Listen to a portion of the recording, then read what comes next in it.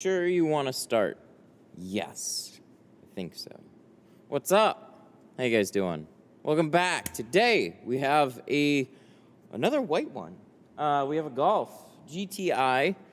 This is the infamous one with the little quarters. I'm just kidding. It's not. It's older than that. There's no little quarters here, so those of you that were like, yes, you can click off of the video now. There are some weird things about every Golf. So on this one, the front edge of that door window kind of like slants down. So that's going to be kind of a weird cut. Tighter edges on everything. So that includes all the bottom seals on the doors. The back window has tight paneling. The windshield has this annoying dot matrix. And there's lots of annoying things on a Golf in general, let alone the little quarter windows.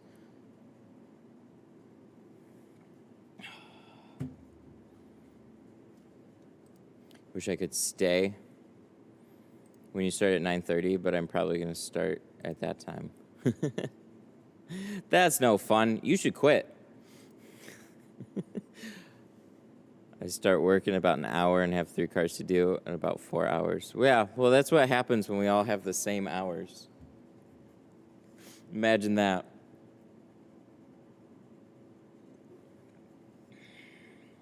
Does this one have the small quarters? Nope. Nope. I knew that was going to be the first question. It's probably going to be the main question from a lot of people. Does this have the front quarters? No, it doesn't. No. This is a 2010. Some people smarter than me are going to know the exact Golf number that this is, MK something. Okay. Easy money. This one, I would say, is not the easiest of monies, but it is still money, so that's always cool.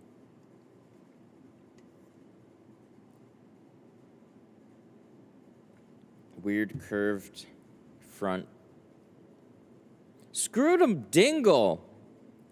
Whipping out the actual model name. You are, unironically, one of the most helpful people in this entire chat lately. Thank you.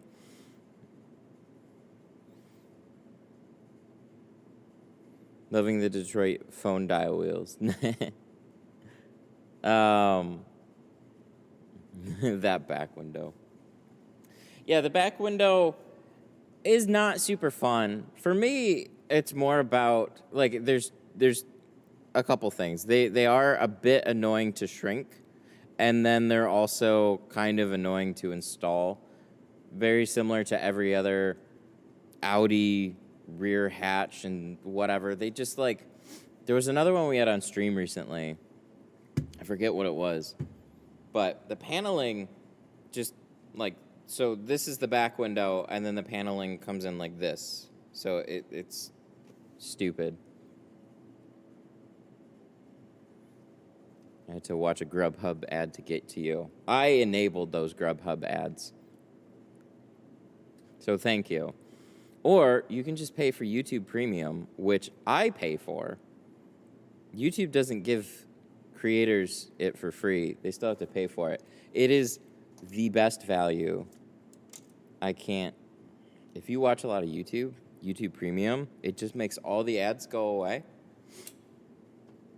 And you have background play.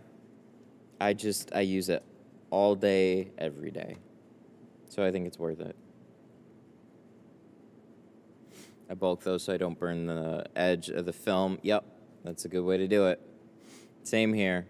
Leave them long on the top and the bottom. Well, as long as you can on the top. We're probably going to hand cut that one just so we can get extra close.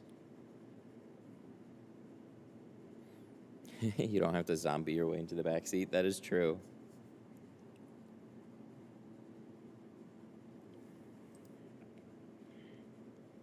Sweep comes out easy on that one. Do they really? Easy with screws or easy with no screws?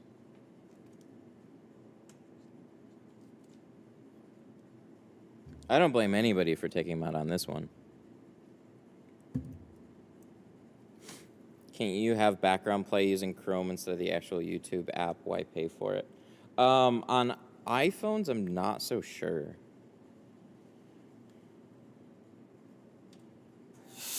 Also, who wants to use it when the app is so much better? Hey!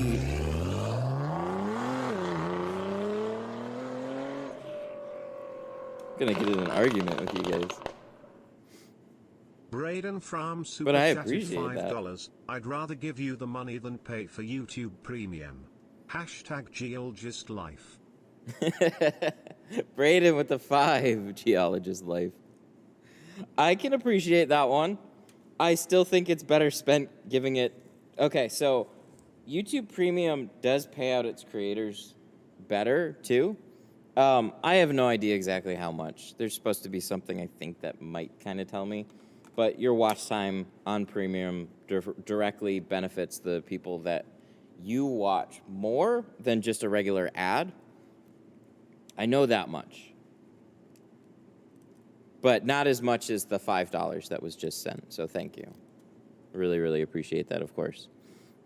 But no, YouTube Premium, like I use the app all the time for everything.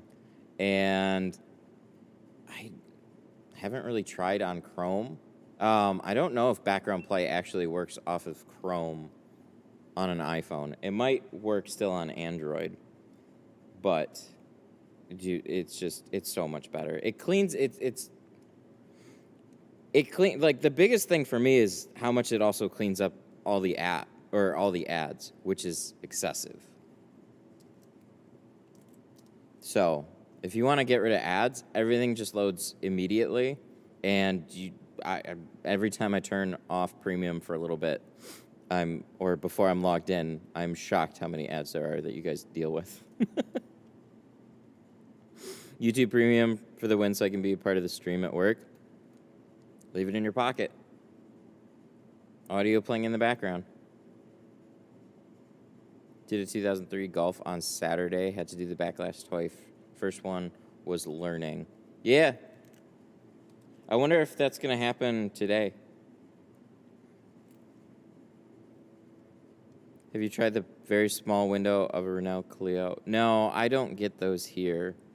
I would love to, but we don't get those here.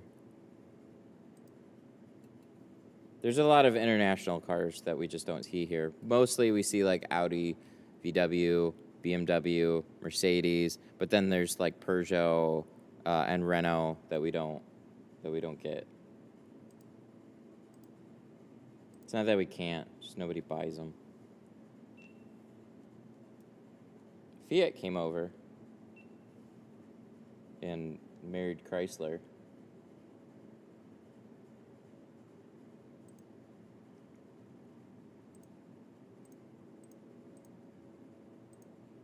Just getting into tinting. Any tips? This doesn't have a small sail panel window like the MK7. You guys talking like model numbers, and that's a smart thing to do. I just don't know them. I know it when I see it. I know more by year, but I don't know exactly when they got the quarter windows, but no, this doesn't have that. We did a stream with those. We ended up just doing vinyl on the outside. So. But as for any tips on getting into tinting, just watch. Watch a lot. Watch a lot, practice a lot.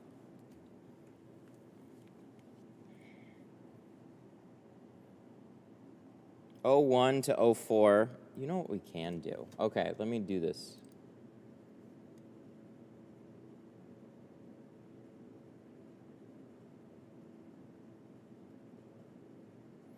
Here's what we're gonna do.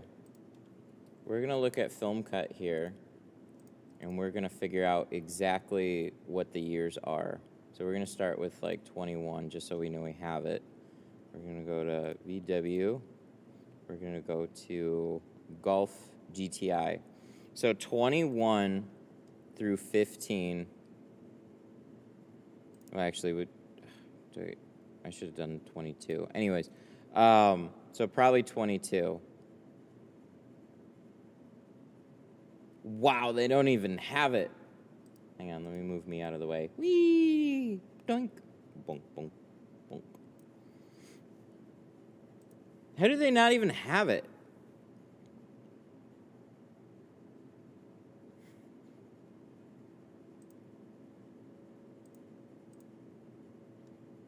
Volkswagen Golf.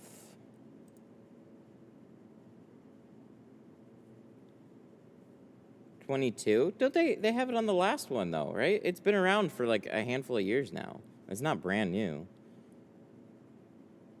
Okay. Well, they have it here. So 22. This is 22 through 22.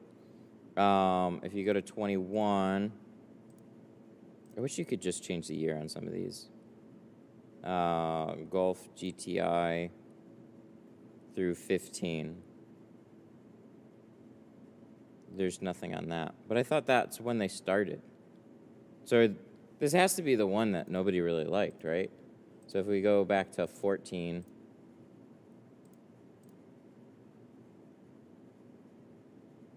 Unless I click 2-door or something weird like that. So this is the 4-door.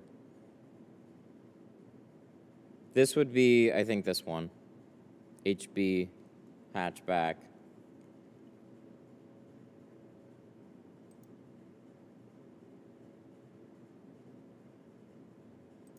So we're going to click back on 2001 because I'm just curious again.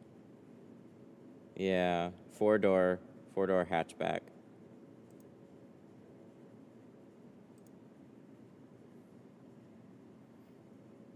Or we can just copy and paste Wikipedia. I was checking out the plotter software because I like that they actually give the years. 2008 to 2014, and then 2014 to 2020. So MK7, it definitely started at least 2014 through 2020, somewhere in there. So there's two levels of annoying for this one. There's either the back window or the front quarters. What I was looking for was the front quarters. All right, we're going to get started. Enough paddling.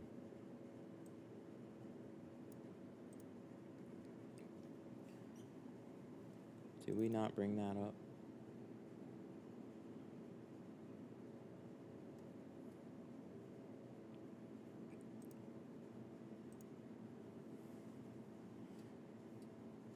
So MK7 and 7.5. Oh, they have a 7.5?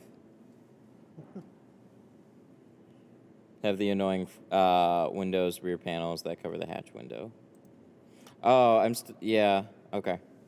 GoPro. GoPro. Oh my goodness. I am so happy that I actually tried that and it didn't work, because that means I was about to walk away with no microphone. See this little guy? Hey! Well, we can do this before we start. Nick!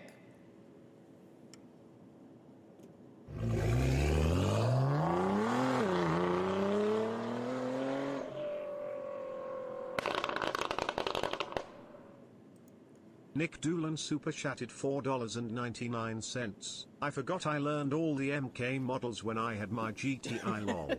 Hated that car with a passion. That's funny. Hang on. I forgot. This fell. Wait. There we go. That should help. My Bluetooth, I forgot my antenna fell. Nick, with the 5, thank you so much. He knew all of them because he had one at one point. Hated that car with a passion. Well, now we're going to revisit it. All right, let's get started. GoPro. So, things that are not fun. For most people, really just the entire car. So,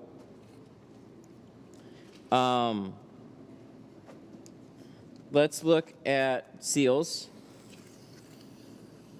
Honestly, not terrible, but not super fun. So they're generous today, giving me enough wiggle room here to like comfortably get a shank in here. But what sucks, and is similar to the Passats, is you see this panel here, it just squares off.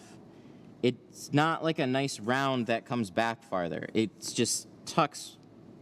We have a very small amount of space to get here, which is no fun. They also have slightly deeper seals, and then they've got this funny cut.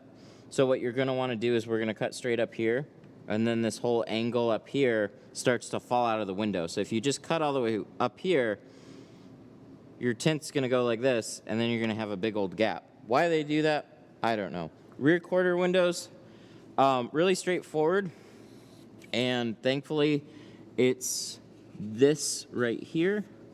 So they give you a little room to tuck that, so good on them. Back window, this type of paneling, it's not quite as offensive as some of the newer ones. I mean, they give you a little bit of room, but this is the type of paneling that just kind of like swings in and takes up room. So as you're trying to like fit everything in here, it just gets in the way. And then you have a little wiper cut out there. Not super fun. And then on this windshield, which we are going to be doing, dot matrix starts here and then goes all the way down here. Why that's a problem is when you look on the inside of the car, it does that like regular Audi thing where on some spots the dash is nicely brought away, and on some spots the dash really just comes up to here. So then it starts to pinch, similar to how these door panels are. Not exactly fun. This mirror comes out too, so it's a twist off. I always will just try and twist them off before I get started, just to make sure that I can get it off, but it's you just twist it. Comes off really, really easily, thankfully.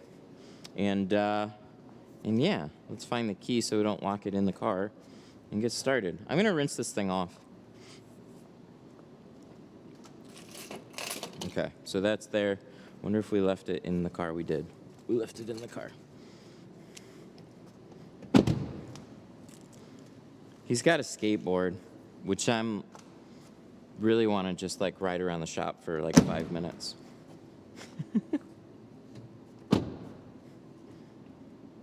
Remove the gaskets.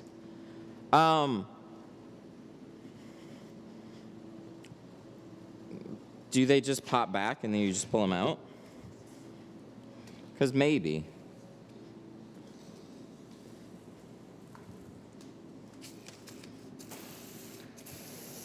He said he got this washed too.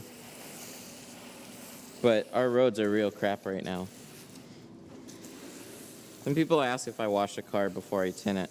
Typically no, but I made it super convenient to now rinse off.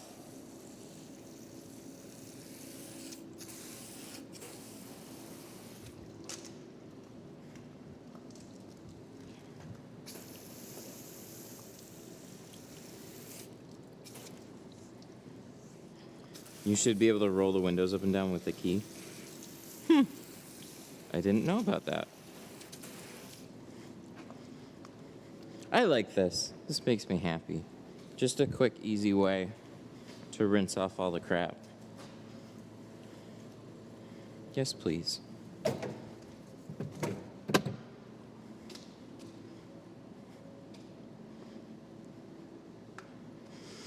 Okay. So now we're gonna roll some windows down and tape some dirty old seals. If we can find that tape.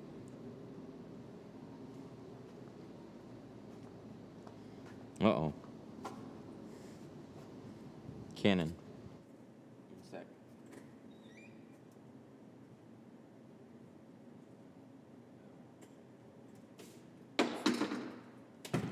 Go for it. Where did I put it? my tape. My tape is the only thing from yesterday. I used it. Where did I leave it? Oh, no. Oh, no. Here we go again.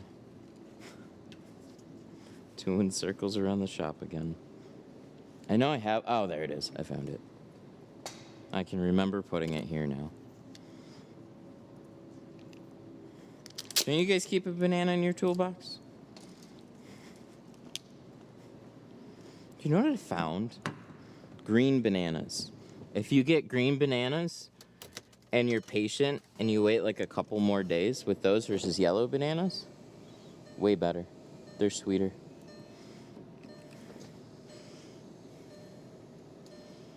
I keep oranges. Oranges are great. They're always one of those things though that like I don't feel like eating until like I have a bite of one and then I eat a bunch of them.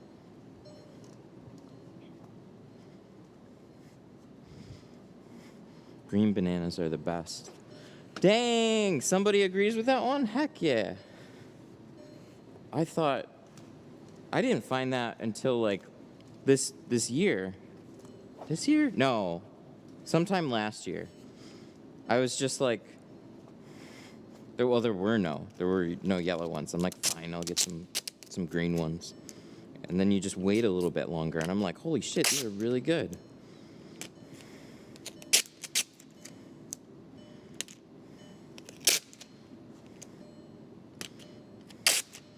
Bananas in the waffle mix.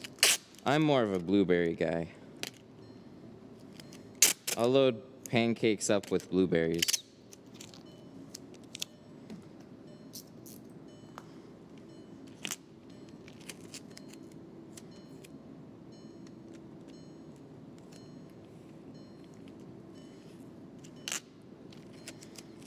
Blueberry pancakes do sound good. No, we're not going to do tinting advice now. We're going to talk about pancakes. Pancakes are one of those foods, they're so good.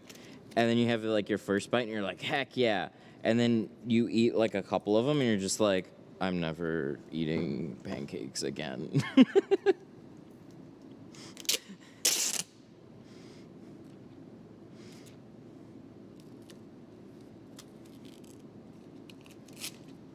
But, okay, the thing that confuses me about bananas is, okay, if they're yellow, they're past prime.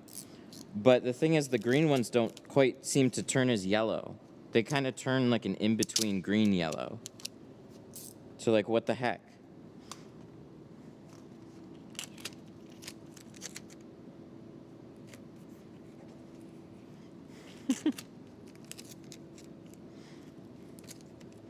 Is it bad that I still do out-of-the-box pancakes, though? I just do a pancake mix.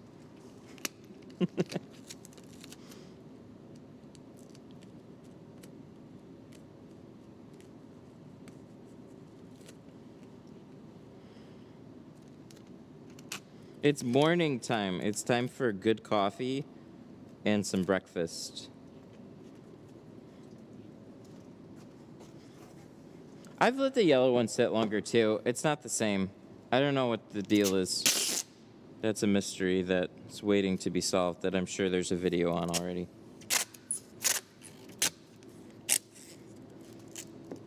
That 6 minutes matters, though.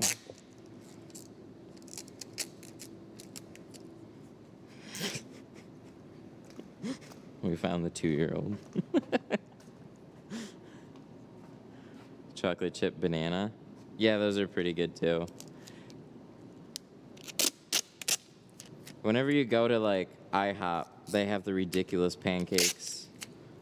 And I want to try all of them, but I really don't want them as like my main meal. It's just like, oh, I just want a bite of that to see if it's really that amazing. And they're usually somewhere there.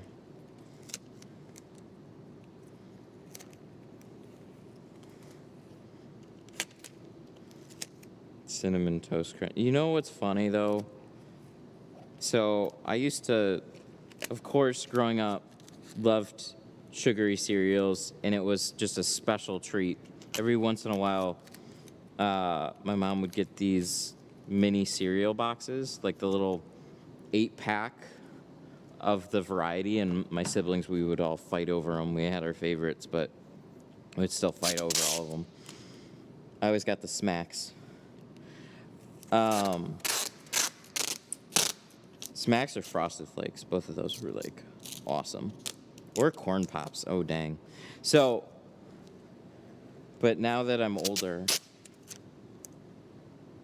I walk down the sugary aisle and I'm just like, I can't eat any of this. I want to, but I can't. So then I end up getting boring cereals, so I'm kind of upset. Because when you're little, that's the time to eat all that shit.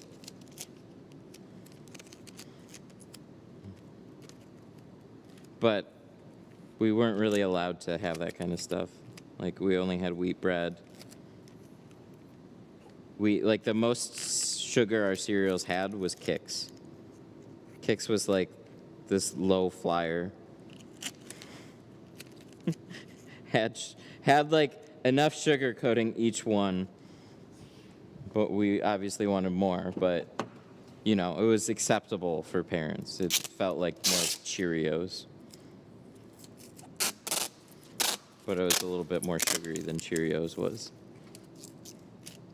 Good stuff.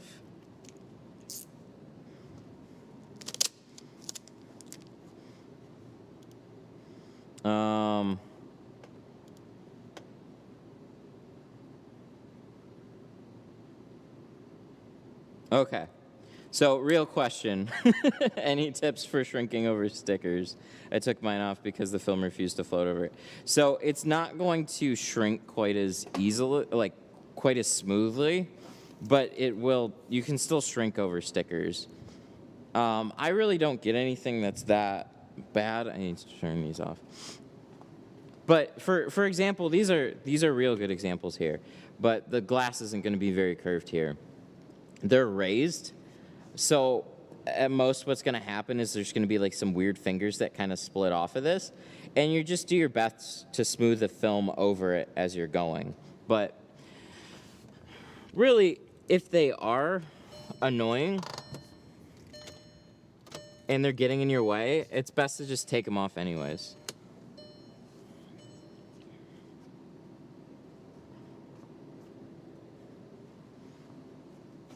So, I don't know.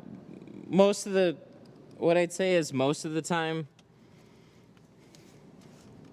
oh, there we go.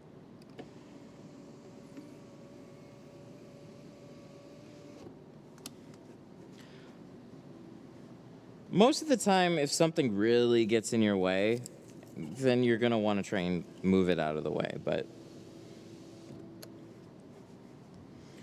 so a sticker depends on how fancy it is. Like, if you got a cool one that goes all the way down the windshield, like, yeah, it could be a problem. And if he wants the whole windshield tinted, like, you might need to remove it. But you should be able to smooth it over most.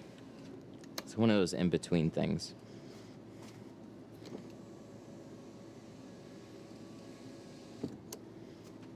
My stickers were 6x8 and 3 right by each other. Oh, okay, yeah. So if it's like the little family things, it's not so bad. If it's really big, obnoxious, like bumper stickers all together, yeah, that'll be a problem. My mom, being a farmer's wife, would wake up early and make us crepes. Dang! You fancy. Here we're talking about pancakes. You're getting crepes.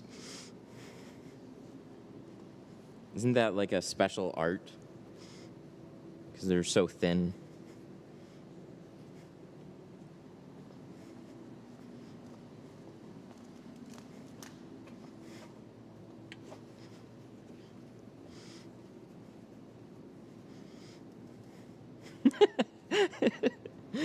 Crepes are just really thin pancakes. Is it? It's not the same mix, is it?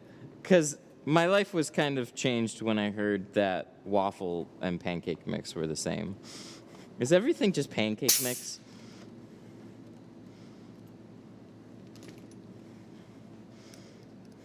We're all starving at this point. Well, surprise, surprise. Today I bought a waffle maker and I'm going to take a waffle break. I'm just kidding. I don't. I wish I did, but I don't.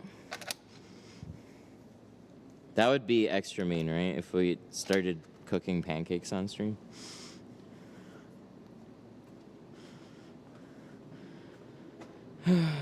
Oh, hang on one second. Oh, come on. That's annoying. There was like, I forgot to turn my phone off of silent. Whoever was calling can call back.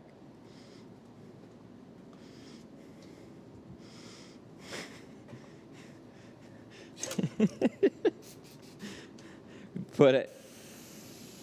It's all my fault. It's all my fault for having a banana in the toolbox. You know, that was supposed to be eaten yesterday.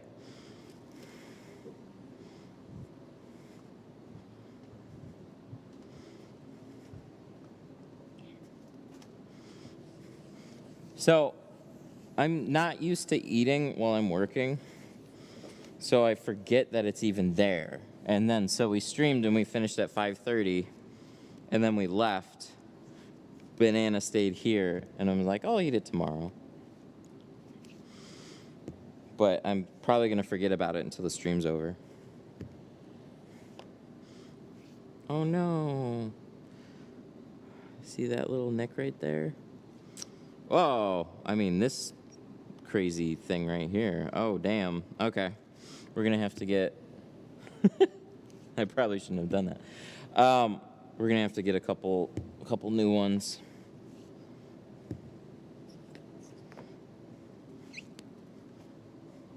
They just wear out eventually.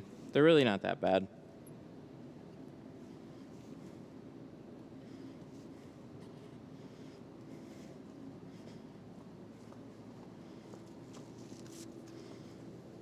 I did. I made it worse.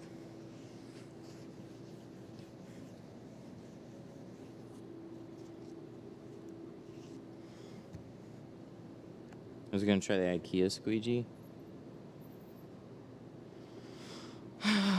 Yeah, and then I cleaned off my table. Canon.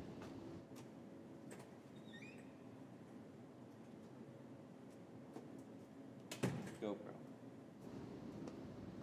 See, we cleaned off the table, but what we really did was just threw everything in the back room.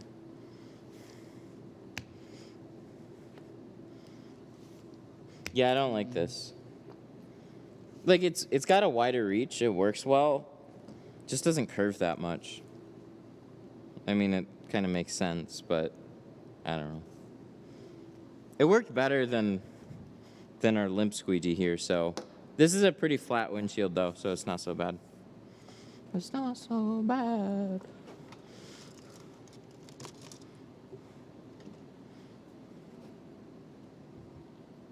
So this one is just a Libman. You can find this at like Walmart, Amazon, whatever stores. It's in the cleaning section. This was an IKEA one. I was at IKEA.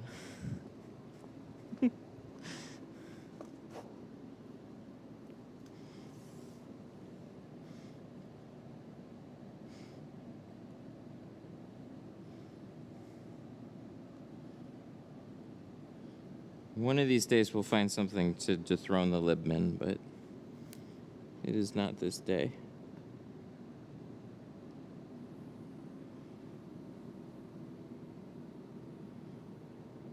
Yeah, when you're walking past all the mops and brooms and stuff, every once in a while I see like a window squeegee for cleaning big old windows, flat windows. So I buy them and try them. So you don't have to. Woo. How much? $4.20.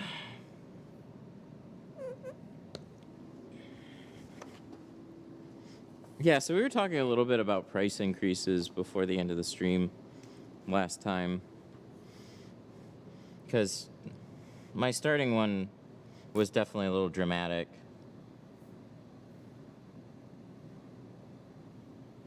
But here's the thing. I felt for like a long time, as we're spending more time on a car, there's more value in just whatever any of the jobs are. So you always try and lean everything into an upsell, so then you're getting more for your time. But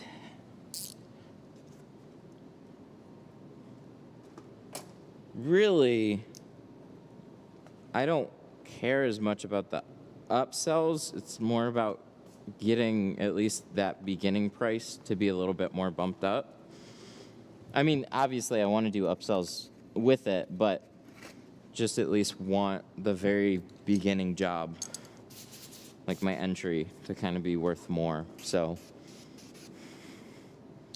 and then when you start hearing from people that like, wow, this place is such a great value, then it's like, oh, damn.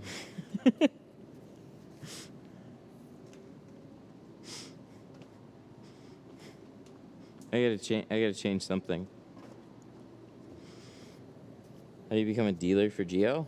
You go to mytintstuff.com, you click add to cart, and boom, you buy the film. You can also go to Geo and buy it direct from them too.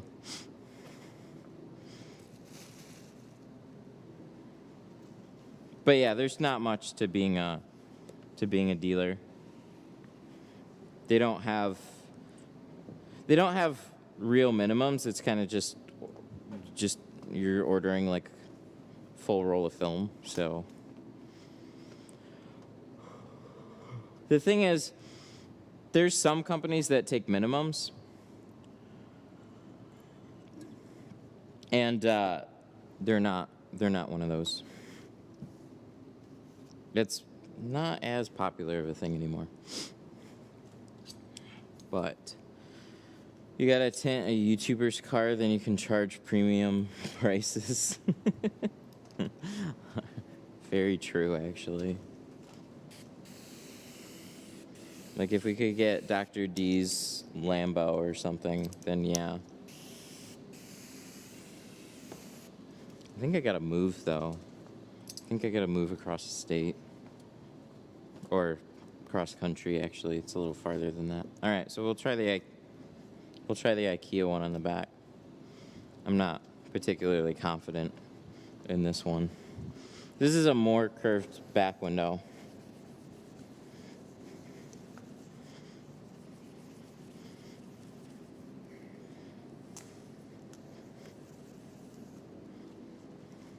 So we'll see.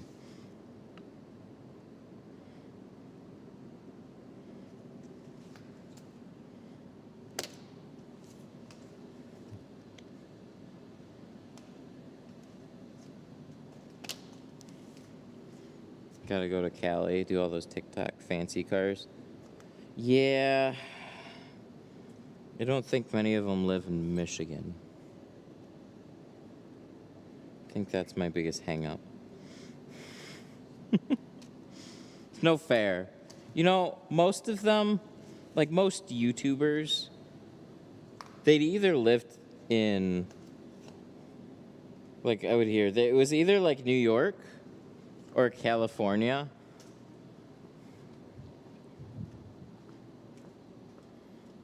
Or Florida. People live in Michigan. Yeah, you know, sometimes when you get born here, you still stay here. I feel like you need to establish yourself as a premium service in order to get a YouTuber to let you touch their car, since they're usually more expensive.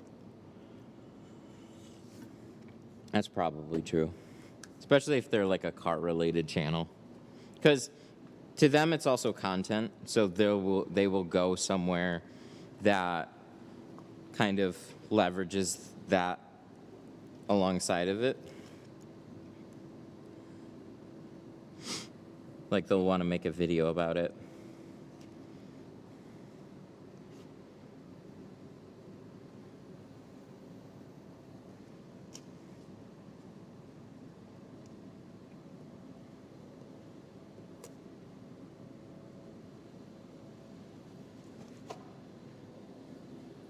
Have you tried the, oh no. Oh wait, no, I do have it. Okay, cool. The Expel tool. I didn't give it a fair shake. It seemed a little bulky to try and get in the seals, so I tried it a little bit, and it seemed awkward, so I didn't use it much.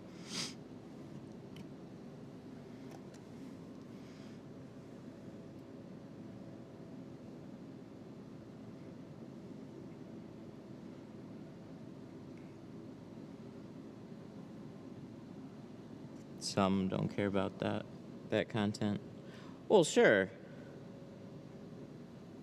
But, I mean, there's plenty of channels that are car related, and it's just there's only so many car things that they can do, and then they want to do stuff to their own car. So then they're like, hey, we'll take it to a shop, I'll get it tinted, and then we'll make it into a video.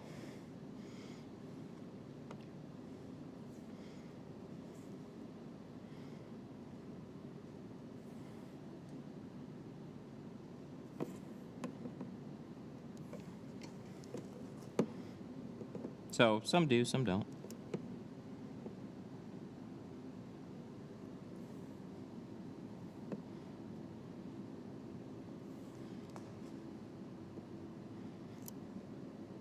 Just depends on what your audience is. Like, they might have a nice car and have nothing car related, so they're not going to do a video on it.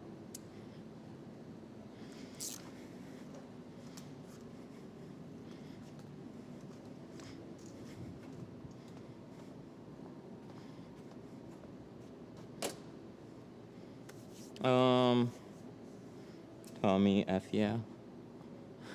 I don't know who that is. How about, oh, what's his name? It's the, can't believe I forgot his, what about Scotty? We'll do Scotty's. We'll do it in his driveway.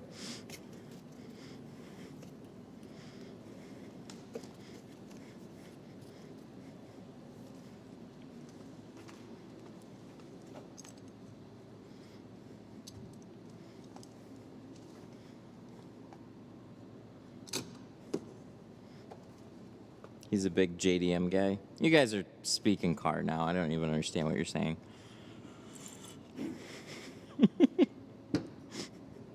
All right. Tint. What are we doing? We got to do 5. So on this one, we're doing 5. 5 and 35. And I wonder if I misplaced some rolls here. Pro Nano, blah, blah, blah, blah. Should be one of these then. Carbon, carbon, carbon, Pro Classic, carbon 5. It's not one of those. Where's my... It's not this one. Is it in the... Is it back here? There it is.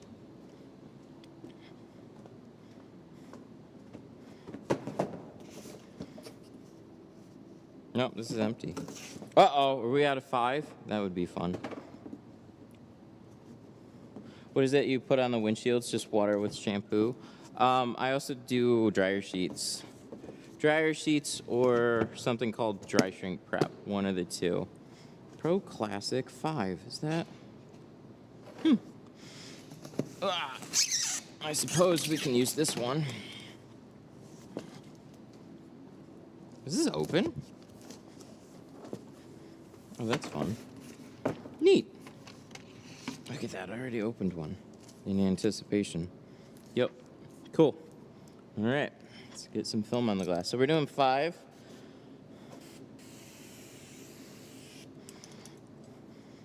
And then, what are we doing on the front? 35. He's going dark. He wanted to do 20. I just calmly said 20 is way too dark, but I'll do 35. And he said, okay, cool.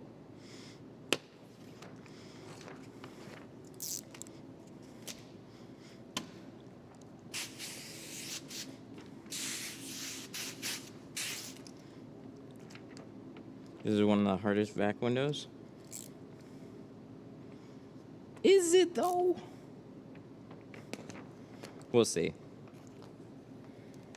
We'll see. Not for the Tint Studio. No, I remember having a fair amount of difficulty a while ago with some of these, but we'll see if that's still the case. I'm more annoyed with full windshield.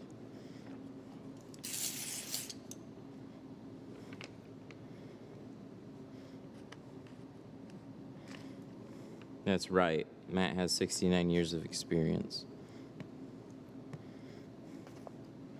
Because we've tinted 5 times as hard as everybody else.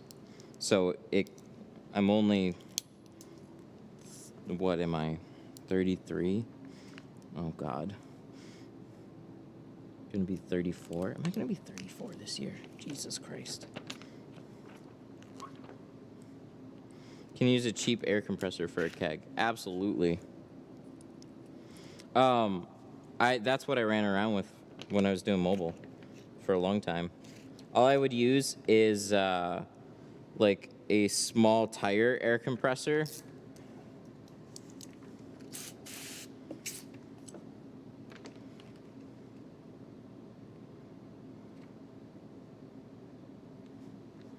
What is up with, I think people are going to the wrong links.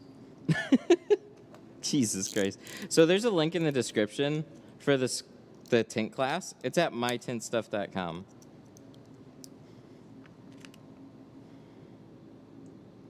It's got all the info there. I've been told a few times that the link is like not working, and every time I go to it, it's like, how is this not working?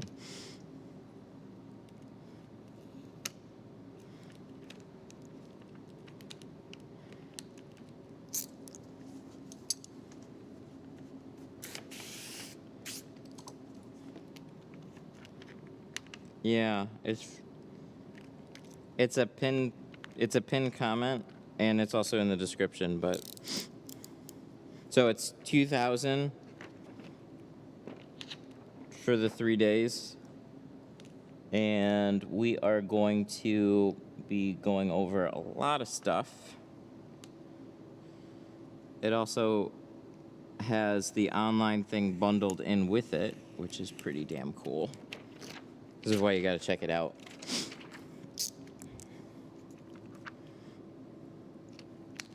And I gotta talk to Sun Distributing about some kegs.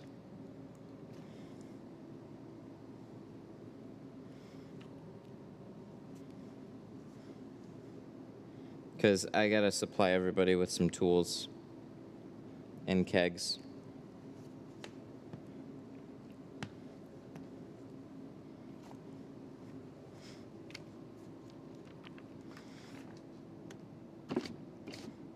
I did my first double cut this weekend, life-changing. Very nice.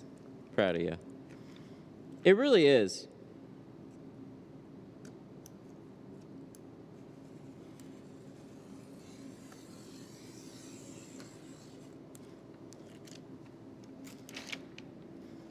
Three or five? We're gonna do the 3. The 3, okay, so the thing is, we're gonna be doing what you need.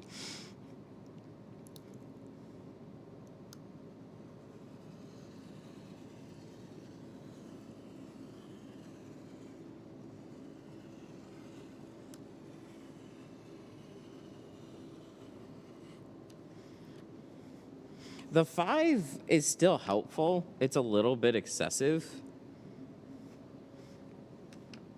But that's kind of where I'm at with, like, I always, like, look at the tank I got there. I got a 3 gallon there. I love 3 gallons. People get the 5 and they're sometimes too big. If you're just in one setup doing a lot of cars, yeah, the 5 makes sense. But there's still, like, you get so much out of a 3. Okay. So I cut everything except for this side edge. Because what I wanted to do was kind of look at it real quick.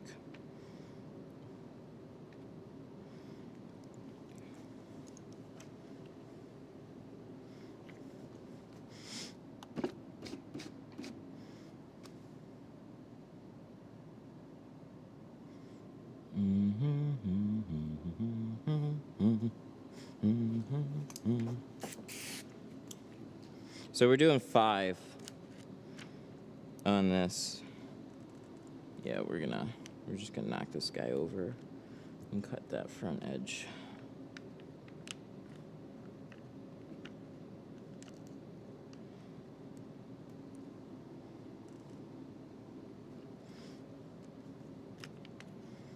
Because this comes down quite a bit. So now we're gonna notch it.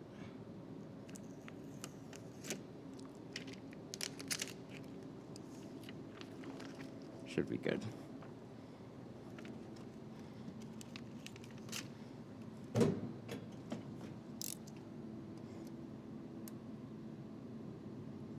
We're gonna do 35 on the windshield.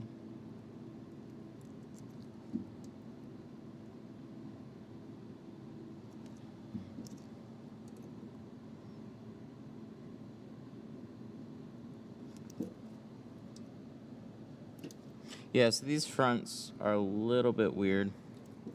I think I brought them down a little farther than I should have. But it'll be fine. It'll be fine.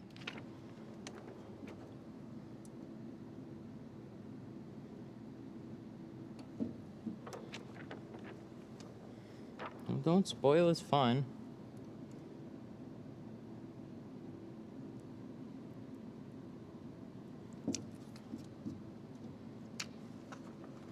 No, this is that special tint where it's super dark on the outside, but you can still see through it on the inside. It's that TikTok tint.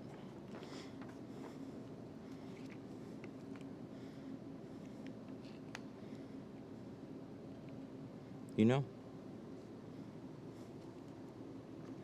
There we go. That should be good.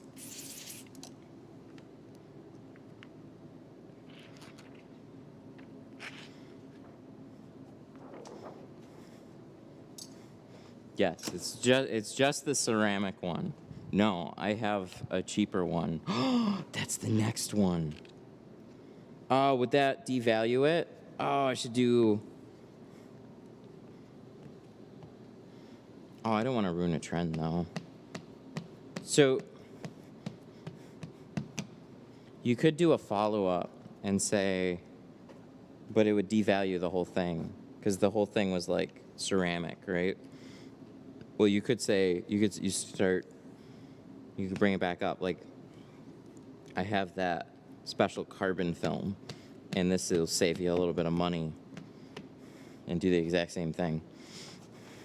And then somebody can follow up with dyed and then metallized. We can keep this train going.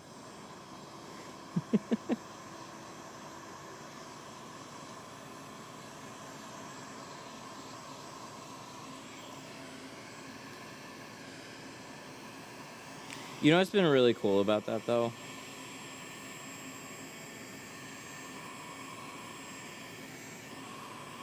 Most people that haven't had tint are now calling, or way more people.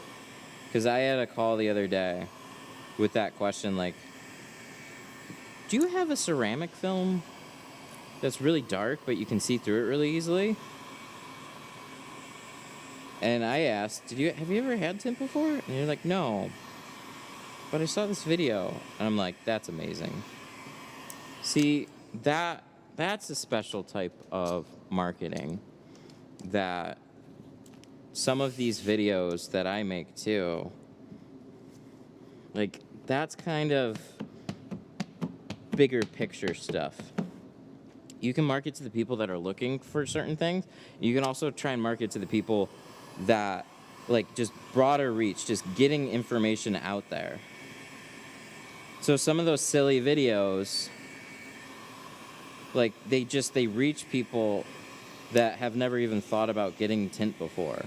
And then all of a sudden it like puts it in their mind. So just something to think about. That's why I really like all that. As silly as it is, that's why it's really cool to actually have a window tint thing reach outside of the norm of, you know, people that have already had it, car people, to just an average consumer that's just like, oh, hey, I like that. That's cool. I didn't know that was a thing. That's who you want to really hit.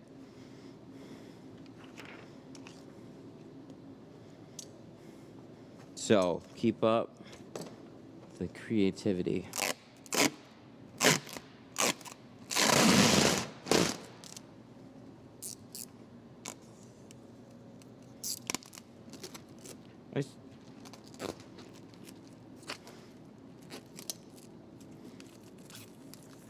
What tip? You know, if you had one hose on a keg and you had to choose, I'd probably go back to a cone tip. It's not that I don't appreciate the fan tip. It's just the cone tip is a little bit more versatile for certain things that you just can't get with a fan tip. And it's really for those situations that I would just like fall back on it.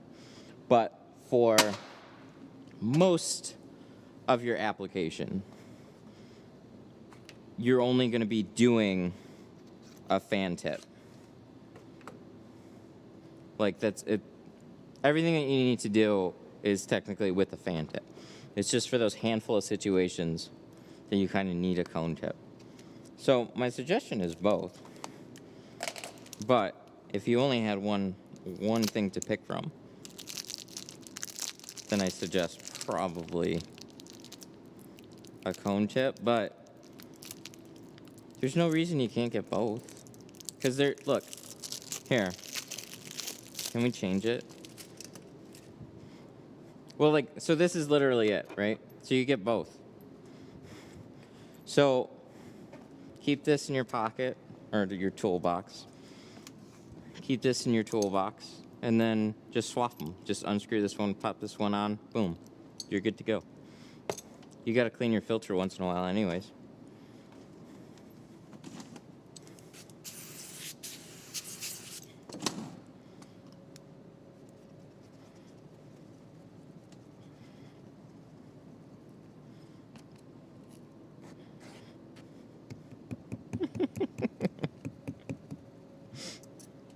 But here's somebody asking about the tips. I might smash my phone. It's a question I've gotten quite a bit. I'm really surprised. I didn't know there'd be that much of a back and forth on it. It's kind of funny to me. It goes hand in hand with, hey, what's that plastic?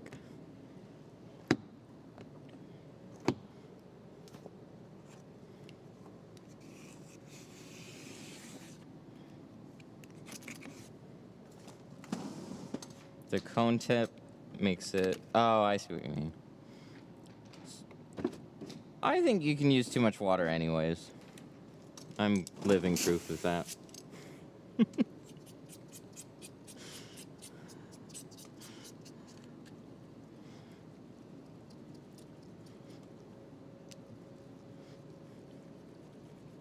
Will my tint ruin my defrost lines? It's only a year old. So aged has nothing to do with it. Use a steamer. Use a steamer. You know what I'm going to do? I'm going to get a blade because these were kind of dirty looking. Let me grab a new blade here.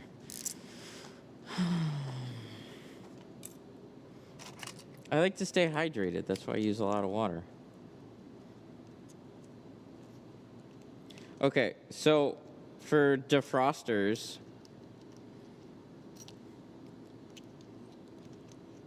hang on, my mouth is full of blades right now. Yummy.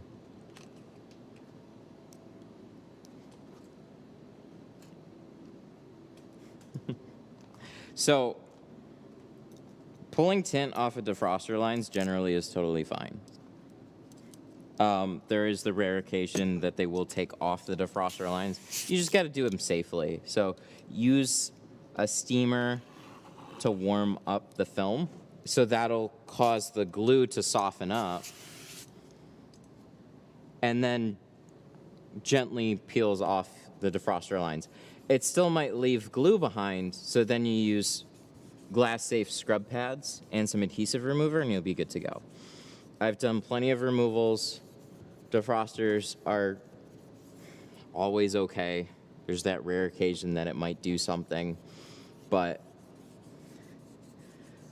I kind of, shops are gonna repeat it a lot because they're just covering their own ass, essentially. They'll always give that disclaimer, right? Because they want to return your car in the same state that it came in, and they don't want you to demand a new back window because you didn't tell them like something could happen to the defrosters. But on most cars, they'll be totally fine. Just do it safely. Don't just take a razor blade and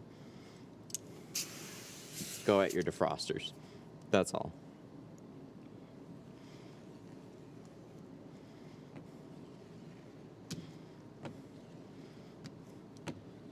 How much the tints cost? Depends on where you go and who you talk to, but this job right here we're doing in Pro Classic and we charged $420.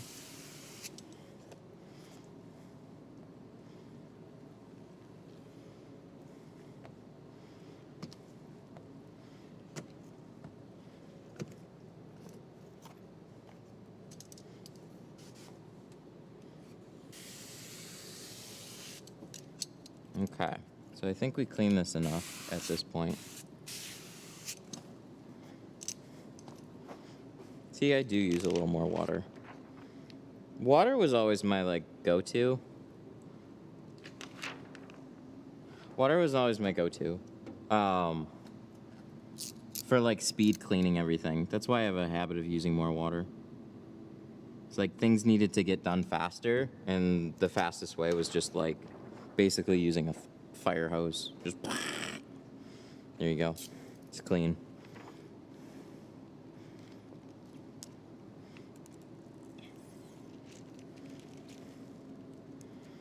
Can I tint the outside? I have bonded windows on my camper. I don't really know what that part means. I mean, you could, but it's made to go on the inside. The polyester is what's going to get weathered. So if you can just cut them to size and throw them on the inside, like it's windows, so there'll be an inside and an outside. Try and tint the inside if you can.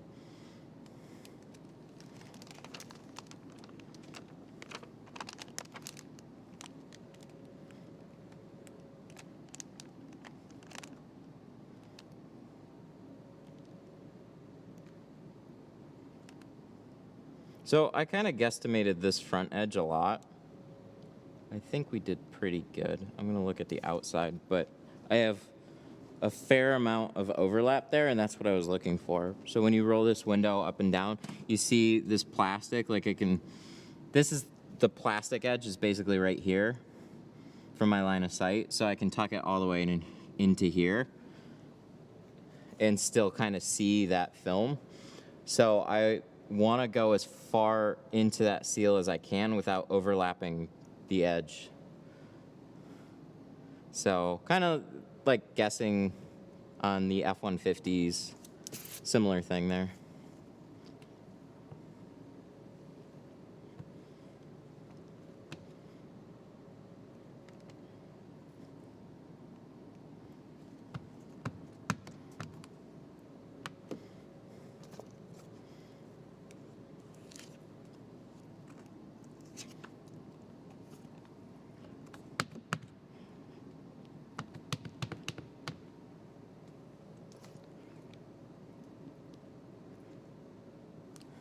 You make this look way easier than it is. Well, stay tuned, my friend.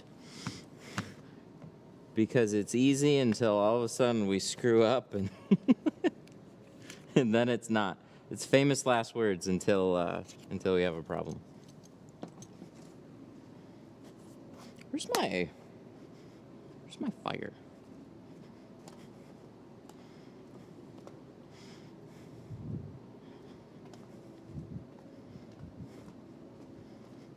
Just gonna roll this up and just make sure everything's there, and then I'm gonna kind of dry it out a little bit. This felt like a good thing to do today. Maybe we don't have to.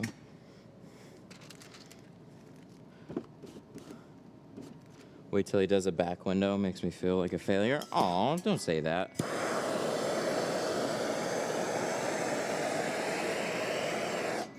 Come on, phone.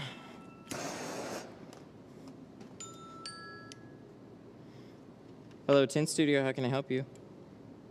Hi, do I have to make an appointment to get my car tinted? Yes, you do. I could get you in probably as soon as tomorrow, though, if you're interested. Okay, I have a 2013 Ford Fusion. Okay. Did you want to do the full thing with the windshield or without?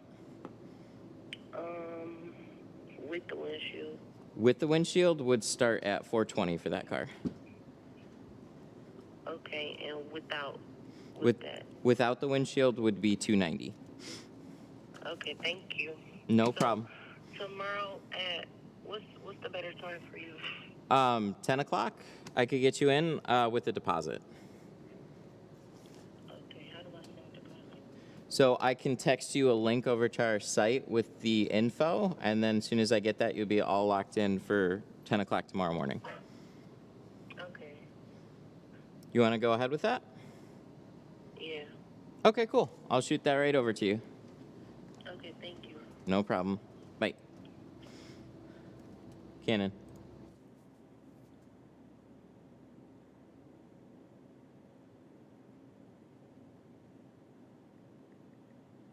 Well, that's fun. I'll say, I'm not 100% confident, but yeah, exactly. Sounds uninterested. I agree.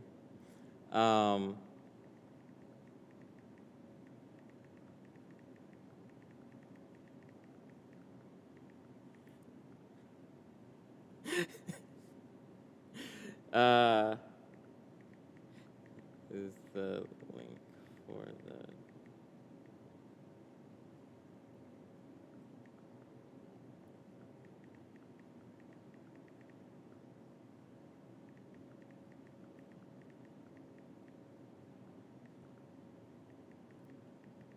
So,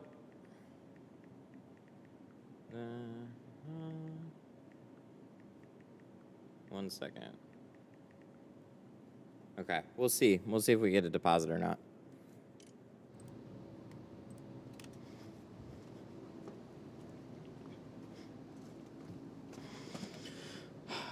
So the thing is, like, that's the tone sometimes that you get, or you have obviously more energetic people that are like, hey, yeah, sure, okay. The deposit is always the way out for people. Because if they're like on the fence, they're not necessarily just gonna whip out their credit card and leave a deposit. But not taking one will often leave things so open-ended where it's like, well, I don't care. I was just calling around and I'm just gonna find whatever is cheapest or most convenient. Like that's a high probability there. So deposit is always me giving them a way out and also establishing some type of a commitment if they want to move forward. That's why I take them. So deposit goes right towards the balance. If they're really committed, like a lot of people in chat are saying, they're like, wow, they seem so enthusiastic. We'll see. Maybe we'll get it tomorrow. But as a business, you always have to field a ton of those calls regardless. And you have to treat you should treat every single one. You should treat every single one of them like they're going to book with you, for sure. But what sucks from our perspective is always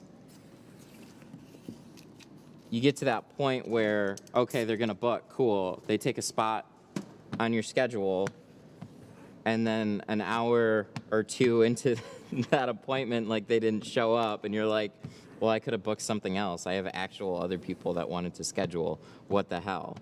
So that's a way to protect yourself. If you've been in business for a while, it's definitely not as important. You already built up some sort of client base. You have reliable people, and you usually have other things that you can fall back on to where it doesn't matter near as much. Some people have pointed out that, being mobile, they go to people's houses. So one way or another, they're going to show up. You're going to show up on their doorstep knocking. But when they have to come to you, that's a different story. So you could see pretty clearly, I felt like just a call, probably number 4, 5, 6 on the list of phone calls to get an appointment. It's one reason I said I could get her in a little bit earlier. Because I actually have an opening tomorrow. So, like, hey, I want to fill that up too. So, there's convenience, there's price, and those two things are usually king. And then they'll find whichever one is the most convenient at the cheapest price. And if they gotta wait too long, then they'll go to somewhere that's a little bit more expensive. So it kind of just depends on the caller and the day and what other people's schedules are like. I haven't been here in business all that long, really. I mean, it might feel like it with all the videos, but in comparison to a lot of places, nope. Still building that up.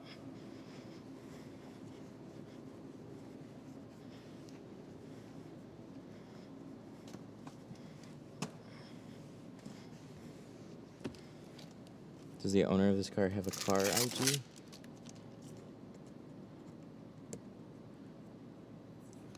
I don't know.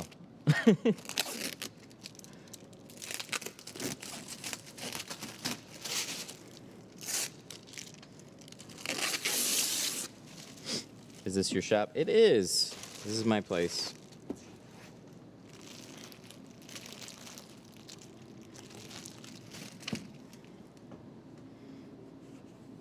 Cool. Well, this one turned out really well. I was distracted with deposits while we were tucking it, so that's kind of a nice thing, because this all turned out real good. Look at that. Wasn't too bad even tucking it. Let's go to the other side.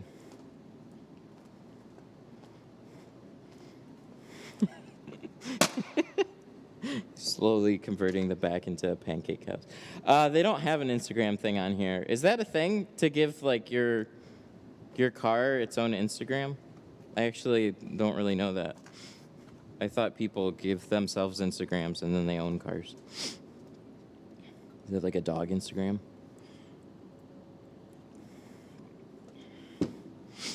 So this is Geo Pro Classic, 5%. We're going to do 35 on the full windshield. So stay tuned for that. We'll get there. We'll get there one door at a time. I don't really have a good explanation for why I'm doing a front door and then the other front door and then the back doors. Maybe just to split things up a little bit. Maybe we'll, because people tune in and out, maybe we'll do a couple doors and then we'll be cutting new ones when more people are watching or different people are watching. We'll see. I had one for my truck, 75K, sold the Instagram with the truck for extra money. It's pretty cool. Damn, that is cool. Oh, that's so interesting.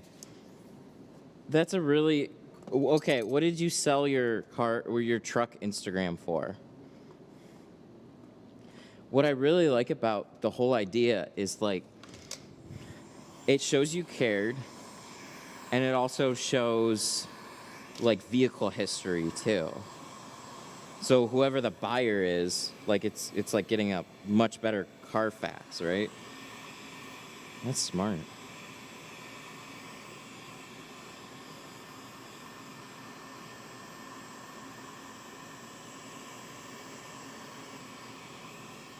Now you're gonna have to make an IG. Isn't it too late? Do I gotta do it from day one, or is it? Or can I do it from any time? I got my own stuff I gotta worry about, let alone a minivan IG. But I like that idea. Oh, this is when my son pooped in it. Oh, this is when he spilled a bunch of milk in the back. That type of stuff.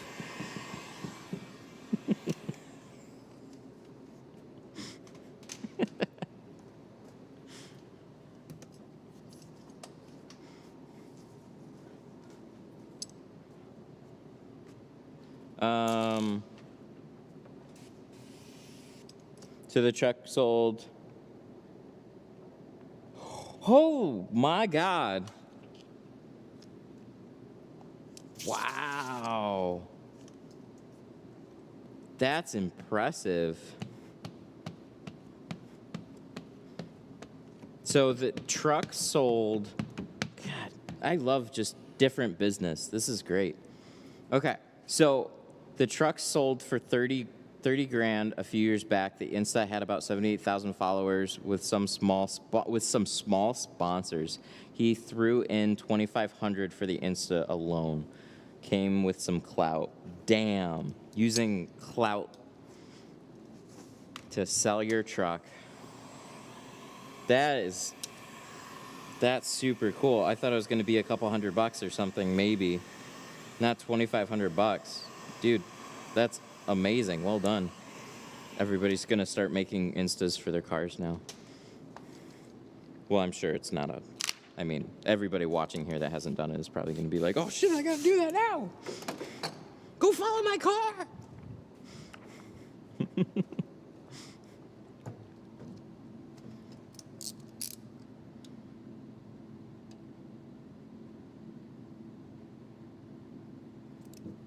Gotta just trim this just a little bit here. Because when I rounded it, it didn't look perfectly straight. Is that better? That's better.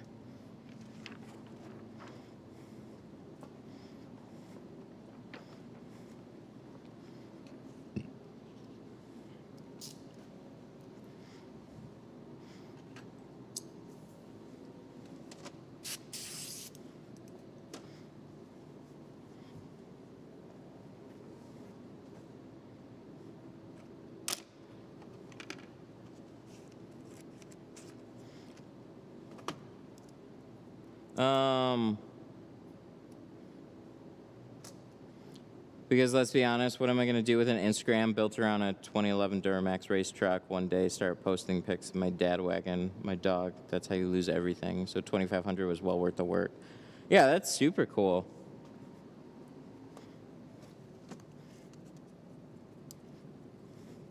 Cars like this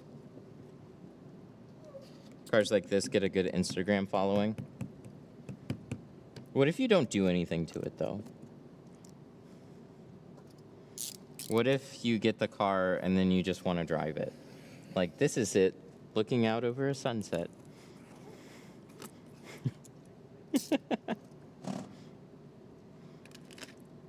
You can drop the Insta, too.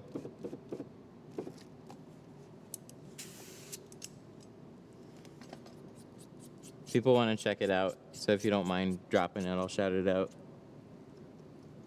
That's really cool. I like just clever business like that. That's so smart. See, shows you guys how much of a not car guy I am. I can appreciate cars, but some of these things are very different, and I just didn't think to go in that direction. That's cool.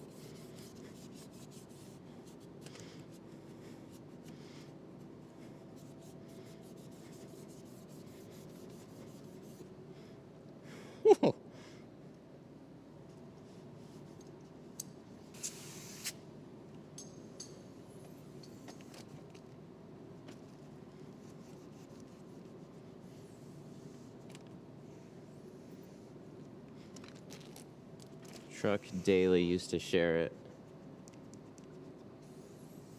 I don't know them either. See, it still looks a little curved up. I think I gotta trim it again. How did you get into tinting? Most people that get into tinting are into cars. So my dad owned an auto accessories company.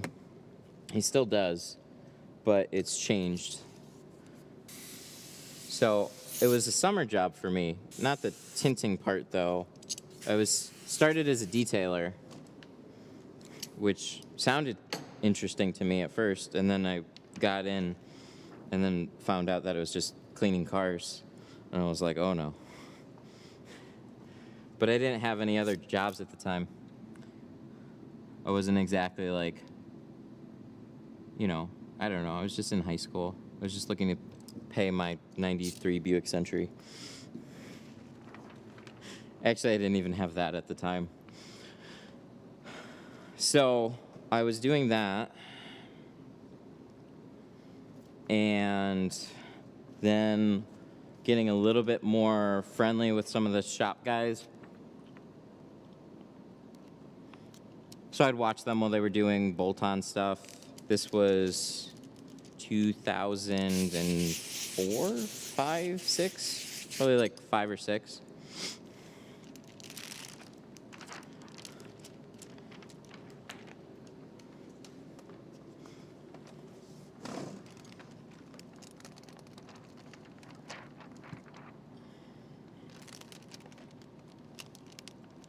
So one day, the window tinter just kind of quit really suddenly.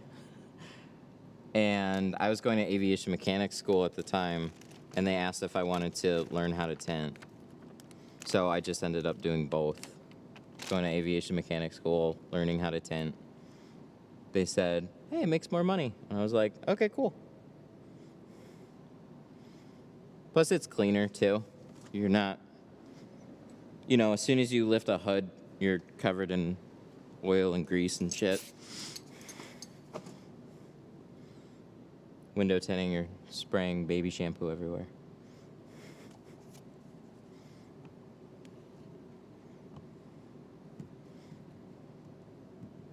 So, finished aviation mechanics school and just didn't realize how annoying it would be. Like, yay, working on airplanes, that sounds fun. But it's a lot more strict. It's just, yeah, it's not that fun. Mechanic work with more papers. Does your dad's business and yours compete with each other? Absolutely. Actually, yeah, but not really. I'm farther over. He does way more cars than I do. It's two completely different approaches to the business. And that was the problem when I was tinting over there, was like, I really wanted the chance to do more video and stuff, but I didn't have a clear direction of what I was doing with it. I just wanted to keep doing it. And since I was doing it under my own channel name and not really as promotion for like the business necessarily, those two things, like he doesn't want to pay me to just make more videos for my channel. So he was okay with me making them when there's time to do it. So the faster I got, I would find time to kind of make a video alongside of a general work day. But it was always a big pain to do.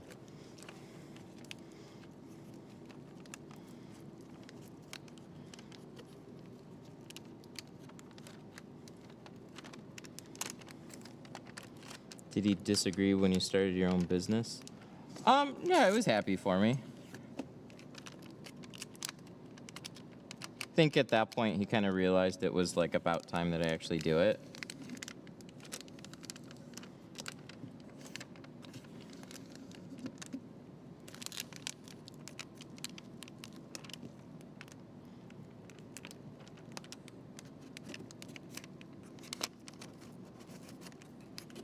Okay, so this one, a little tighter up here. Still not crazy, but definitely a little tighter.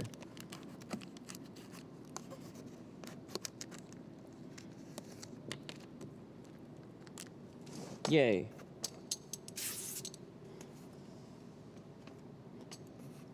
Working with family, like my younger brother tints there, and he's cool with just knocking out lots of cars all day. He's not really interested in trying to run a shop. So he enjoys doing that. Actually, both my brothers are over there doing that. I didn't want my own shop, though, which was kind of the frustrating part. I really didn't want to like have to grow my own tint business separately. I've learned a lot from doing it, but I still wanted I wanted to basically spend a good part of a day tinting a car, making a video, and just kind of pursuing that. And partnering up with a shop made a lot of sense. It's just tinters are hard to come by, so they still need you to, you know, get the work done. Now it probably would have worked out a little bit better having the channel being a little bit more established.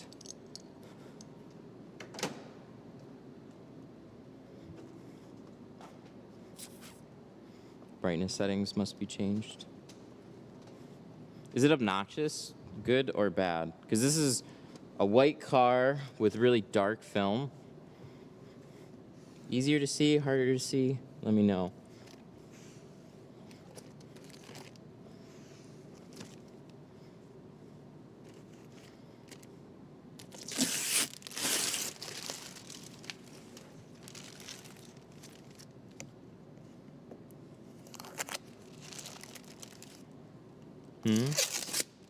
Yeah, I don't pick up business calls after hours. Not really. Not unless I'm doing nothing. It's not really much of a problem.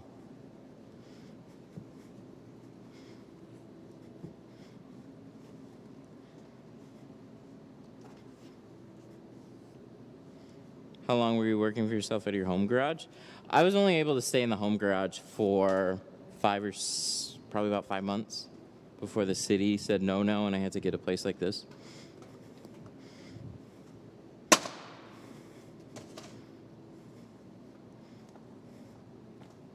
I think it's bad. Looks good to me. Well, that's not helpful.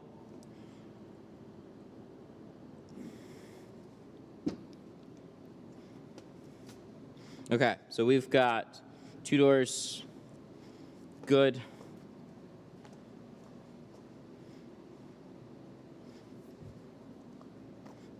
No, it's supposed to be 5.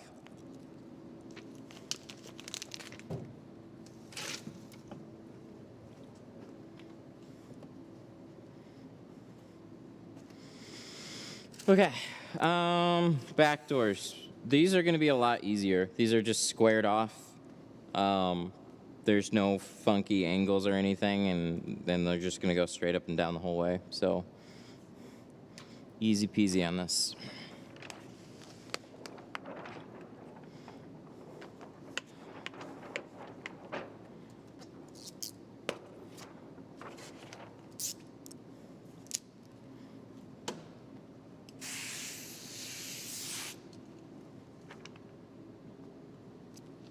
Front windshield's going to be 35. I don't do windshields darker than that.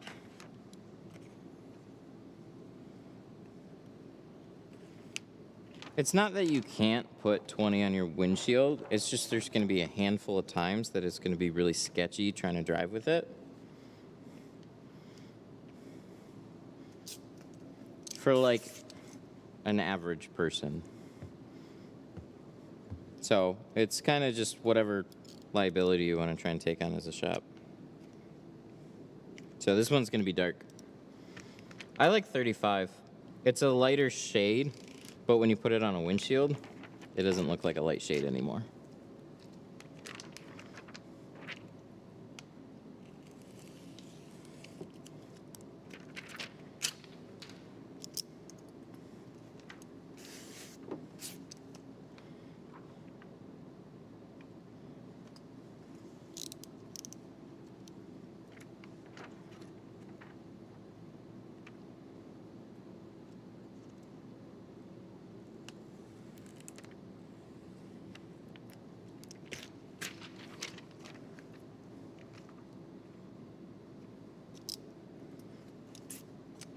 I am in Sterling Heights, Michigan. Metro Detroit area. All right. pull it down probably about that far. That's pretty good. Pretty good distance down. The seal is still pretty offset. Like, it's still about a 1/2 inch up on the inside from the outside, and the panel is up even higher. So you can pull these down a little bit farther. More than good on that. God, these are some tall windows, though, for the size of the car.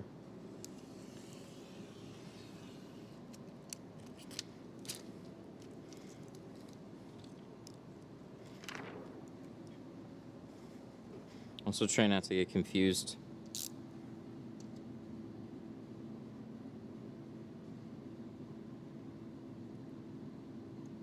Don't flip the pattern upside down and try and put it on upside down, because it's all squared.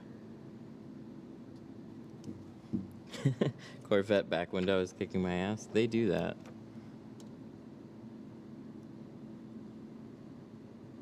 I think if you split it, you try and shrink more at the top than the bottom, you'll have an easier time with that one. But it's pretty notorious for kicking ass.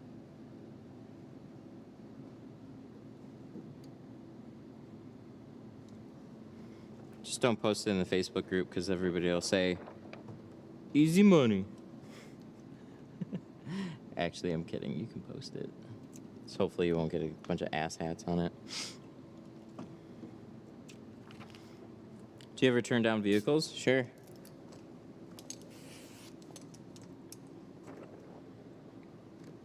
You can turn it down in a couple of ways. You can overprice it, and it's not even like, you just price it a lot more than, like, what would make it, I say overprice it. You make it worth your time. So if I'm gonna do like a new Fusion, or if I'm gonna do the C6 Corvette, one of those is gonna be a lot harder than the other one and gonna take me more time. So I gotta kind of prepare for maybe wasting some film, for using that extra time, and I could get other vehicles done in that same amount of time. So you're just gonna price it in a way where if somebody does say, okay, well, now it's a lot more worth it. But you can also just say, no, thank you. I mean, you can you be straight up with people. You're just like, hey, I just don't specialize in that kind of car. So that typically comes to like old classic cars and old dirty trucks and whatnot. If you have something that's like very unique and just kind of like way out of your realm, you can always, don't be too afraid to take on a challenge, but know that you're either taking on a challenge and you're not necessarily going to come out on top money-wise, but you're going to learn a lot. So you're kind of either like investing in that, or you just don't want to go down that direction. So then I've told people with a couple of classic cars, like, you know, what I'd have to charge on that car, I don't really even want to go down that road. Like, I just don't specialize in classic cars, but I'm sure you'll be able to find somebody that'll take it on for way less than I am. So the handful of times I've had to do that, people genuinely appreciate hearing that, because they know I'm not just trying to take their money and give them a subpar result. So I've done other work for them, just not the annoying car. Because there was this guy with like a, it wasn't a, it was that El Camino. The guy was like, hey, how much for the 3 windows on my El Camino? And I was like, I just don't specialize in it. I'm sorry. And he's like, oh, okay, no problem. I found another guy that's going to do it for $250. I was like, cool. Good luck with that one, because I'd charge you probably about $500-600 to even take it on. Same thing with like removals. There's shops and people that are willing to do it for much less. I'll let them try and take some of that stuff on. But if it's like, now if we're talking like Tesla Model 3s, those are becoming a lot more normal, but that's because they're so much more common. And that's the road I would rather go down. So it's not necessarily that it's super difficult. It's the difficulty with how frequent I'm going to get it. So if I'm only going to get 1 or 2 old classic Corvettes, it's kind of more of like a pride thing. And I'll learn some stuff about older cars, and I'll be able to do that type of vehicle. Cool. But when it comes to a newer car that's difficult, well, chances are I'm going to get a bunch more of them, so it's worth learning. So when the Model 3s came out, they were a big topic. Like, oh, this back window's insane. You got a special order, a 60-inch roll. This is a ridiculous thing to shrink. And then, you know, as people start to kind of figure these out as a whole, all of a sudden it's like, yeah, it takes some time, but it's not bad. We all figured it out, and it's well worth it because of how many of those are on the road. So that's my approach with a lot of this. I just want to make sure that if I'm going to invest in learning it, I want to make sure that it's well worth that time. And there's going to be more of them. Just like when I had my Civic back window here. Sad, it got destroyed. So if I get another Civic hatch, I'll have to go buy another one. But the idea there was buy it, and it made the Civic hatches that I did way easier, so it's worth it. Otherwise, I got to take apart that whole back end, and I don't want to do that.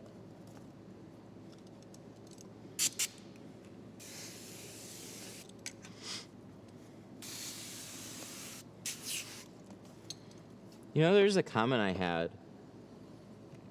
Why don't I do more German cars, or why don't I do German cars? And I looked at the most recent streams, and then there were like 3 of the most recent ones were like all German cars. And now we have this. We get them. I just am right over by a Chrysler plant. So there's lots of that around this area.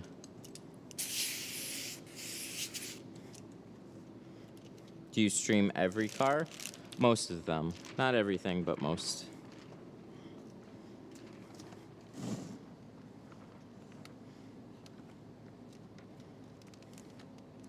Ew, Crown Vics. I'll be happy to never touch one of those again. I've done way too many of those. I've done so many to the point where I thought I tinted all of them, but more of them still pop up to this day. But I'm just kind of, my pricing's kind of out of Crown Vic territory. People with Crown Vics typically don't care about them. They're old cop cars, so people beat them up like old cop cars. And they don't want to spend much on them. So what I found is like a lot of those older irritating cars that are just annoying to do, the higher your prices are, the less you see them. Because the people, like, the people that own them don't want to spend money on them. They still want them tinted, but as cheap as possible. But then they're annoying to do, so then you got to charge more. Just, yeah. The only time I ever see those is tax season. So we may not be completely out of the woods yet. Last one I did had all purple tint and needed to be removed. Not a fun day. It was the one day. It was over at the glass shop. It was the one day where the owner of the glass shop finally stepped in to help out on a removal, and he really realized how much of an absolute pain in the ass it can be and why it takes so long sometimes. He's like, wow, this really is not fun. You think?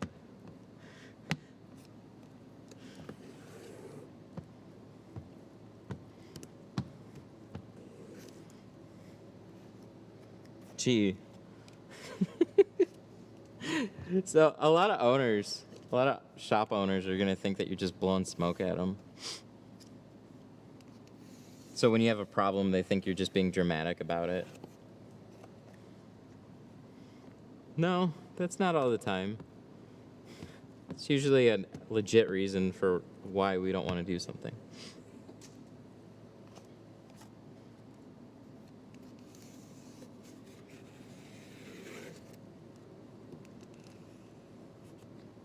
I quoted somebody for tint removal, and they asked, why can't you just put tint over it? Sure, let's do it. If you want to pay for it, heck yeah, let's do it. No warranty, it'll look like garbage. Sure, let's do it. Maybe they thought that it'll hide the purple, not make it stand out more.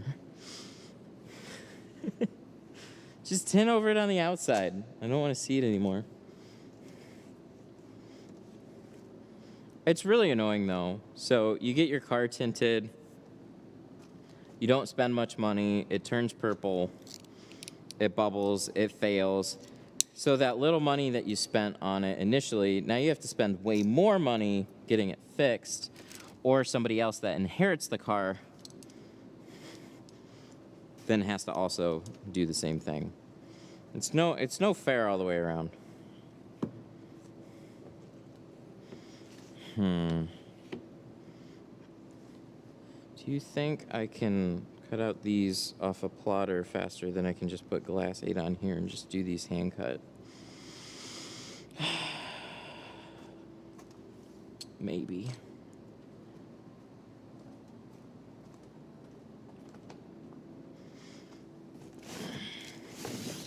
People don't understand what goes into tint removal, so when they see the quote, yeah, yep, for sure. That's one reason this channel exists. Is so when inevitably they want to learn how to do it themselves, then they go, oh, that's why.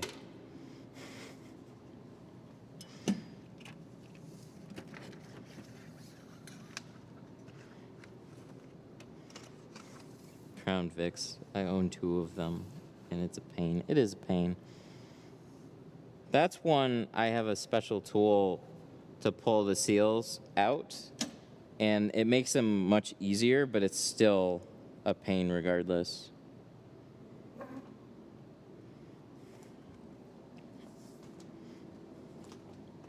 Oh, I forgot to check the year of this.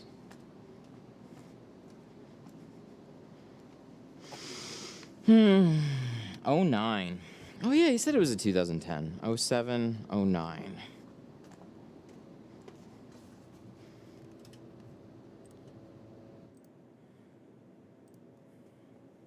Okay. So 2010.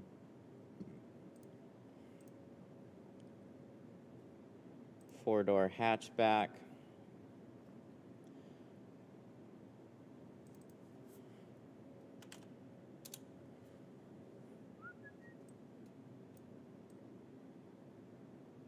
I finally just looked at the sticker. I forgot he filled out a quote. So I had all the vehicle information anyways.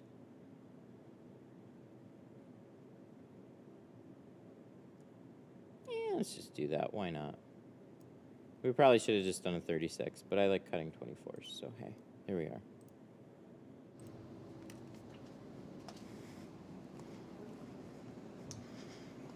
See, when you start getting in the groove of using it, that's when it's really a help.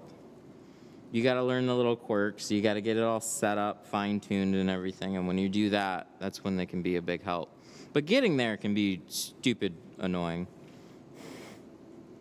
Remember life pre-plotter? Yeah, it'd be totally... It's fine.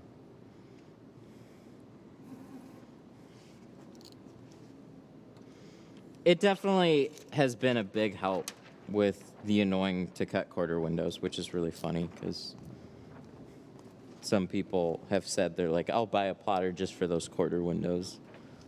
And it's like, it seems like a little bit much. Nah. Worth it. As long as they line up.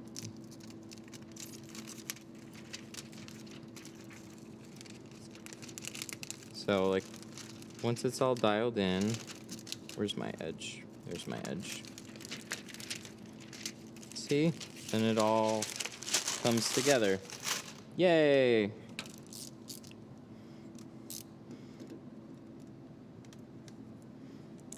It's like hand cutting or anything to get back on that bicycle.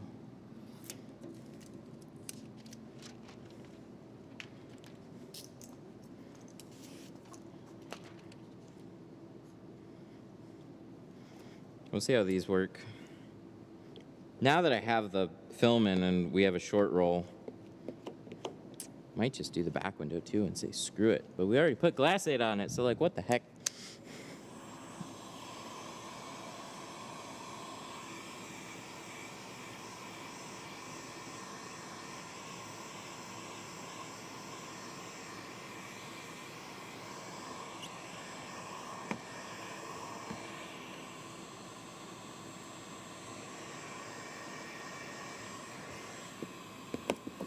These have a little bit of a curve to it.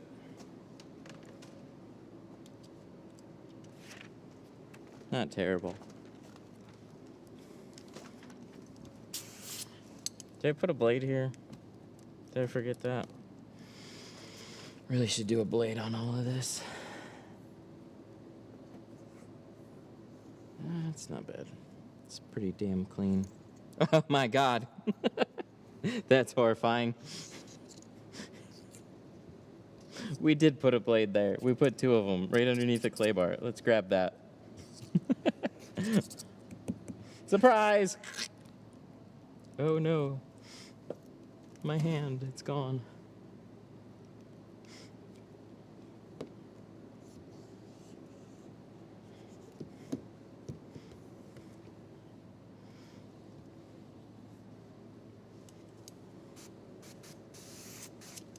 Where's my green?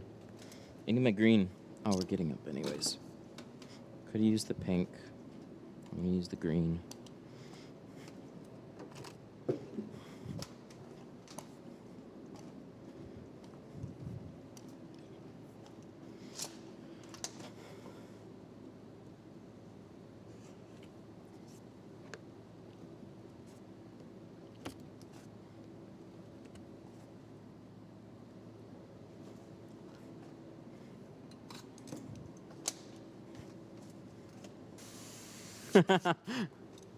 Ow.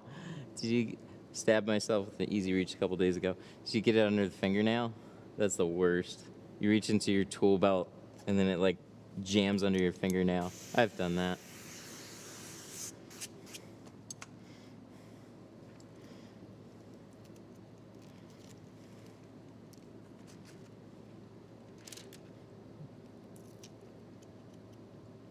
Damn. Ouch. That's no fun at all. So I had this really nasty cut. I reached into my toolbox and stabbed myself with some razors. So I had this like magnetic work light.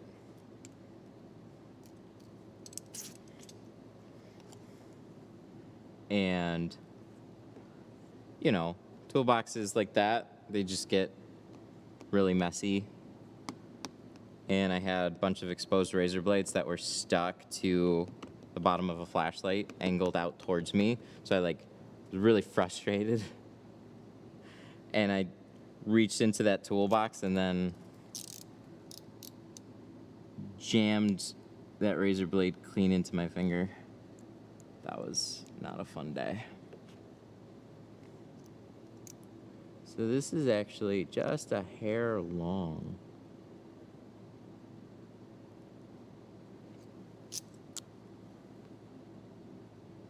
See that?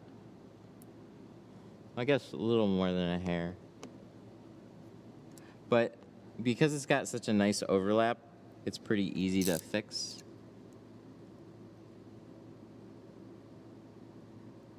We say as we fix it. Yay. Cool. Can you cut film with a vinyl cutter? I have just the video for you. We just did it. Check out, like literally search that and you'll find it on the channel. The short answer is yes. The slightly longer answer is you want one that's a little bit more expensive. Cutting out window tint on a really cheap machine gets harder because you need really like tight tolerances to cut it out. So with window tint, you have a liner and you have the film. The thicker part is the film. So you have to cut through the film without cutting through the liner. On vinyl, especially cheap vinyl too, you have a nice hard paper backing and the vinyl is much softer.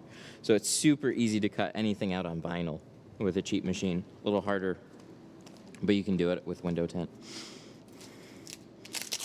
So you can check out Plotter Depot, and that's where this machine came from. So that's what we just used for the quarter windows. Hey! What timing? I don't think I could have planned that one any better. And I didn't even plan it. Just maybe like intuition.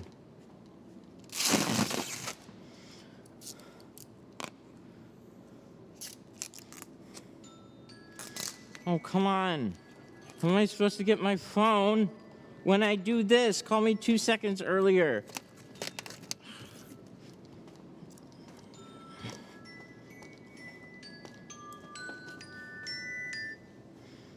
Hello, Tint Studio, how can I help you?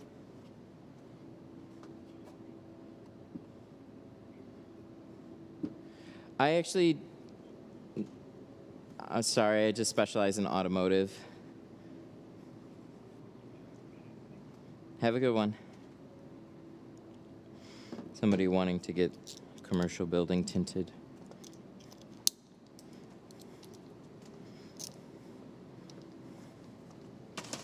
I did run. I did this with my hands, and I walked at like the same speed. Makes me faster. Walking more urgently.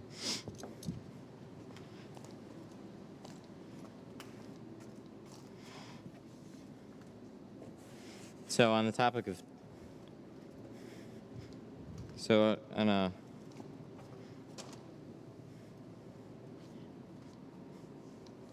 this sounds like a job for Sun Distributing. They'll send Rick out to do it.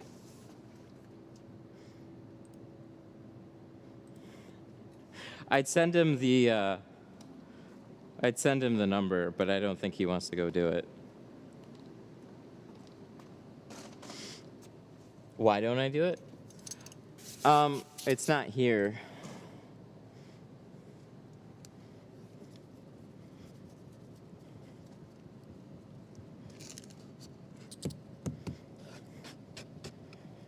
If I get it, I don't want to leave here.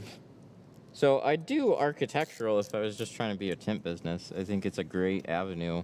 And you can charge quite a bit for architectural. So anywhere from like, I don't know, common seems to be $8 to $15 a square foot. Yes, that is square foot. So, I don't know, I could measure that window and that one up there and see what that would cost. But you know, people call around and have like some small architectural work. It's just, it's not that I can't do it. It's just that there's other things that I gotta do. And then you go like, why don't you stream? Because I'm doing the architectural job. Stream that. It's not that easy. Internet. Plus, I've never actually tinted with another flat glass person. Actually, one time I tinted with a guy that did flat. But I did it like automotive.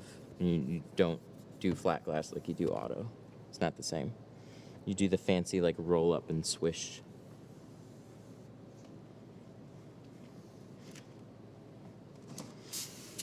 But yeah, it's definitely just like classic cars and whatnot. It's not really a part of the business that I'm looking to grow.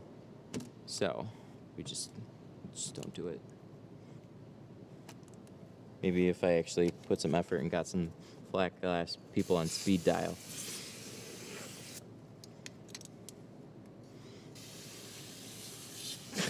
If you can tint a Jeep, you can tint a lawyer's office.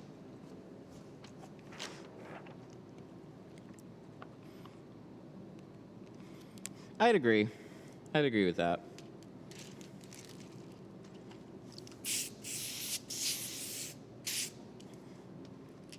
So it usually involves a little bit more work too. Samples, bidding, something small like that maybe could be handled more over the phone, but really you're going to want to get accurate measurements of what you're doing.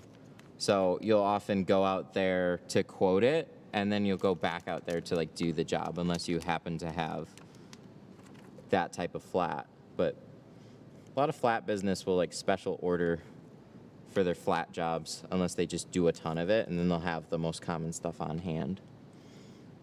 Just like if you were a flooring company. How do you connect Tint program with a vinyl cutter? Well, you got to get an actual program that'll work with your plotter. So in the case of the workhorse plotter that we have over there, they also have a software called Film Cut that works with it. And it was as easy as literally plugging it into the computer and then clicking cut. It actually didn't even seem to need any special drivers. It just worked. I did it all live, and I was pretty amazed at that part. Sometimes setting up any plotter, expensive or cheap, can take some fiddling to get it to cut. The fiddling was like just fine-tuning it after that.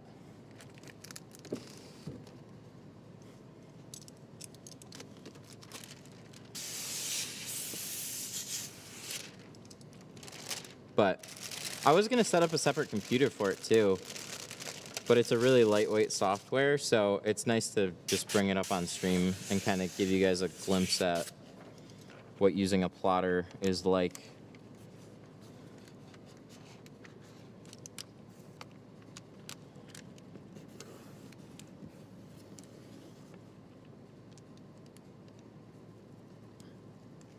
Okay, so there we go.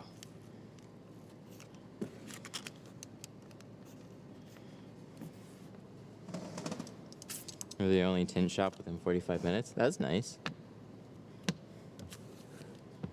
That's real nice.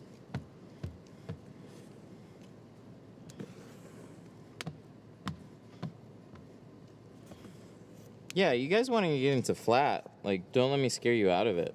It's just something I've never gotten into. I think there's always this... Like, I noticed it. I just had an easy in on automotive. So flat always seemed like you needed a lot more, like you needed a small crew because you need somebody to go out and bid it. But what I've heard from some people that have picked it up is they'll just sell it to the people that are already existing clients, and that's kind of like how they get their start. So, you know, everybody that you do cars for generally has a place to live. Unless that is their place of living. So, offer it to them. Somebody will bite eventually, and then, you know, if you've already done work for them, then they know you as a business, so it's a lot more casual there. But there's always things to keep in mind. You're walking into people's homes, so you gotta wear like the footies and be respectful and like of their things. All that. Just not looking to get into it. I hated going to people's houses to tint their cars, let alone going in their house to tint their windows. Okay, so we actually have a couple stickers here. This isn't really a crazy window to do, but we do have to do it, and I'm going to shrink it. So you can tint or shrink right over stickers, but we'll see if this will start to maybe look like what I'm trying to illustrate.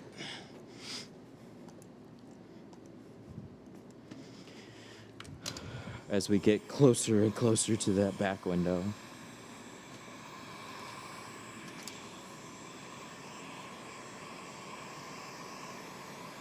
It's probably not going to do much. These little things, that's about as weird as they get for me. See how it's kind of pointed down this way? It's just kind of hard to smooth it out perfectly, so just sweep it a couple more times.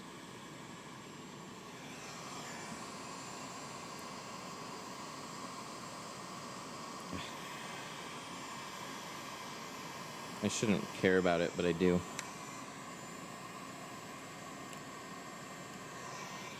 Alright, where's my sprayer? Squeegee it all out. Plotter locked down. And now every edge that I pick up wants to peel. There we go.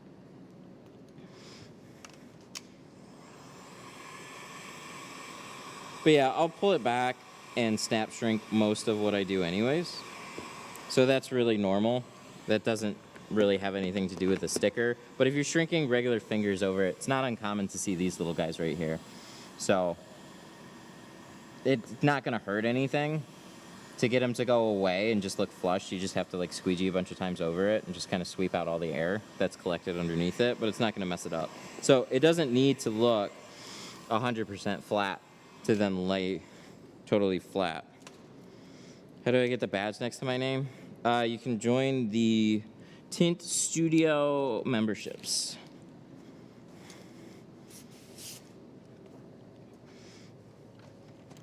If you're on an iPhone, you have to go to the thing on a desktop or Safari or Chrome or something.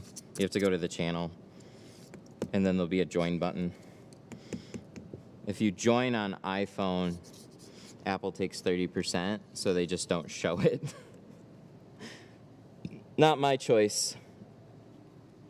I was actually really annoyed that it's not shown at all. But you'll see it on bigger channels, you just won't see it on mine. Sadly.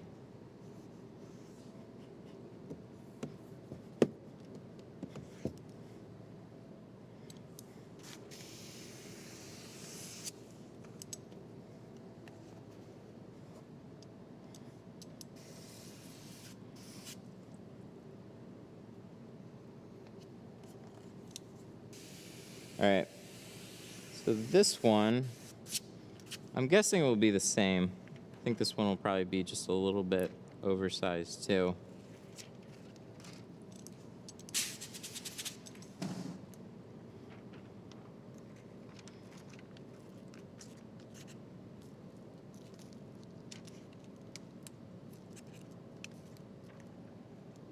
We'll see.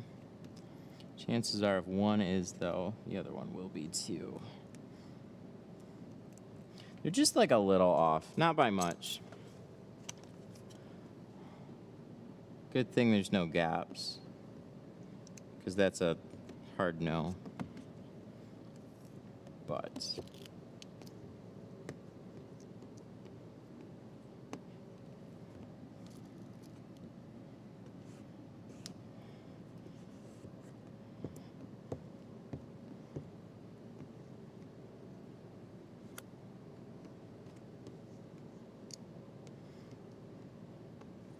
so the best thing you can do if it's a little big is get it to overlap when it's flipped out kind of this way, not just bunched up against it. Then it'll make cutting that just real easy. You can use a tool to help butt that film against the edge, and then it's all nice and clean. It's the goal anyways.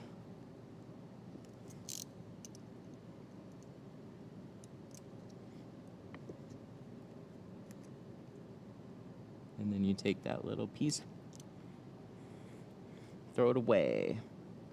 Little finger there that we can press out. It's mostly because there's water on all these edges. Everything's pressed right up against it.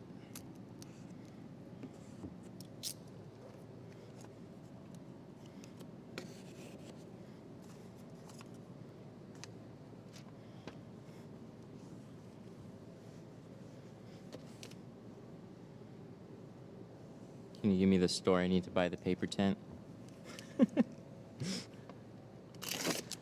There's a few. Not quite paper, but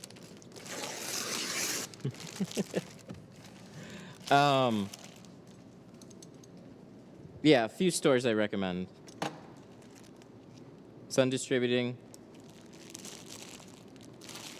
and Tint Depot. Tint Depot. This should pop up. There you go. You can check those out. I need coffee.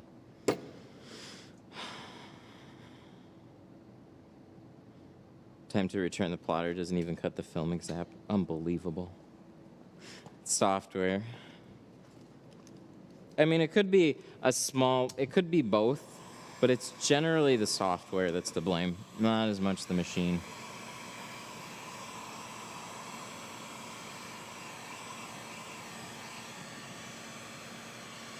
I'm sure that was sarcasm, but just for other people. That's always the battle, is like, it's not just get a plotter and your life is easier. It's get a plotter and then yell at the software.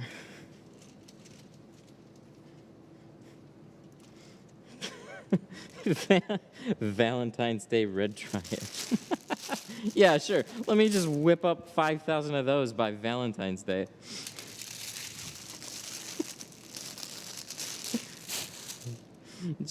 You're better off just taking it and spray painting it red. All right. Now we got a fun window to do. I don't know. Is this one tough? What do you guys think? Is this a hard window to do?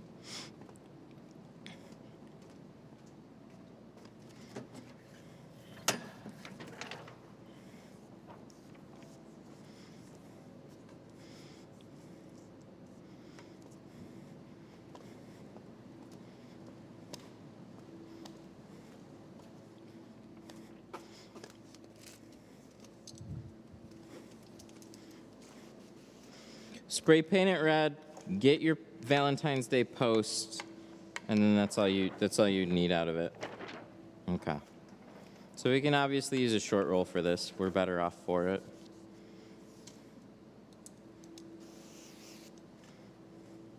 So that machine there is called the Workhorse 1. You can find it at plotterdepot.com. So wet line in the middle. That's about as far as I go, and sometimes I don't even do that. But we're just gonna hand cut the whole thing. One of the top 10. Spoiler and wiper and all. So this goes for pretty much anything with a spoiler for me. The way that I'll cut a spoiler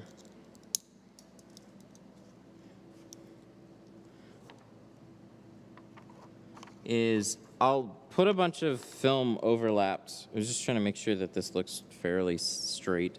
I'll put a bunch of film overlapped, and then I'll butt it up here as close to the spoiler as I can. And then we'll put our first incision, just a little guy. We'll pull it back out and then cut a relief cut. So what that's going to allow me to do is butt the rest of the film up against the spoiler.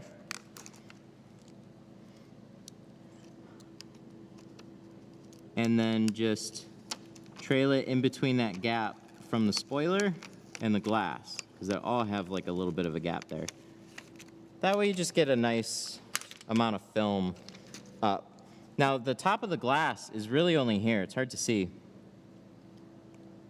But we got about a ½ inch above that to be completely clear on it.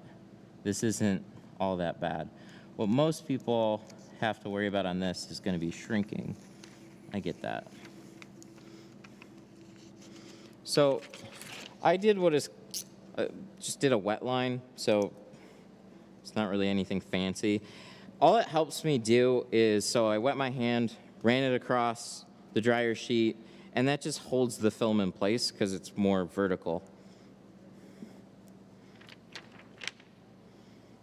That's all. That's all that does. Sometimes I'll just lightly miss the whole back window. But now I have film along the top. I could cut these corners off if I want, because look at how much room I have. I can cut some of this off if I really want to, and just kind of sweep it out of my way. Same thing with this side if I really want to. Just cut it, pull it, sweep it out of my way. This wiper is the next bit. You can obviously just pull it if you want. Here, a lot of wiper blades will kind of rust. So it's worth trying. I don't think I have the wiper puller. It was a tool I used to carry in my box. It might still be at home. But cut out a little section for that, and then look, these wipers, they just go up anyway, so they stay out of your way. Not a big deal, but you can remove it if you want. So the main thing is to just kind of split it in a spot that makes the most sense for you, so you keep it about as even as you can, to where you don't have to overly shrink it on the bottom, you don't have to overly shrink it on the top. But leave extra film on both the top and the bottom, because that way you have a spot to kind of burn the film. I think you're going to have an easier time, honestly, shrinking out the bottom than the top. So I'm kind of curving this up just a little bit. So if you screw these up, if I screw them up, don't sweat it too much.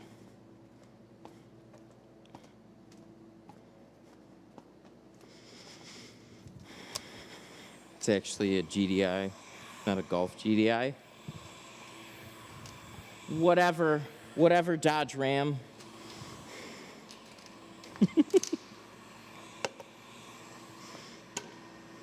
All right, so let's put our roll over to the side. So the name of the game here is pull shrinking. So all I'm going to be doing here is lifting the film off the bottom, kind of getting it to go straight, and putting a little tension to keep it off the glass, so I have a better chance of heating the whole thing evenly, rather than just forcing it down and heating all the little peaks and valleys. See the difference here? Like, look, if I separate it into fingers, this part of the film is going to take the most heat. If I pull it, the whole thing now looks like a blanket. There's going to be a lot of finessing in getting this to where you need it, though. That just gives you the best chance of heating the whole thing.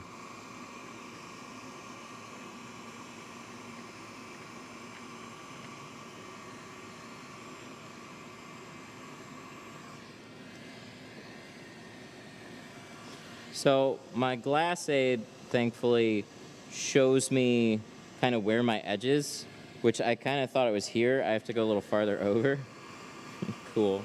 It's good to know that kind of stuff when you're in the middle of shrinking it. So as soon as we get past the line, we're totally safe. So I'll go back and forth between pull shrinking a little bit and then just getting a little bit more aggressive with the heat.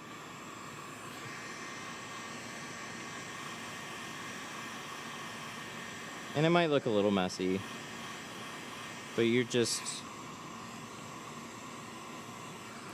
got to get it to the point. All that film is bunching up together. You got to get it to the point where it's just going to melt, and then you can smooth it down.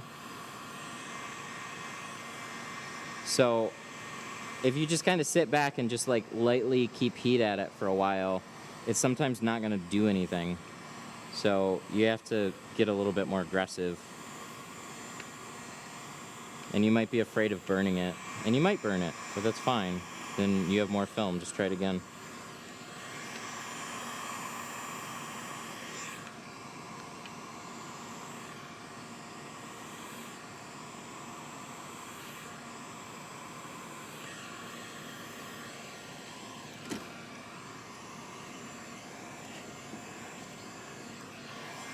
So all the rest of it is going to be really straightforward. Well, except the top corner. The rest of the center, that's all really easy. And then when you get to this part, that's really where stuff can bunch up on you. You can get it close, and then just, I don't know. I like to be aggressive, get it to a certain point, put some heat, and hammer it down.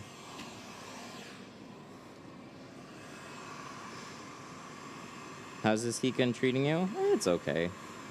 I don't think it's amazing. But it gets the job done. I wanted to get one yesterday, but it didn't happen. So I'll get one probably today.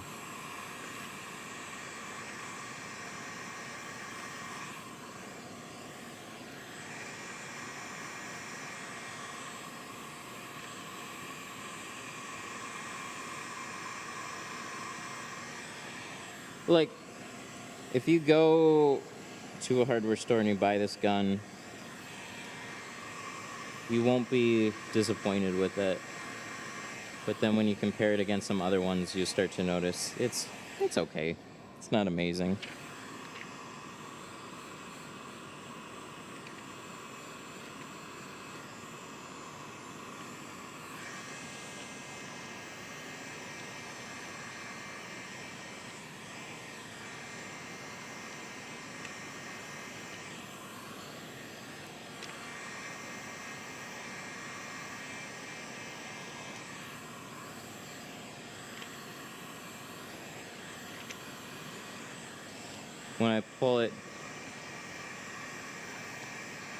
When I pull shrink, why do I crease it? I don't know. You got to make sure it's shrunk before you press it down. Creases are usually just from pressing the film down too soon. Like, you might feel like you shrunk it, but you really didn't shrink it.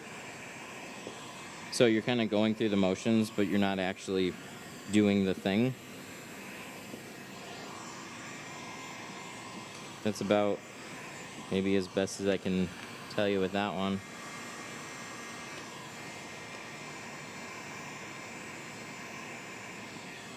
Lexington's gonna be a harder one to do that with. I just bought a Wagner. Oh, I'm gonna go back to the Wagner, so stay tuned.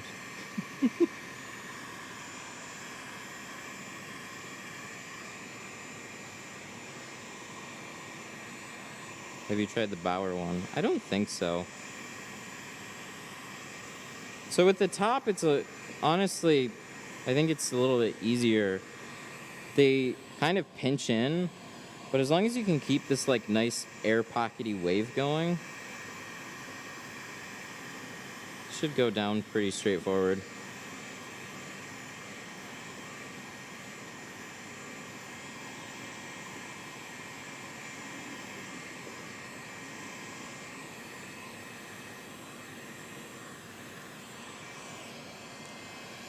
I think my Wagner's going bad. I think something's coming loose. Probably. I'll usually get maybe like 6 months to a year, just depending on how much I use it. Sometimes you get one that lasts a little bit longer, sometimes not quite as much. Is the way of the Wagner.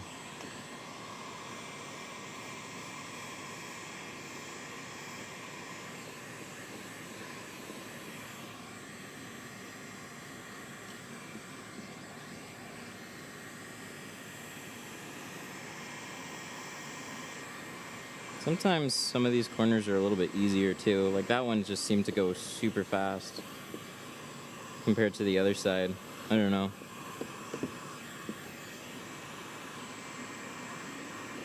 So there's this little squirrely bit right here. It looks like it's mostly down, but I'm slightly leery about it. So what I might do is just shift this a little bit.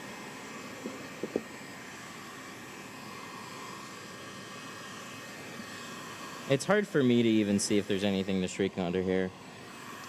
But, you know, I left enough at the top. One thing you can do if you came really close to the end, like, see this? I think this is fine. It's like a little pinched right here. You should be able to lay that down. But if I want to be extra safe, I can basically pull this film back, shift it a little bit down, tilt it a little bit more this way or whatever, and just get this past my line, and then you're good to go.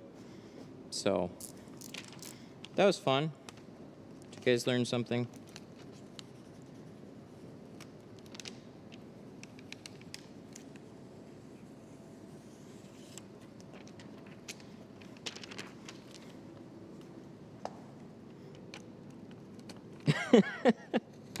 I bought a Warrior heat gun, but it smells weird. And it blows heat. Yeah, those are fine. Those will get you by. They're not the greatest. People are saying the Bauer one. I haven't tried the Bauer one. I appreciate recommendations.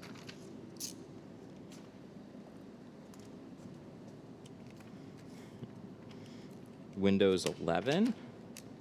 Not anytime soon, I don't think. I don't see the point.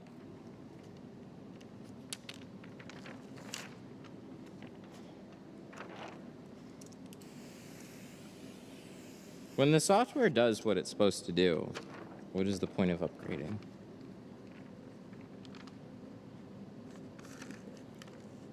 They're working out lots of bugs right now, so I'll let them do that. Okay, so here you can see a very distinct shrinking line right here. If I press this down enough and maybe get the camera close, there's a very distinct shrink line. But look at how much room I have to like shift this all around. So the top shrunk really easily. The bottoms, this side went really well. This one, you had this slight little pinch spot here, which should be fine to get to lay down. But look, you can just take the whole thing, shift it down a little bit more, squeegee it out, and then cut your film. So if you've ever damaged a spot of film, you don't have to try and just cut it off exact and get it all to lay down on the inside. You can play around with the whole piece and shift it. Because if you left enough at the top and the bottom, or at the top and you have to shift it down, then you've just covered everything. Like you're good. And it's all shrunk. So you might have to slightly adjust your shrink, but not really.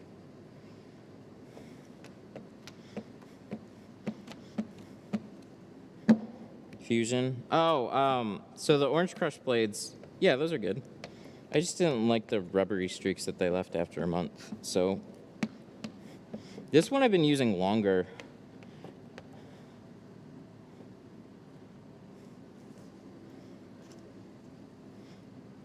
If I wet the glass and squeegee it out like that, I also crease it.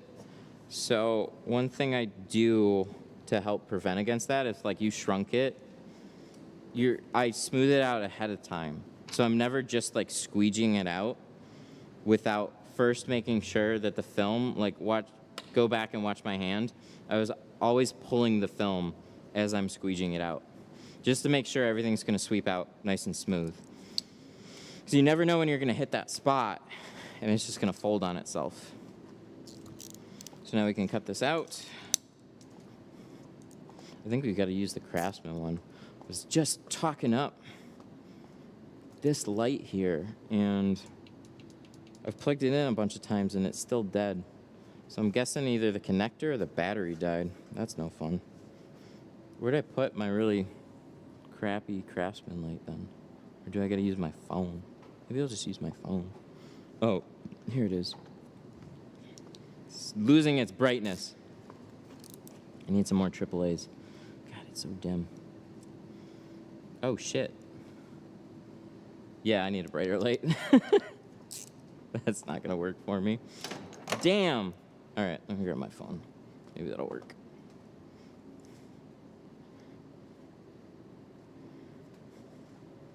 I don't know. I think that's bright enough. Just need something where I can see that line.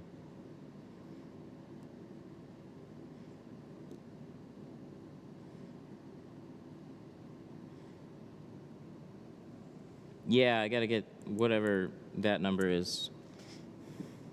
Put it on my list. I don't know, my phone's working pretty well though.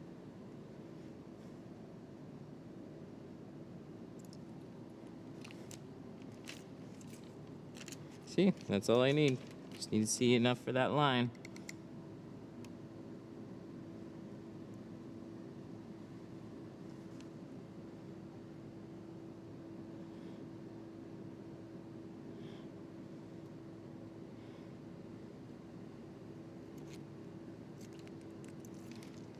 How bad were the streaks? Oh, they're just annoying. They wipe off.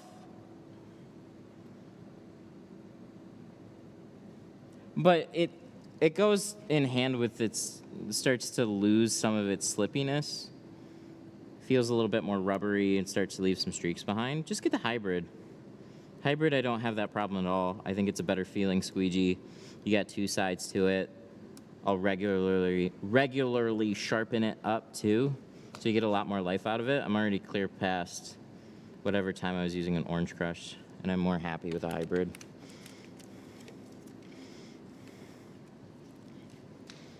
It's just a more expensive blade, that's all. I think it's well worth it, though.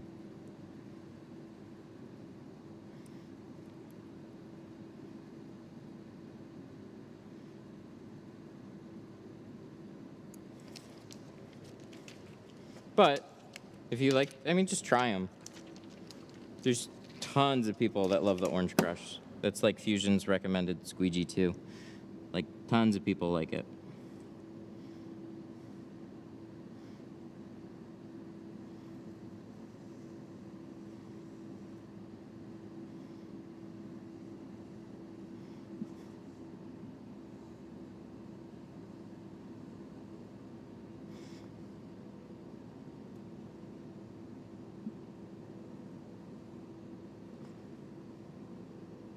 So this is always an interesting cut to get too. But as long as I can see that line, I know where to go.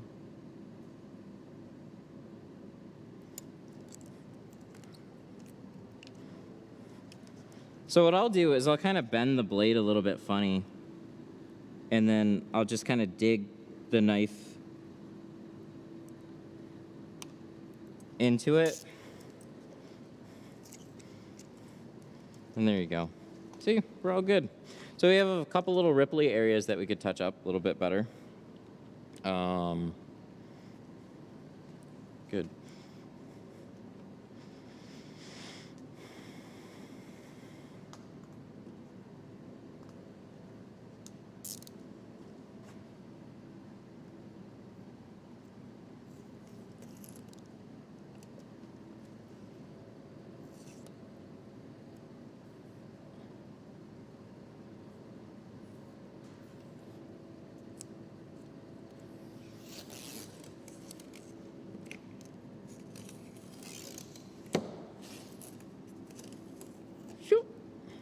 All right, now that it's smooth.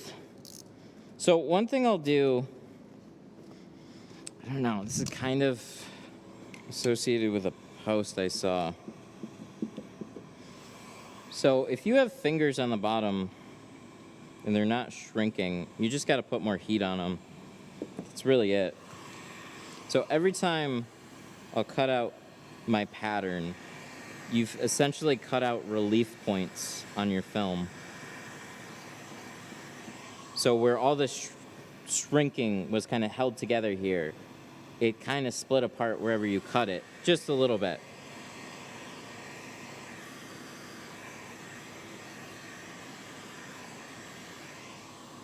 So I'll always sweep it down, and then I'll get the heat gun real close and just kind of watch what the film does. Wait for little things to pop up, shrink them down.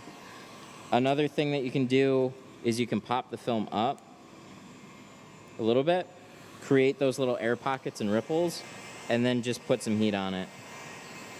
So you're just trying to seal that edge back down, so when you install it, you're not shrinking out a bunch of little things. On this, it's not so bad. We usually will have a couple things to take care of on the inside. That part goes with how the dot matrix is on these. But just get it as close as you can, and then you'll spend some time probably drying it out on the inside. But that's our pattern there. I would put it on my Civic back window, but it's not there anymore. So we're gonna use this.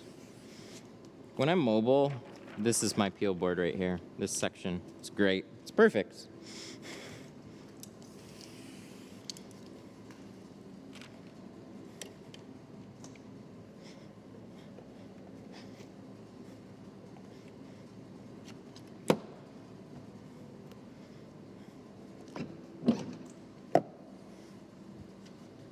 Skateboard. Can I ride? Can I use? I gotta bring mine in. I'm not good at skateboarding, but. Hey!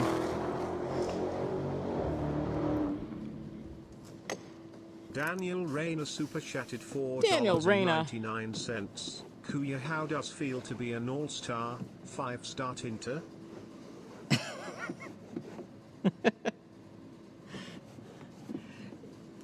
You know, I'm always happy whenever I can just do things the first time and not get super frustrated doing it. It's just, I just feel more relief that way. I'm not like, yeah, I'm an awesome tinter. No, it's more like, cool, we don't have to stress about it.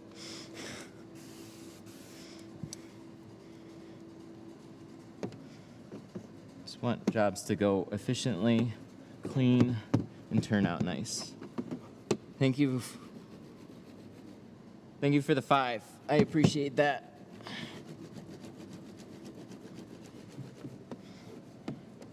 Have you used Dotex? No. No, I have not. I have not heard of it.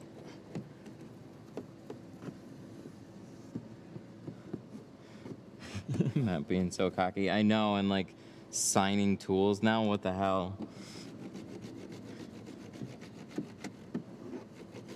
Those went out yesterday, by the way. I signed a bunch. I just threw them in everybody's. Anybody that ordered in the past, like, I don't know, couple of days, I just signed a bunch and threw them in.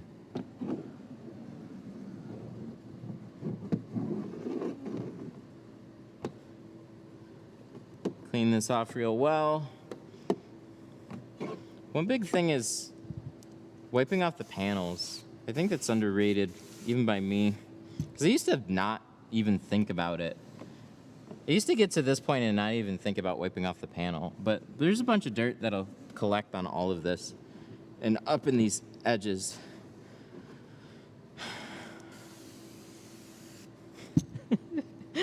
All right, shoot me an email.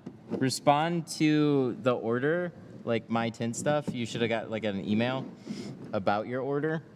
If you've already got them, you got your order, you didn't get a signed one, respond to me on that email, and I'll make sure you get one. I wasn't doing it, and then like I did, and then I didn't, and now people are sad, so I'm sorry. I'm not used to doing it. There's just some people that I really knew would like them, but I don't know everybody's name.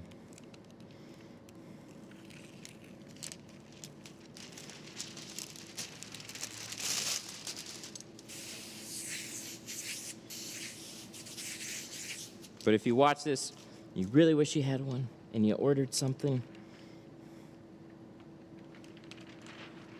make sure you get it. Ugh. Put this up as far as I can.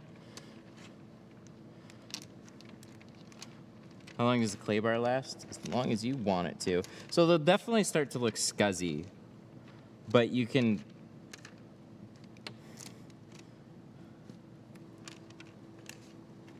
I didn't order through your website. I just call an order. Then you haven't ordered through my website. I don't take any phone orders. It's all online orders. So you're thinking about a different store. My tint stuff. I'm not Sun Distributing or Tint Depot, but they help support this place. So, but they're not going to sign those tools.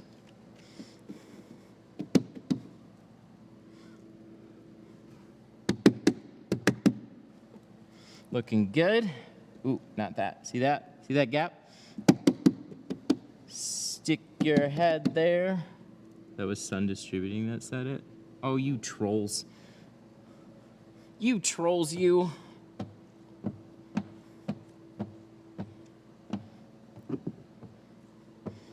Damn it, that is true. You do call and order stuff.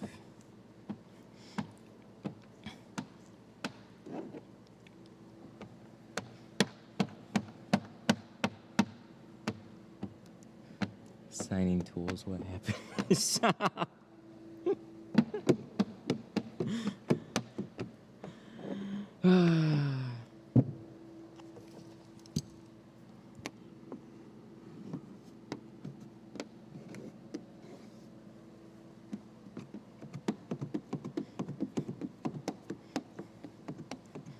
That's how I feel.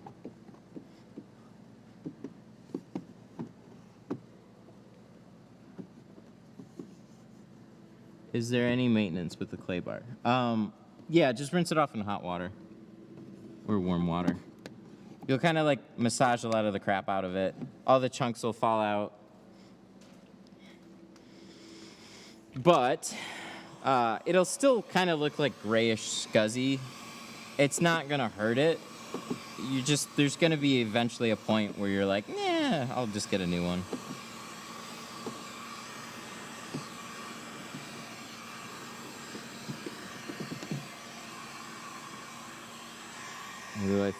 What does your class entail? What do you feel the trainee will walk away with? Well, it's 3 days of intense window tint, marine-like training, where we walk in at a casual 9 a.m. I usually open at 10, so that's a whole hour early. We sip on some coffee. And then we discuss whatever you need, and then we have vehicles here to practice on all day. So it more caters to the attendees. It's like, what do you want to get out of it? That's what you'll get out of it. That's a good tint class. So I'll have like, obviously, sessions for like door practice and back windows and some broad stuff, but there'll also just be like free training time, and what you want to get out of it is what I'm going to make sure you get out of it.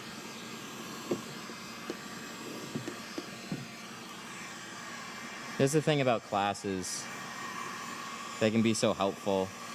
It's just like, you need to listen to what the people want to know and then deliver on that. So there's like, you know, a full class structure that I can put together and say, this is the hour when we're going to do this is the hour when we're going to do that. But it's just, and then I've taught classes. That's not what happens. It's kind of what happens.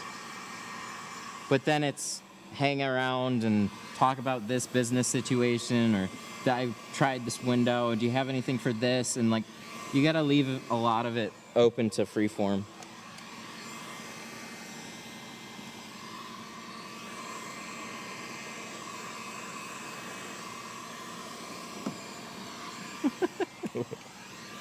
The super sticker. That one sounded funny. I can't see super stickers yet.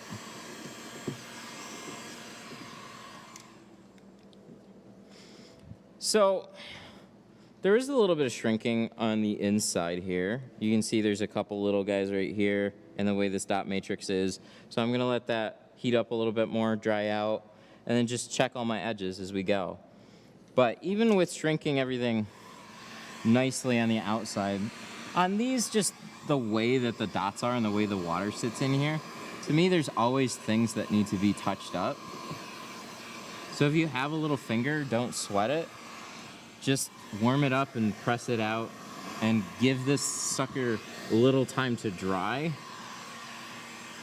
and everything will work itself out.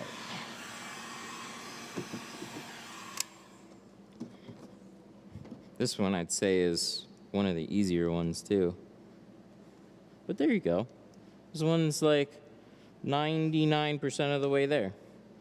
Yeah, the dots are super thick. Yeah, that's one reason it holds so much water. So you sit there trying to like dry it out, but you just sometimes got to let it sit. You can take a towel and get all the edges a little bit more, but there it is.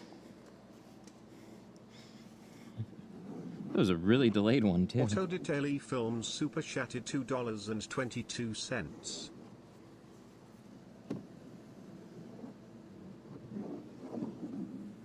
Did you hit the defrosters? No. No, I just left it off.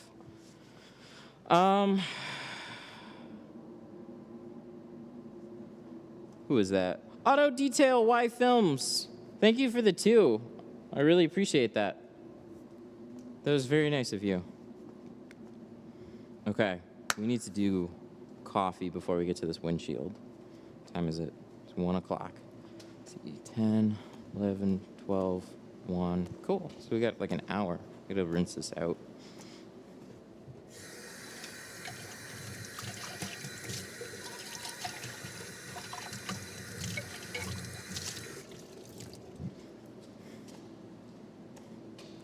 You guys like this mug? Sun Distributing likes this mug. I like this mug. This is cool. They gave it to me as a Christmas present. It was really nice of them. Tint school, you walk out there with tools and a keg. Sounds like a good deal to me. I think so. My approach to schools is just make them as fun as possible, too. Oh, I gotta go get water. Damn it. Hang on. I'm gonna turn this on. It's gonna... Is it? Do I got enough? Oh, I might have enough.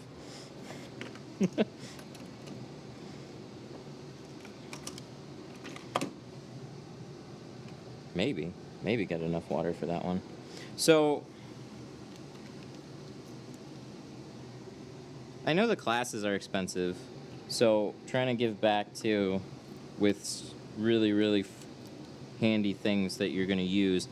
And alongside of that, I think it's the best option. So I want to train you guys that come in here with the stuff that I use and what I think is going to best benefit you when you actually go out there.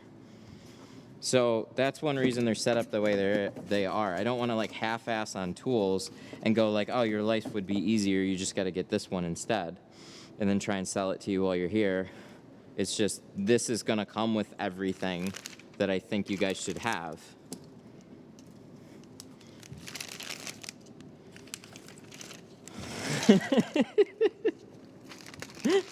You sound like me with a coffee. Oh, I gotta get water, such an inconvenience. Isn't it though? When something becomes that convenient, all the other little things that stand in the way are such an inconvenience. I think I still might have to, I don't know. It's pretty low, we'll see. I guess I could just walk over. It's all the way over there. Ugh, I should have moved the water over here.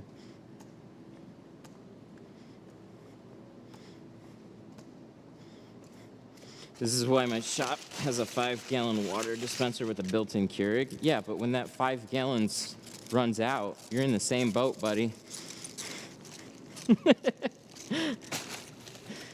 You're in the same boat. It runs out eventually, unless it's hardline. Looks like a hand grenade went off on the... No, what are you talking about? That's the graveyard. We don't talk about that part of the shop.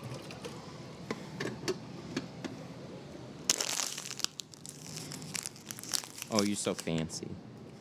They deliver 2 jugs a week. Yeah, I know. I'm just teasing. Okay, so 5%. We're not putting that on the windshield. We're doing 35%, and that roll is right here. So while we're waiting on coffee, this is a good tint rule. Just keep doing other things, and then the coffee can worry about making itself. It'll get cleaned up it'll get cleaned up before class.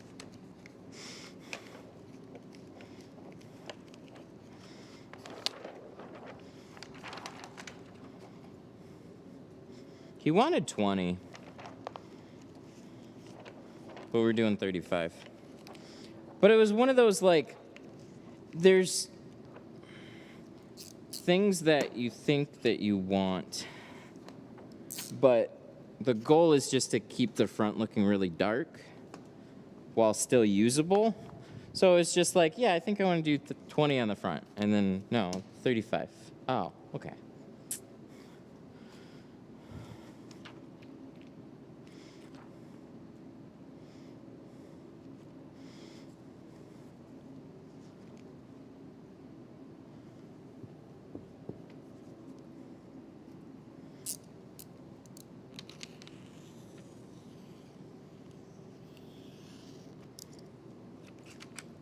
Oh, did Sun Distributing join? I gotta check that. There are people supporting the cause for more tint emojis. We gotta make some.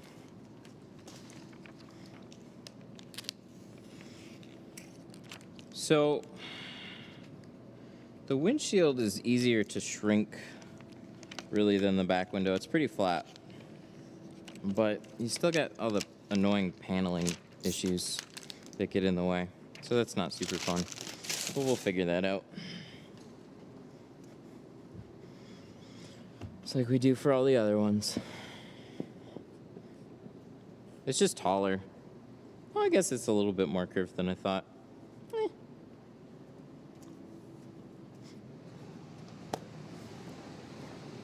Smells like coffee. Hey!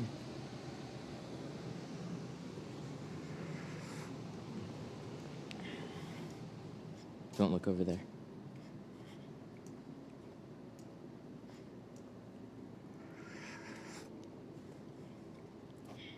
This one. This is the new mug now. Canon. Wow, it's so white. Everything's so bright. See, when the cars are black and then I wear like a black shirt or a hoodie, everything here is dark. And then I wear white and sure enough, the car is white. So now everything's like angelic.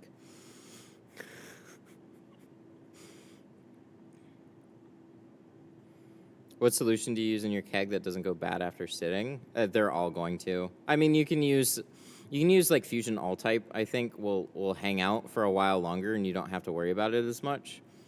So get that one. I wasn't as big of a fan of it, but I guess it depends on the film that you're using. A beautiful holy view.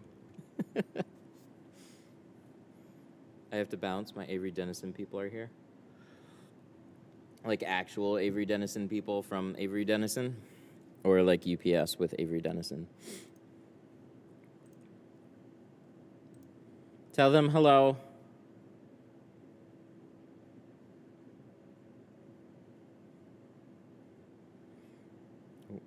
When the time is right, I'll tell the story of how much the channel has done for me and how awesome it was to get a free signed tool.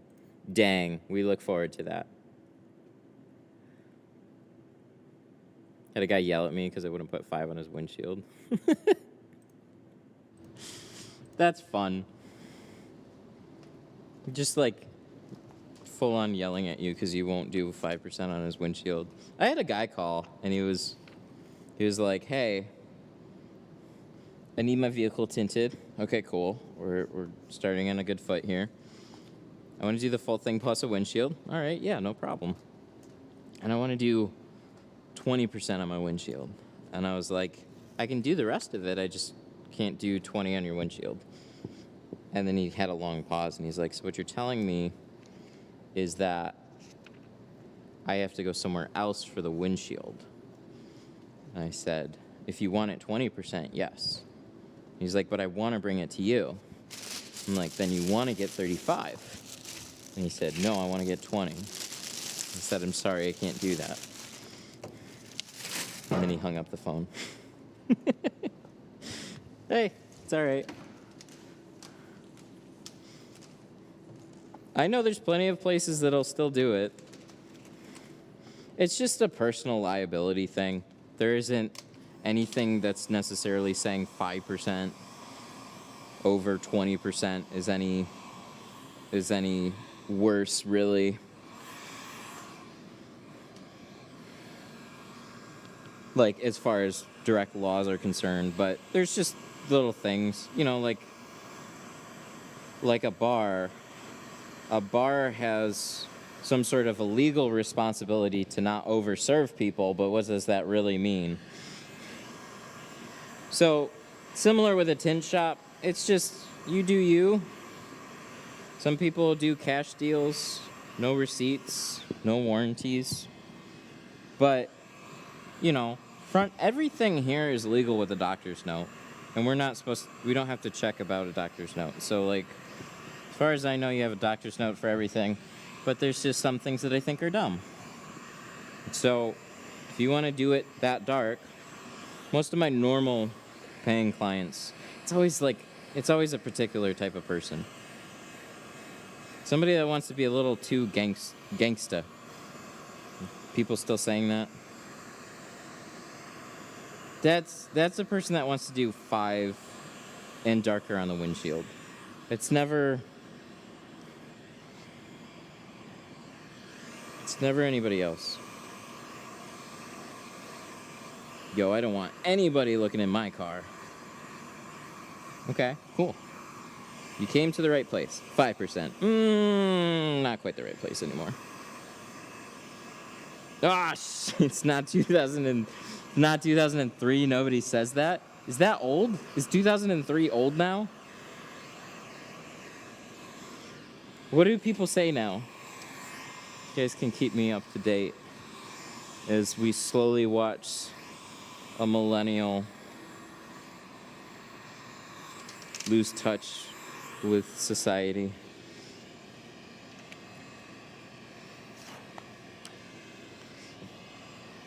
$19 years. Oh, God.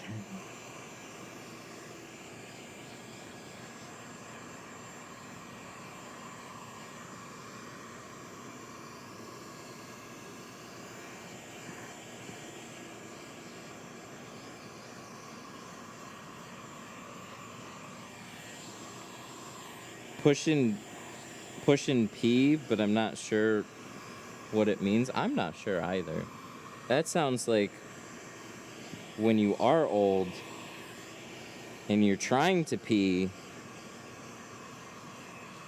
but you just have some problems, and now you're trying to push your pee. I got a minivan now, okay? I'm old.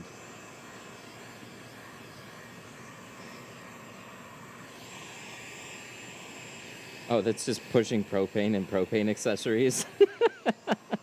What? Is that really? Pushing...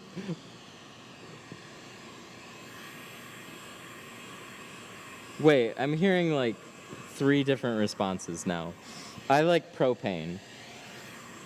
Well, it's actually a very nice business. You're selling propane and propane accessories.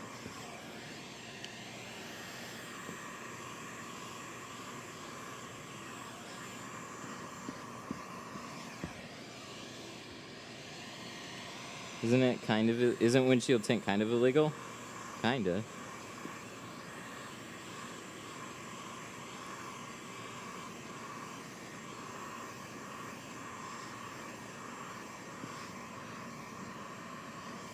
What's it mean?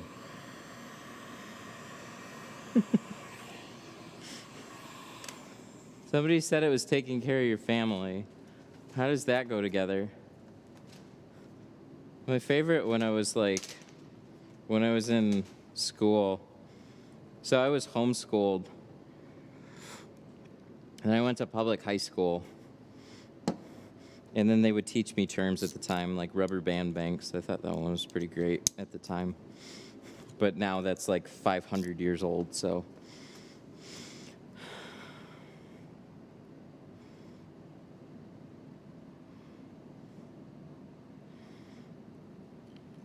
It's a song by Gunna. Gunna what?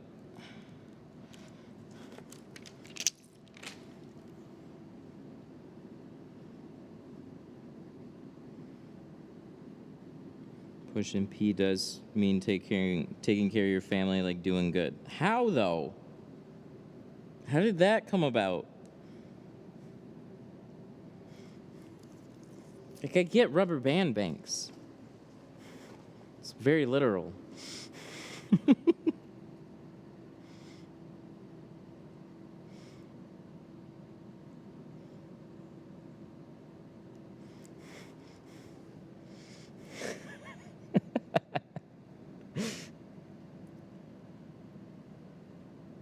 Gonna. Is it like goner? But gonna? Or is it gonna? Like, I'm gonna do it. See, I can't even. Tinning whips. See, that's an old reference now, right? Nobody calls them whips anymore, do they? Do they still call them whips? Or is that like a Pimp My Ride type of thing?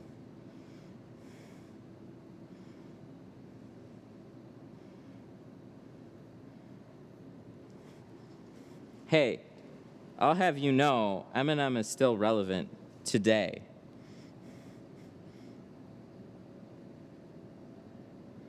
Gonna like pew pew.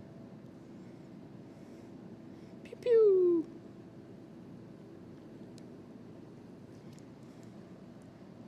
And today has been a very educational windshield for me.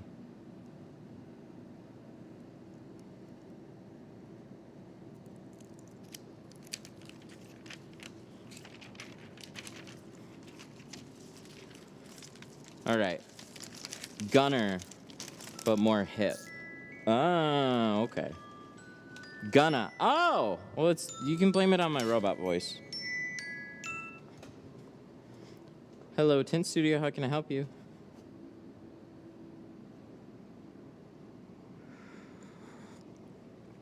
Sure.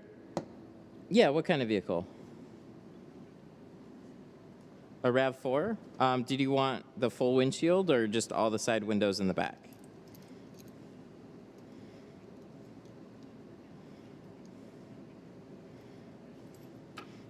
It would start at $290 for that.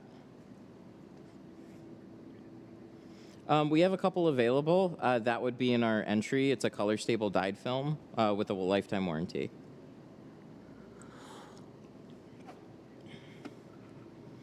No, it's neither. It's a dyed film. I do carry carbon films and ceramic films, so the carbon would start at $350 and the ceramic would start at $450.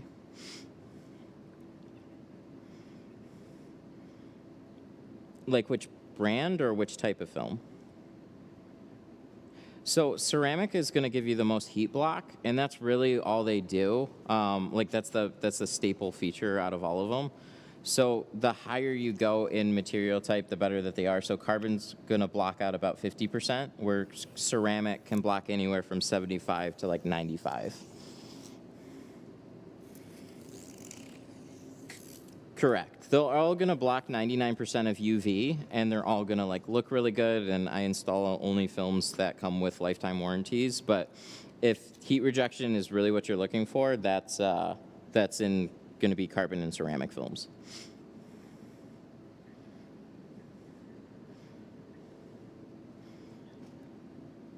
Oh, that is, I quoted you with the front doors, so that's all the side windows and the back glass. So the dyed film is $290, the carbon film is $350, the ceramic is $450.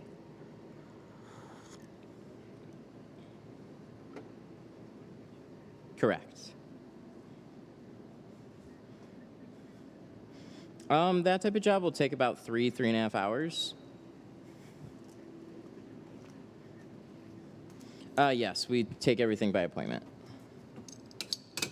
Mm-hmm. Okay, sounds good. Have a good one.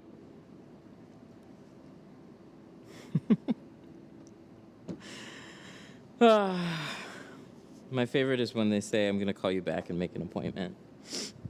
It was another pretty loose feeling phone call.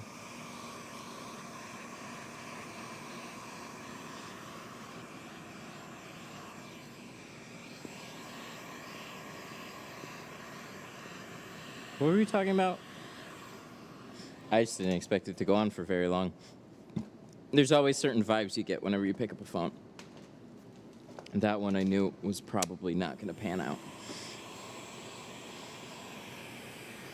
I'm going to call you back when I'm ready to make an appointment. All right. Never. So that was gonna. So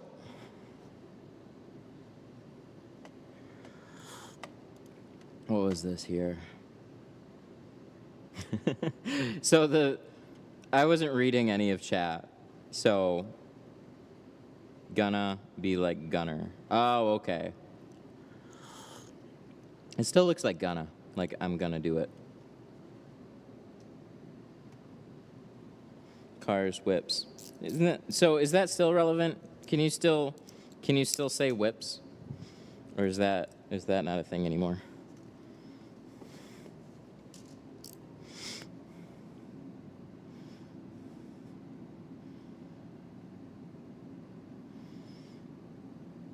So this guy, I'm gonna cut out here before I put the tint on the inside because it'll make it easier. This has a round cutout.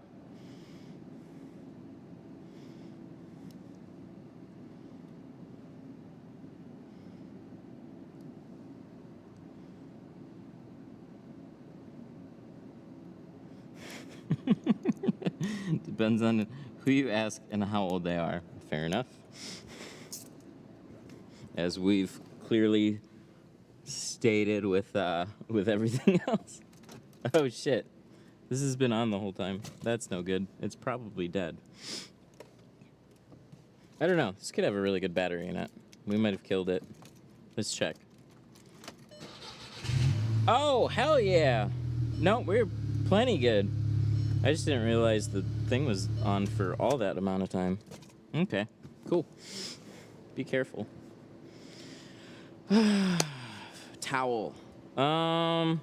So on this one, have you noticed in the last live stream, we did a towel and a rope. On this one, I'm just gonna do a towel.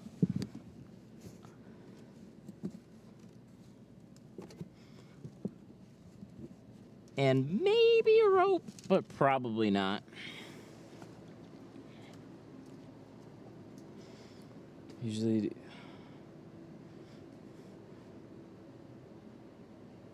how much per square foot for doing commercial work?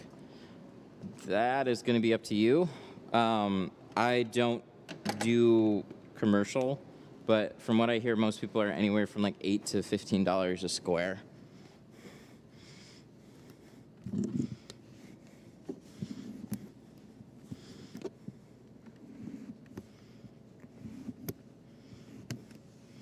If you hear a lot of people go, wow, that's a really good value, then you're probably a little underpriced.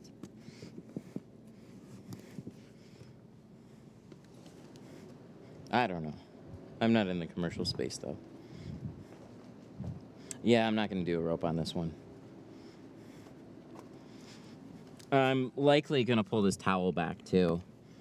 So, with a car like this, you don't have to necessarily worry so much about water.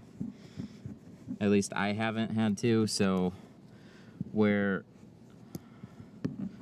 Chrysler is pretty screwy with water, just because they have stuff in bad places. So what I'm going to do is I'm going to leave this covered. I'm going to clean this whole thing, and then I'm going to pull the towel right before we go to install it. That way I have a lot of room at the bottom, and then we'll squeegee it all out. So it's like a half-half there. Oh God, Canon.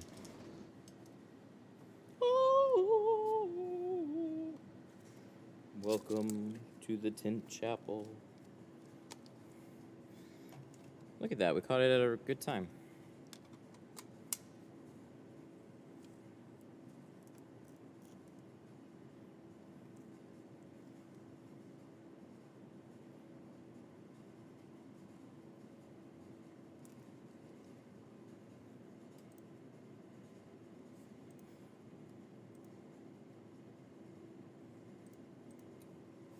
All right, now we're gonna let this thing think.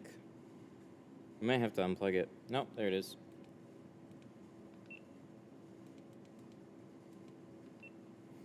There we go.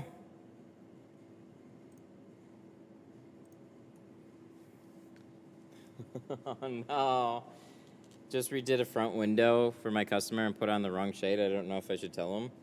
No, you should just take it off and put on the right shade. I realized he wanted 15 and I put on 20. Oh, okay, I understand that one a little bit more. I'll let you make that call. They're so similar. Most people aren't gonna notice, but I can sympathize. The right thing to do is just take it off and put on the right shade.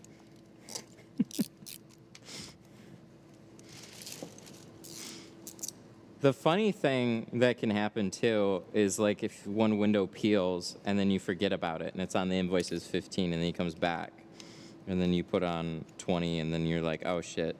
Or no, you put on 15, right? Like the invoice says, and then you're like, oh wait, this is darker than the other side.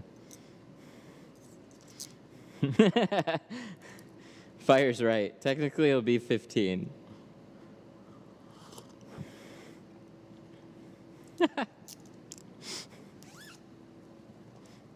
I've done it. I've ended up, like, so it depended on the situation for me. Here, yeah, I'd redo it. When I was at the glass shop, it wasn't really a thing, but if it was like 15 or 20, yeah. Sometimes you just run out of 20, and then you're just like, I'm just going to use 15.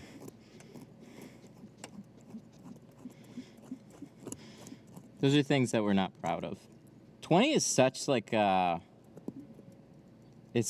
go-to. So you'll talk to somebody, you get everything squared away. Then next thing you know, you're grabbing 20 out of a box when you talked about 15. Yeah, I know that. You don't even mean to, and then it just pops in your head. Of course, when you're done, you're like, oh no. This is what happens to me sometimes. This is what you guys see on here. I go, what shade was I supposed to do? Oh no, I'm doing 20. Crap.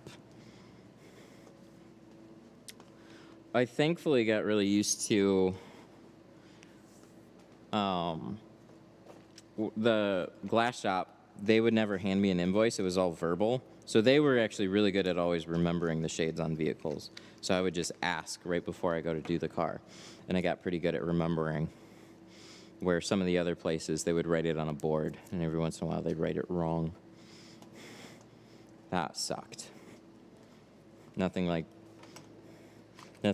tinting a car. Nothing like tinting a full car exactly how you thought it should be, and then, oh wait, no, I gotta redo the whole thing now. Yay.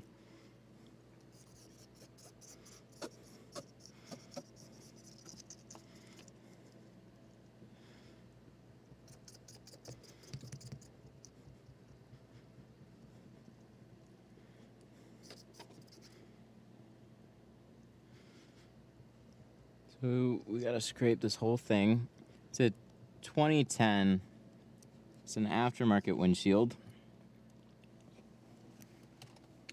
which means it's slightly better. Yeah, don't you keep bananas in your toolbox? Banana for scale. Are we gonna start talking about pancakes again?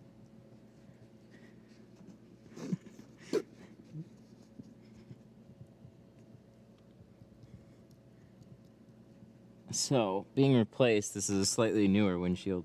I don't know when it was replaced. But, being a 2010, it's worth it just to take the time and scrape the whole windshield. Just make sure it's clean. It's that shank-looking thing on the dash. That's, So I put a screw through a squeegee. This is my GTI squeegee here that I've never actually really tried to use.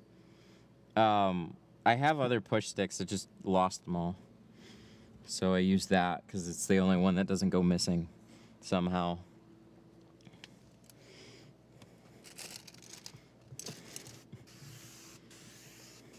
I've never tried it. set it up in preparation for the GTI that we did not too long ago, but we ended up just spending too much time. I think we were removing tint and then retinted everything or something. I don't know, it just took a long time to do it. So what else do I need? Is it all in there? I know I grabbed some stuff, but oh, I guess so. No, I didn't. Of all the things, did I set down one squeegee? What the hell? Oh, it's probably in the back. Sure enough. There we go.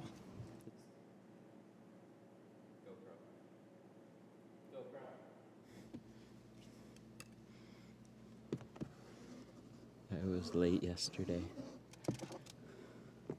Y'all are getting sent home no pay. You can't show up late to work. Gotta show up on time.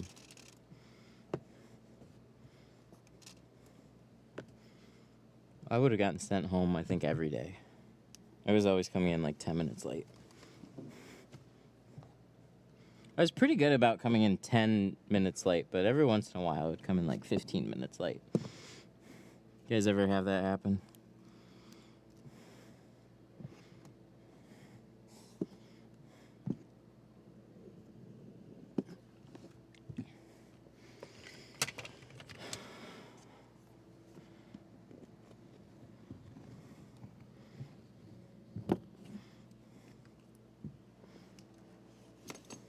My boss is cool. So my thought on showing up late was, here's what I would hope. Like, okay, this is what seemed to happen. Every time I showed up on time, customers late. And each time I showed up late, customers on time and already checked in. That's just how it went. I'm not a very timely person. So this place opens up at 10. I started it out at 9, and I had a hard time even getting here at 9. The only thing that keeps me coming into work at a particular time is literally scheduling appointments. It's like my fail-safe. It's like, I guess I have to show up on time because somebody else is coming in for an appointment. But what's extra nice and annoying from my lovely clients is quite a few of them show up like 20 minutes early.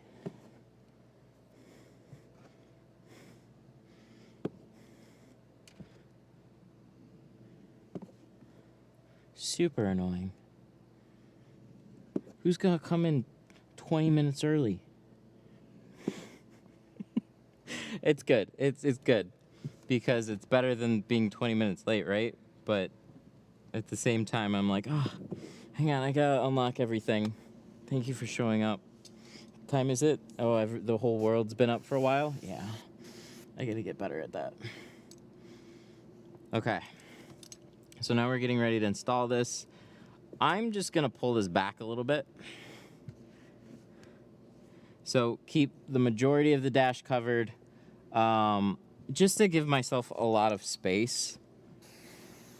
Because I really hate how tight that bottom dash is. So if you can make everything else a little bit easier on yourself, you covered the majority of the water coming down. So you did a good thing. So it becomes a little bit risky, but I haven't had any water issues with these that I can remember, so.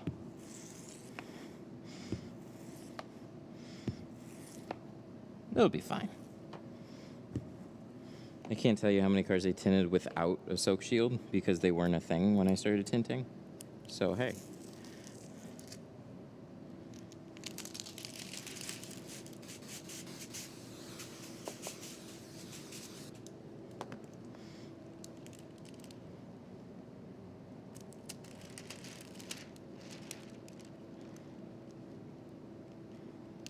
Got a notification about my order. Hopefully you remember to sign it. I took extra precautions. I threw a free one into everybody's order and signed them. Oh, Cash. Yep, definitely. I remember seeing your name there. It's only fair because somebody else is then going to go, I didn't get one. And I'll be like, I'll feel so bad. Then my wife told me we should keep track of all the ones that we're giving away. I was like, we should. But I don't want to hear that number.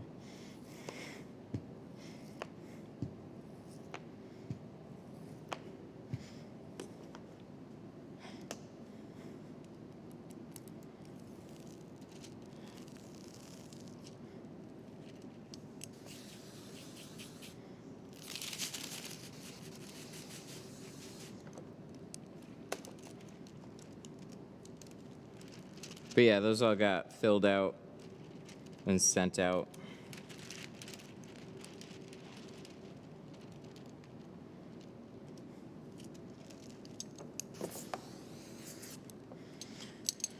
Okay, this is all prepped, ready to go.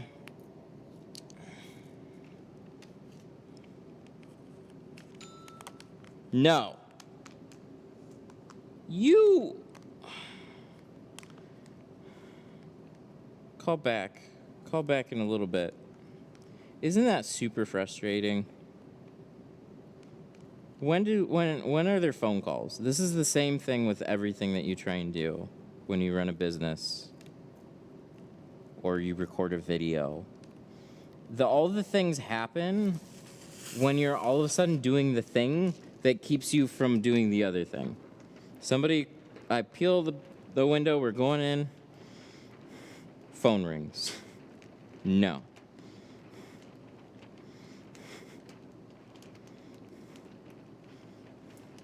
Ask me on stream. He said to the customer that has no idea that he's streaming.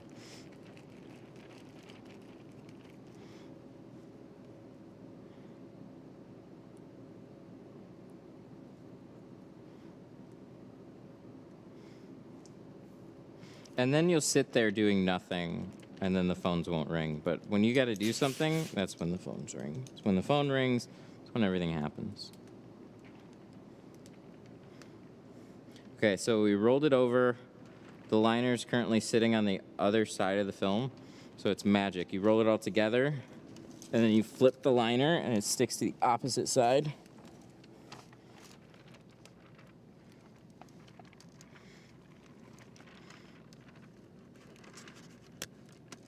And then it just peels itself. No! Go away! I can't answer your phone call.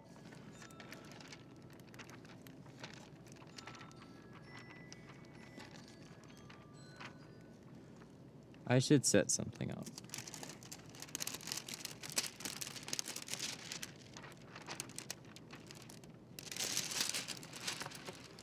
And my phone call thing doesn't work on my watch like my other one did. So then I can't even answer it on the watch. So I get a notification. The most helpful notification for any phone call, you missed it. Oh, thanks. So I gotta fix that. It wasn't a big deal for a long time, but now as we're gonna come back into busier season, I gotta just fix it before it's a problem.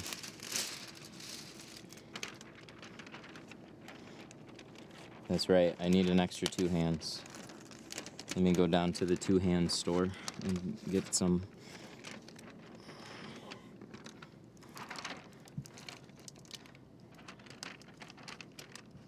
There's this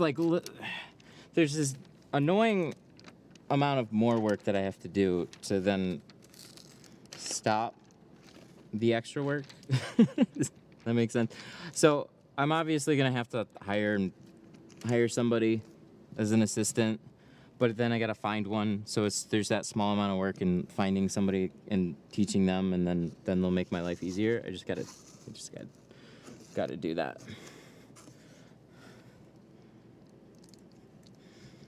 But I know.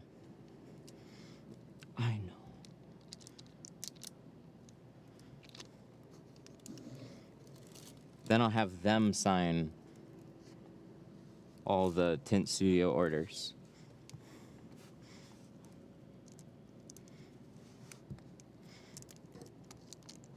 Do you have to shave the dot matrix? How would you do that? No, nothing special. No sanding or anything special to the dots. They just are how they are.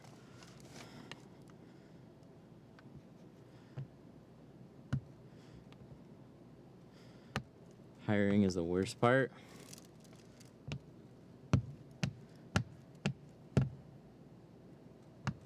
I agree. It's a treasure hunt for the right person, and it might not be that bad to find.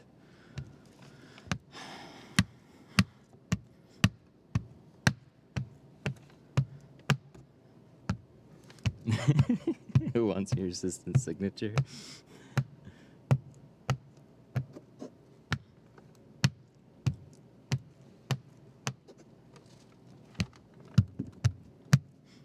No, she's not. No, we're not.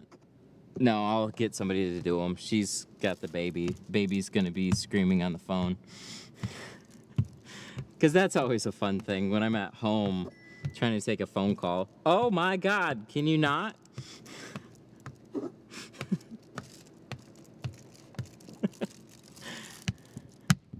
Let me finish the windshield first and then you can call.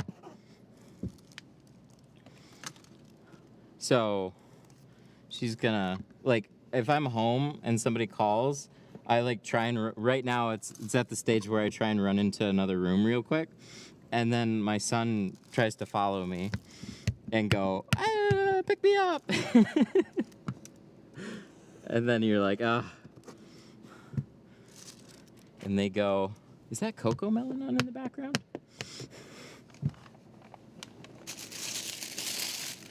Oh, it's fine. It just makes it really hard to hear.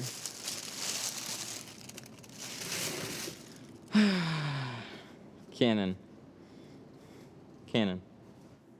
Yeah, let's see. No, they're all local numbers. Hang on. Let me call them back. It was the same number 3 times.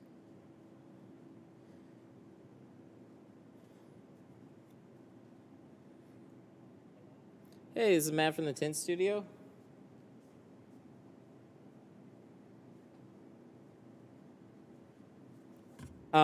Sorry, can you say that one more time?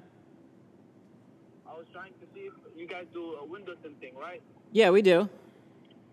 Can I bring in my BMW M6 for a windshield? Today? Yeah? No, I'm all booked up today. When would you be able to? Let me check the schedule here. All right. It's probably gonna be, it might be a day or two. Okay, I'll try to give you guys a call tomorrow. Oh, we do everything by appointment, so that's not the best way to handle it. All right.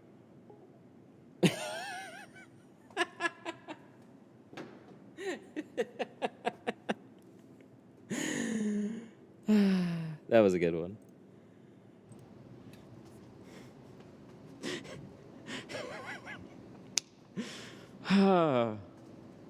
The dude called 3 times in a row. Hey, I got a BMW M6 for a windshield. Can I get it in like right now?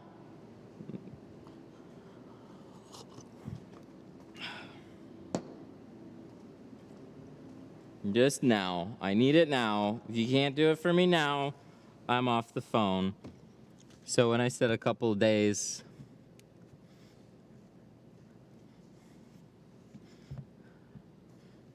I still get the calls. Yeah, I get those plenty of those calls. So the funny part for me is just like the phone rang 3 times in a span of a couple of minutes.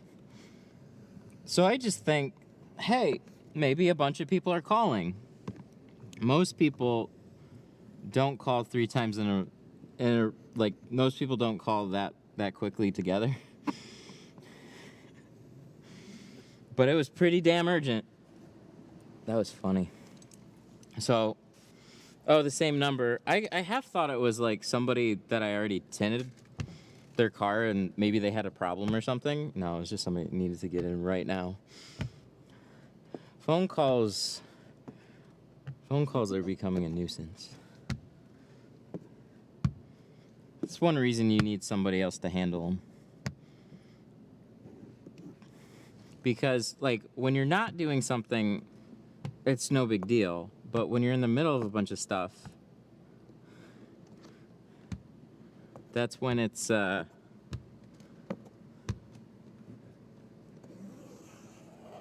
like, it becomes really intrusive. It's just like, I need your attention right now. And I want to get my car tinted right now.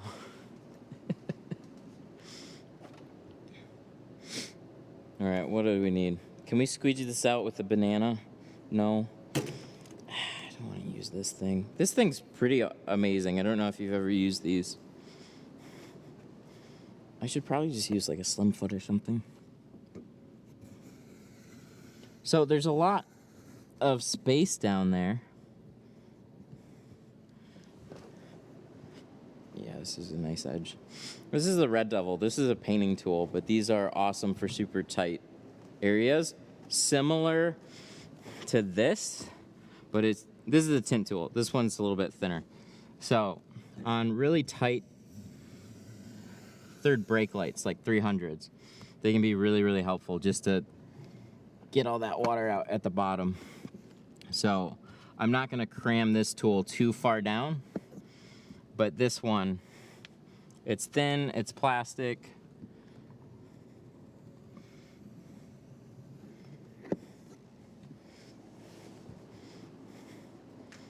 What? I have this drug dealer customer that brings me his rentals. And he's always calling me last minute, wanting them done instantly, so annoying. Well, if they pay well. But if they don't pay well, then just say no. Because I had a similar circumstance. There's a guy, this was before I knew about that.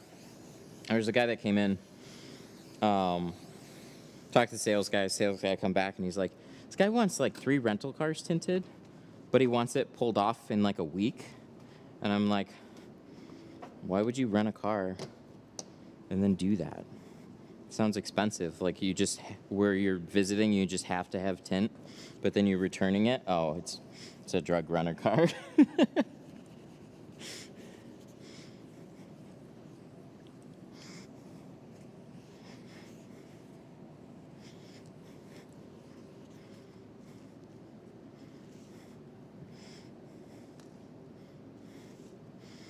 Yeah, I'd charge more on something like that. Like, 'cause it was pull it in, tint it, and then remove it like a week later. Get some Avery film for that one, because that'll peel off super clean. Hell yeah.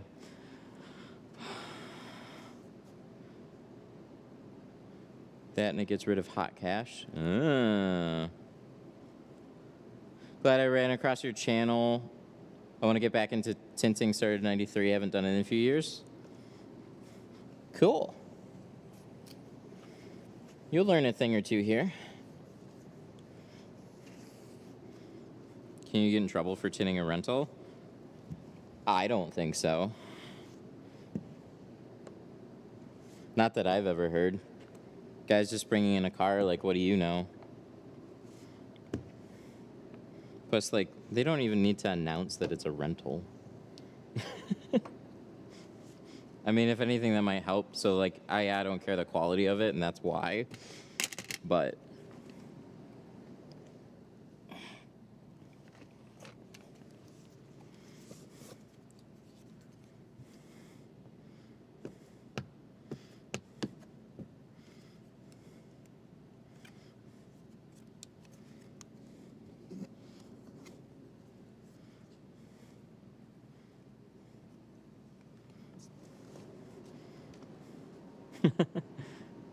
that may or may not be a voice of experience since I used to work at Enterprise. Oh, what'd you say about it? Dope boys will spend $1,500 to $2,500 a month on rentals so they can not own a car and switch them when the cops notice when they're in. Yeah, I kind of figured something like that. I didn't know at the time. But I can't imagine any shops getting in trouble, right? I can't see a reason why, but I'm just guessing here. Plausible deniability.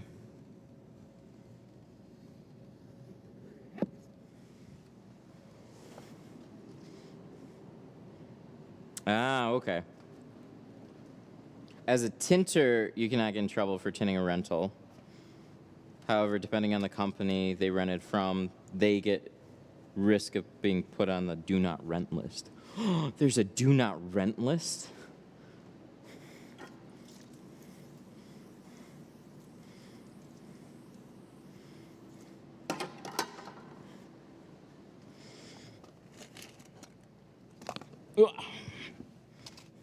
Yeah, there's like certain legal restrictions. So, like, even if you tint it legally, like, they got to rent it to other people, and then it's just a removal that they got to pay for. So, of course, they don't want it done. But, yeah. Modifying rental cars. That's a funny thing. Dang, dude.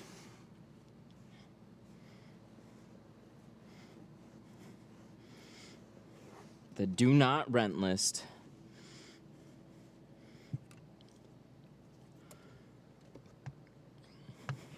I feel like there's some sort of a holiday theme song with alligator. He's making a list. A do not rent list. He's checking it twice.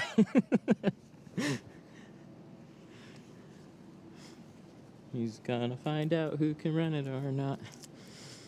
Enterprise is coming to town.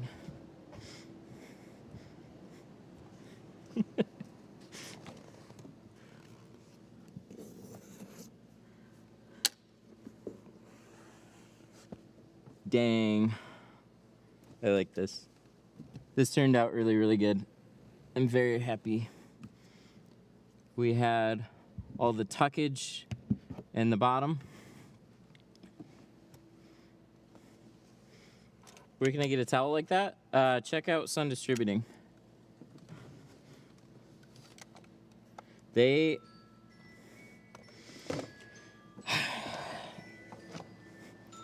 Canon.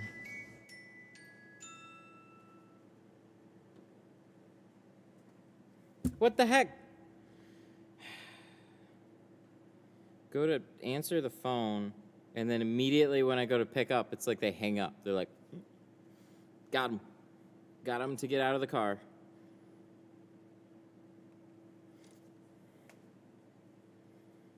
See, and if I had my headset connected to both, this wouldn't be a problem, but I can't do that, so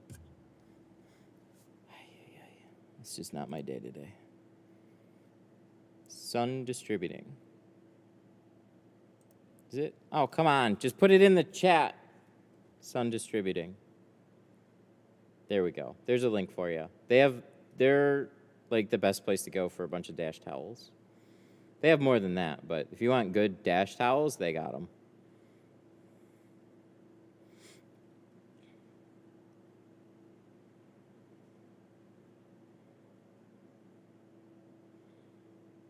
The rental company will remove it before it goes blackout on rent. They cannot legally rent out a vehicle that has illegal equipment on it. That makes all the sense in the world.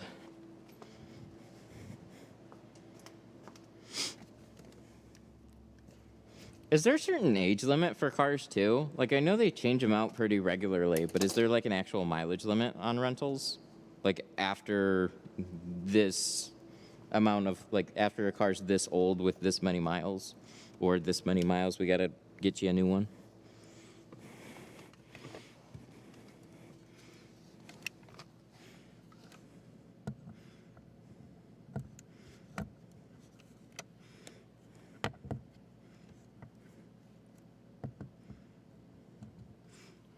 I should just take this off. This would make this way easier. Okay. Yeah, we're going to take this off.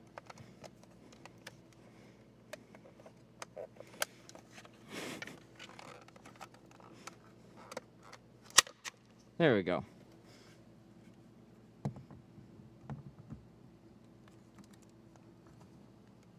Ah! There we go. Now I can put his mirror clip thingy back on. Yay, that was a much easier way to do it. Okay.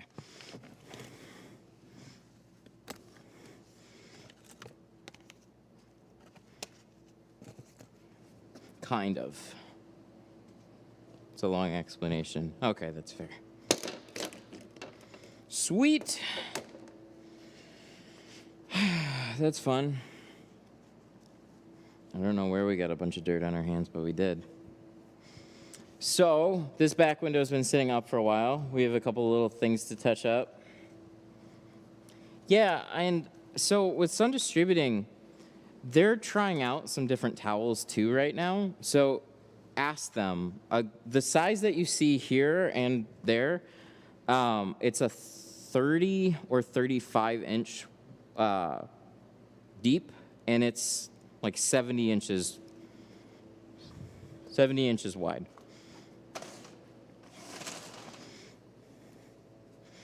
That seems to be a really, really good size to cover up as much as possible. Would be nice if it was curved a little bit, but obviously that's more like unique manufacturing.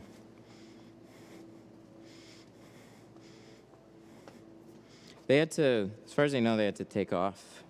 Maybe they'll be back. Maybe they think I wouldn't take this long. All right, so let's touch up doors.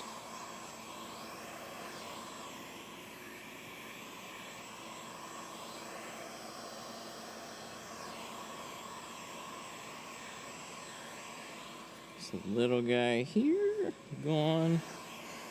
Little pocket there.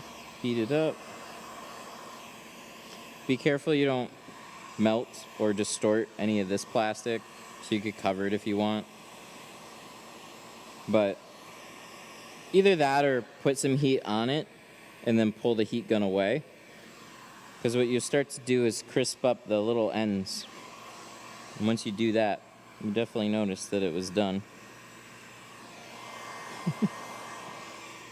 So it always takes a little bit of time for that heat to dissipate and transfer to the back from the front.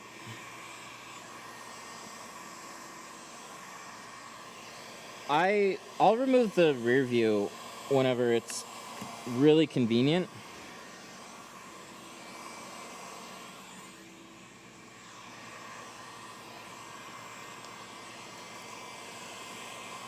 So in this case, they're a really easy twist off. So these are easy to take off.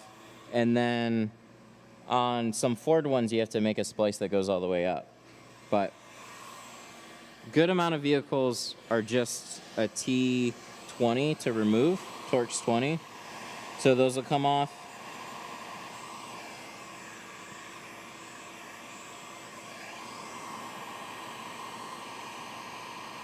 And then if they have like the big housings with like a camera and stuff in it, I'll leave most of those alone. The vast majority I'll leave alone. There's only a handful, like the Rams, I'll take off if they're the simple ones.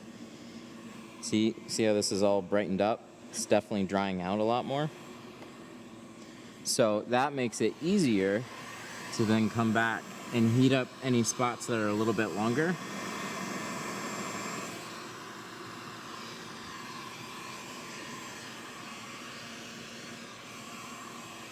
And then everywhere else that was kind of like not laying down or curling up a little bit, it's had time to sit off the glass and it's much easier now to press down. So walk away, let it sit. Sometimes it's the best thing that you can do when you're trying to touch it up.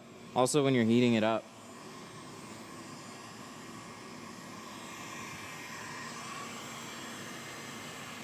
While you're heating it up, like water will kind of steam and evaporate. So if you can kind of just like let that glass cool back off a little bit and sit there, it'll dry a lot more. It'll just tack up. Do you get customers coming back for small spots to touch up? Usually if there's anything to touch up, it's a redo. But yeah, it happens from time to time, but it's pretty rare now. Most of the stuff is like, hey, I want to, like, there's a couple things I need you to touch up. Most of the time, that stuff is really hard to touch up because you can't hide it entirely. You can make it smaller. So what will end up happening is, like, they'll notice it, you'll touch it up.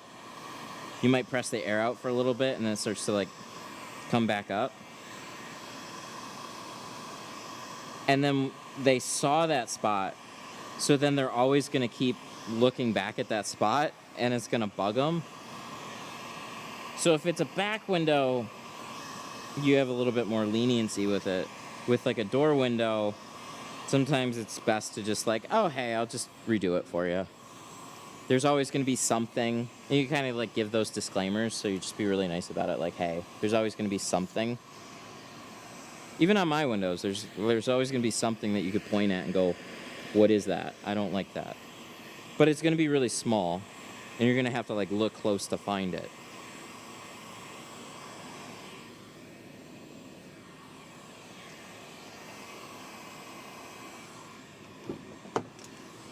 I just did a Camry, and the locks are freaking out.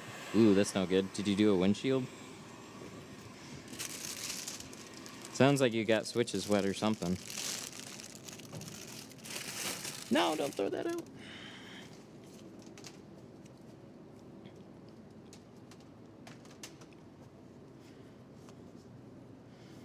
More experience, less fuck up. Pretty much.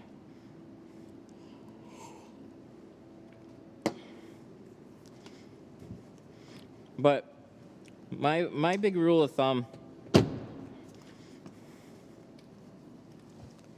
the sides and rear, and I pulled the panels on the front.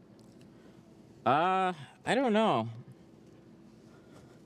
I haven't heard of anything on the doors to worry about, but that's no good. Because that usually means something got wet if something is like freaking out. But what got wet, I don't know.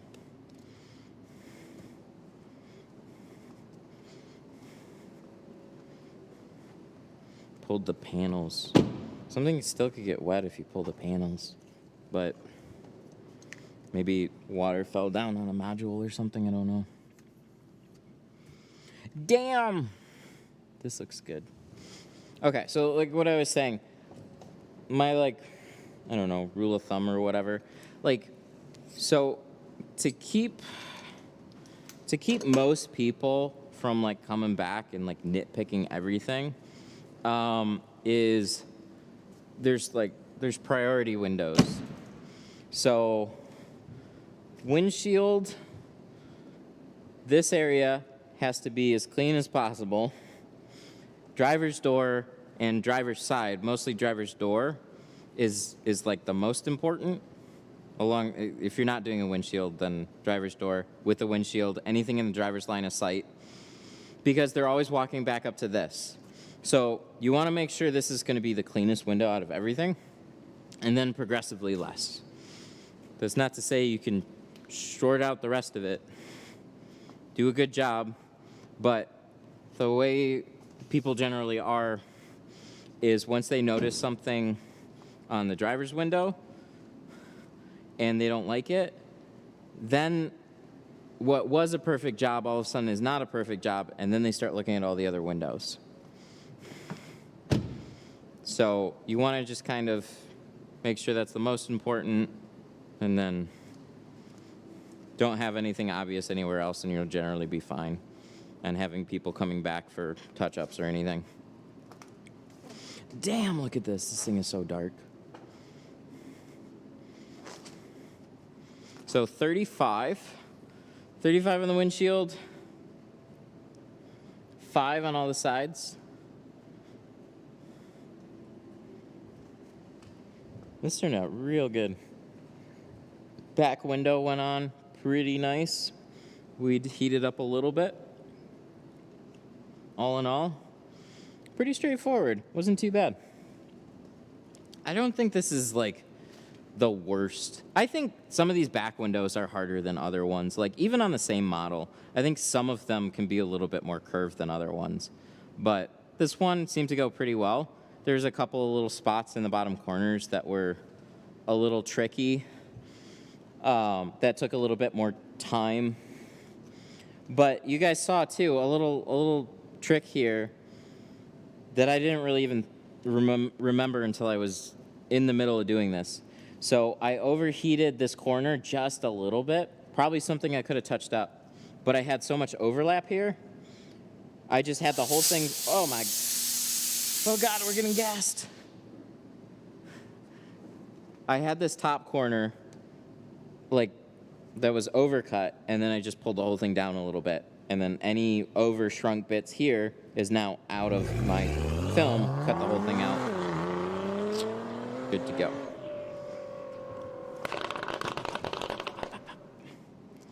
RGC super chatted $4.99. RGC! Looks good.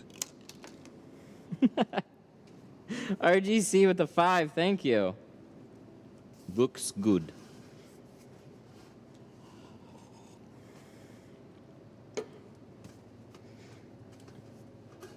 All right, Canon. See, it's not so bad with like a purple shirt, but when you're wearing all white and then the car's white and then all this, it's a lot. I fiddled with some of the camera stuff. It's probably a touch bright. How do we change that? Hang on. I think I have...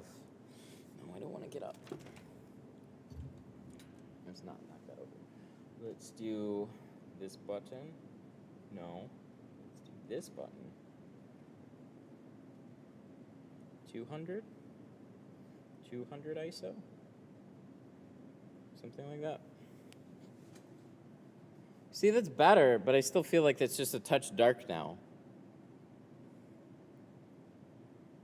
Stream another? No, I'm all booked up for today. That's it. So, I don't know. See, you can only go from 200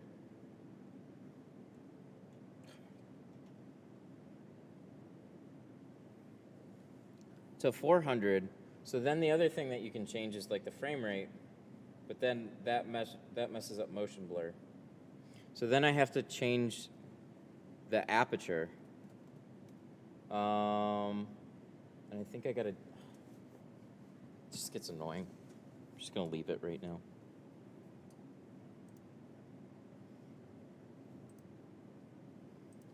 Your book's so streamed then. No, what I was gonna say is when I have somebody calling now for like a same day appointment, I just don't I push them off for a day. I'm to that point now. I get same day people for the most part. I'm coming right down, show up an hour late, they drop it off, they pick it up 2 hours later. Like after when they, you know, so even if it's a set of doors, all of a sudden it like throws off the whole day. I just plan them for the next day at that point.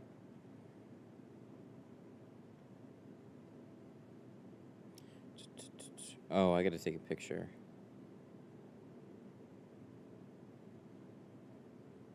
So, there's all these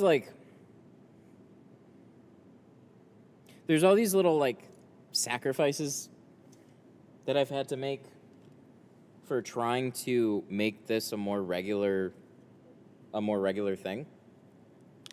So I used to take 2 appointments a day. Through the wintertime, I've pretty much been trying to space things out to like 1 a day. Just so I could do these more often. Because what was happening is I'll have a 10 a.m. appointment, and then I'll have like a 1 o'clock. And what'll happen is the 10 a.m. will be dropped off or wait, one of the two. And then it'll run into the 2 o'clock, and then they'll be waiting. So then I feel rushed. And if I want to spend more time on here, that pushes everything else off. So through the wintertime, I've just been like trying to space things apart, 1 per day, just so I can keep this thing going kind of as smoothly as I can. And then I'll take on more stuff as it kind of allows. So like front door appointments obviously are pretty easy.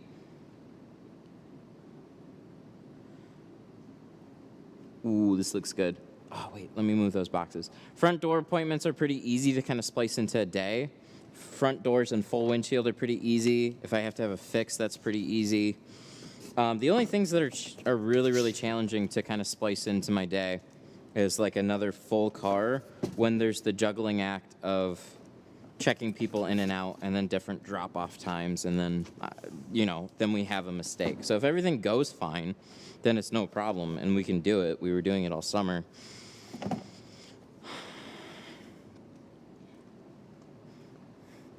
I kind of want to turn on the headlights too. Let's get a good picture. Cords out of the way. I gotta switch that back to the green cord. It's ugly. Same dates. So most businesses are gonna carry or are gonna take same day appointments, and that's totally fine. Like I've done plenty of same day appointments, but when I'm trying to schedule things out the way I do with enough time to like actually do a video alongside it, I need more time.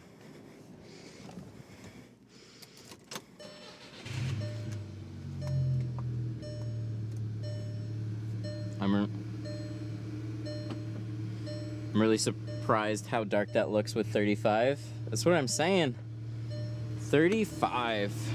35 is such a good shade. If you want a dark look, but you don't, like, if you want to, everybody that wants to do like 20, I get it.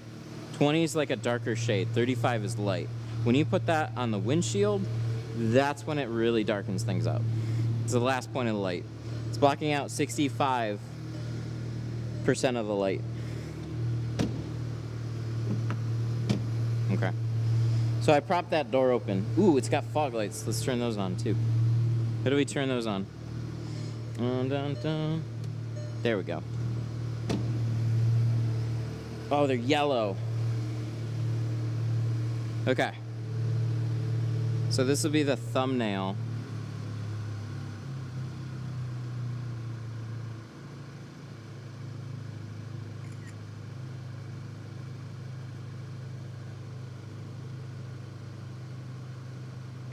There we go.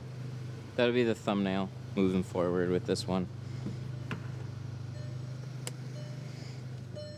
We did it! I don't remember how to turn on the headlights and whatever on, but they're pretty quick to find out.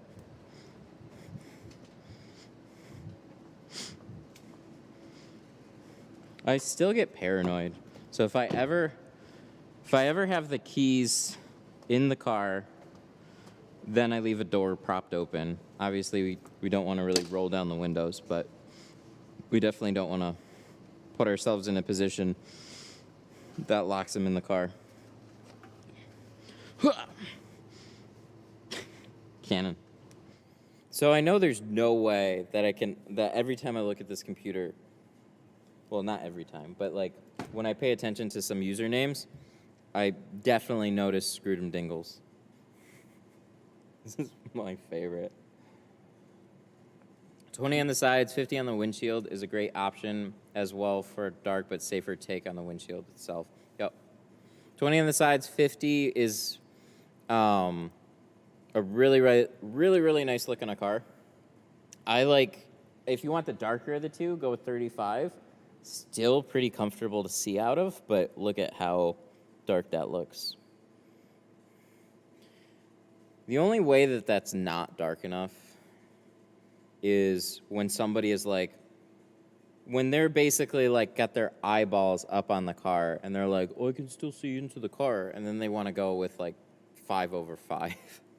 They're just like, no, I can't see anything. I don't want to see anything that's in there. So for most practical people, if you want just a nice dark look but still be able to like comfortably drive your car, 35 is a great way to go.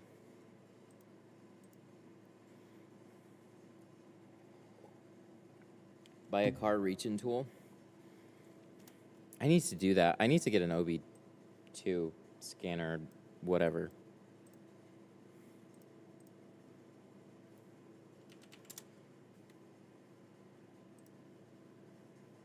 What was that thing called?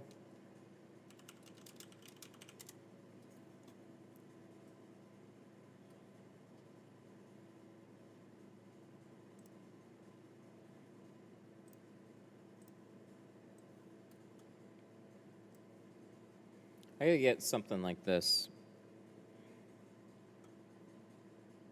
Hang on, let me let this guy know first. Oh, I can send him a picture too.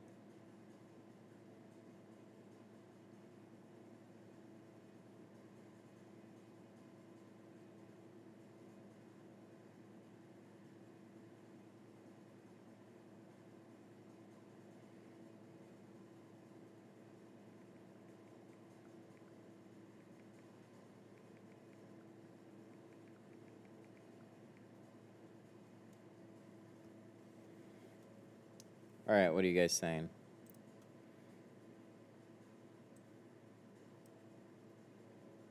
You trying to pop out a dent? No, this is like a lockout kit. Harbor Freight has a decent code reader. If you need it for clearing check engine lights and stuff. Okay, that's good to know. MX Link Plus. Let's look at that one. Oh, okay. So this like Bluetooth to your phone. That's cool. Do they charge you for the app too? It's the thing about apps. Is like it always comes with 500 little hidden like, oh, by the way, subscribe to this. 7,885 ratings. But there's a couple things that I should have here. App is free. That's good. That's good to know. Car unlock kit. Something like this is always handy to have, just in case. I'm real paranoid about locking keys in car, but you don't need it until you all of a sudden need it. So this is something that we might want to pick up too. Is there anybody that recommends a particular kit, or just get whatever? This is like me looking at window tinting toolkits. There's just so many things. It all looks handy. Look at that guy. He did it, no problem. Doink. Nice. Jump boxes or battery tenders. I got a jump box. I got a good jump box now. So I'm all set on that. I got a good tool set. I added 70% Suntech Evolve on my inventory. Looks like it's a new competition, 3M crystalline. Suntech Evolve. Oh, I like the name. New competition at 3M crystalline, Hooper Optic, XPEL XR Plus, 90. Oh, okay, so it's their super ceramic. I like the name. There aren't enough good film names. Our best heat blocking tint. Nice job. It's like GeoShield and Apex. I really like the Apex name. I think that's awesome. So whenever a film company comes out with a good name, I think the XPEL line, like XR and XR Plus, like XR sounds kind of cool, XR Plus, but it's like it kind of gets a little muddy. I like a defined name for it, but it's still pretty strong. It's better, it's better than NR. I like C2. Pro Nano, I'm not as big of a fan of a name of. So, and the Geo line, you have C2, which I think is, or like Pro Classic, which is like, I don't know. I always get Pro Classic and Classic Pro. I would always get those confused. And then C2 I thought was cool. Pro Nano was, it's okay. I'm Pro Nano. And then Apex I think is awesome. Apex is cool. So Suntech Evolve, that's pretty great. But anyways, lockout kits. Trying to convince my boss to switch from Solar Effects to Geo. I'd say there's not really a strong reason to. Unless it's just like you really want to support the Geo tribe. You're getting a great film with solar effects too, from what I understand. I'm just kind of speaking from like what I've heard. So I haven't tried them. So maybe you will pick it up, try it, and let me know. Let me know, like get some samples or something, and then try them out and let me know.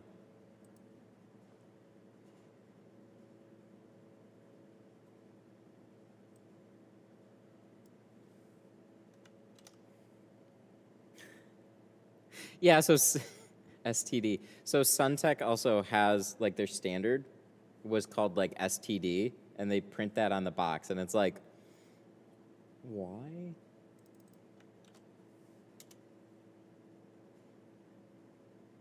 Stack Big Easy Lockout Kit.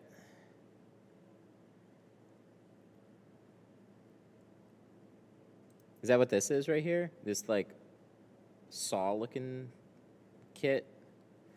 Stack Easy Wedge. Oh, so it's got the big bar in that. $73.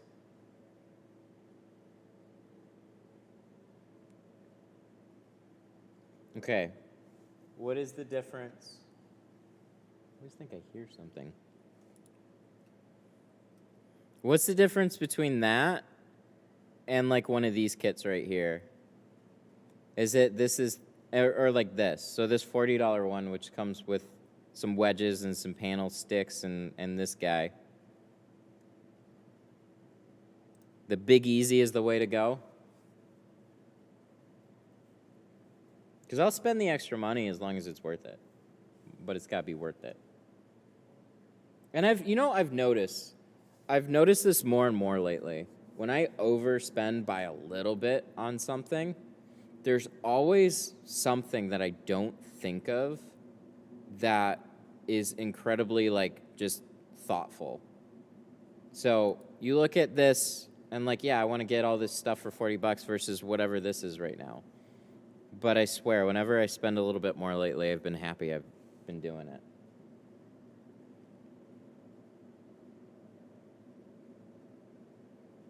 Those are 2 pieces and the stack is 1 piece. So the 1 piece is actually a better way to go because the 2 piece is kind of like fits together funny or something or falls apart. That would be fun when you're trying to actually like unlock it and then it just like, pung! Use lockout guy for lock shop. Lockout guy. What does the lock-picking lawyer say about it? That's my question. Okay, so we have this one, we have this one.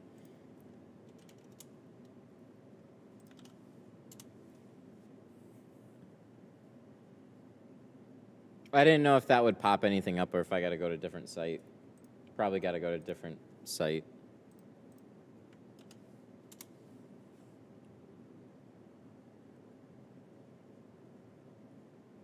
Lockout guy? What is that? Is that like is it a tool or is it a thing?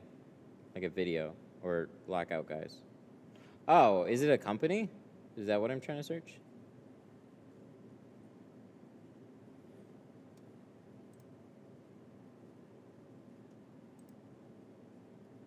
I think he's been doing car stuff lately. I come across a video every once in a while. I think he's been doing some car stuff.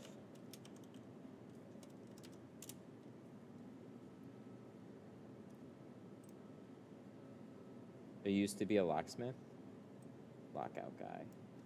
So, but what is lockout guy?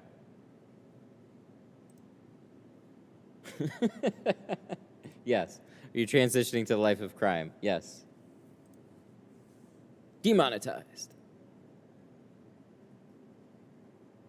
Yeah, he's been doing a few car stuff lately. I saw this RAV4 pop up and then Mercedes, and I was like, huh, it's about time.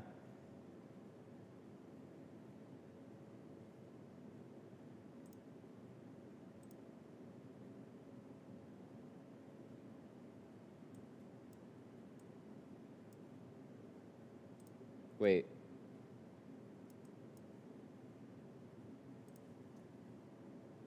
Alex, the Toyota mechanic in Michigan. What? Dang. Way to go, Michigan. Okay, I'm going to leave the sound off for some of this. I don't think it really matters. Oh, what the heck?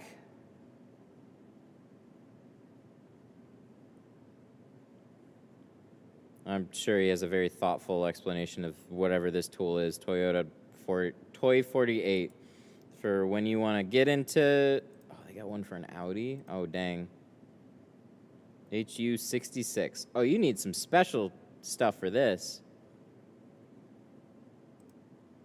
And then I'm going to go and pick my push button start. All right, never mind.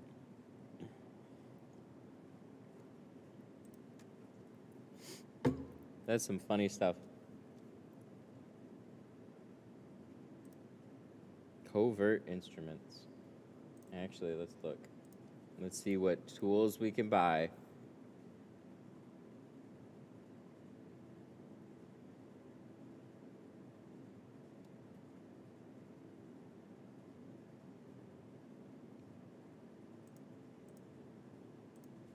Is this true? Applying tint on the rear window will surely destroy the defrosters when the tint is removed at a later time, as Austin causes bubbling under the tint due to trapped moisture. Very false. It can pull your defrosters off when you go to remove the tint. That's true. But they're usually okay. So, tint, there's a number of different qualities. You can basically get your car tinted for $100 with really thin, cheesy stuff that'll bubble and turn purple inside of like 6 months. So the more baked on that film gets, the more brittle it becomes. And then it's especially annoying to remove because you're essentially trying to warm it up and peel it, but it's just flaky. So then you'll have to take a razor blade or something and scrape it off. That'll ruin your defrosters. Then you might run into the occasional window where you warm it up with a steamer, you start to pull it off, and then it starts to pull the lines with it. In my opinion, that's just poorly manufactured defroster lines. So you can have aftermarket glass, factory glass, they all can do it. Most of them are totally fine. But that's not to say that it can't happen. Would heating the film loosen the glue similar to a steamer? Yep, that's why we use a steamer. The moisture and the heat together help it to pull much cleaner and easier. So if you heated it up with like a heat gun, you would still have that heat, but introducing a little bit of moisture helps too. You're gonna have a hard time using just a heat gun. You're gonna have to basically heat up the entire window on the outside and then jump back in and then pull it on the inside.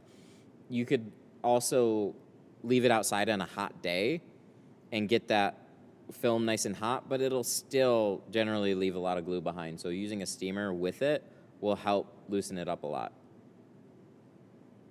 I use a Jiffy. That's what most people will recommend.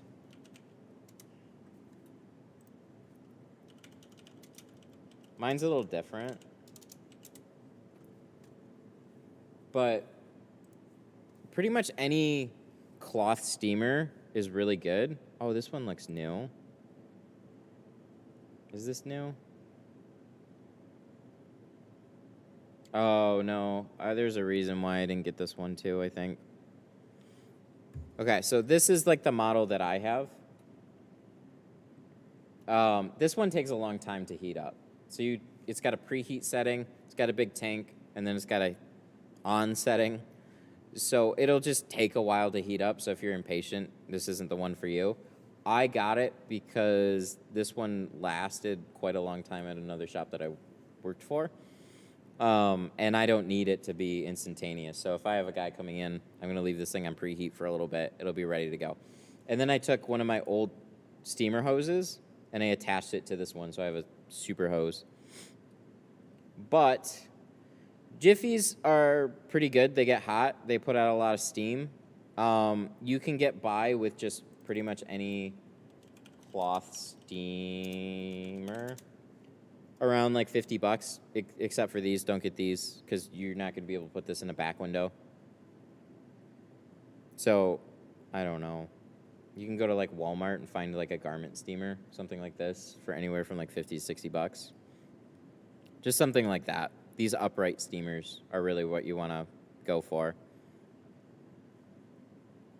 Steam Fast. Let's look up that one. I used a shark steamer for a long time, but I couldn't find it anymore. Oh, I got one of these too. They sold... Oh, it looks like they changed a little bit. I got one with the tank hanging off the back. Oh, I got this one.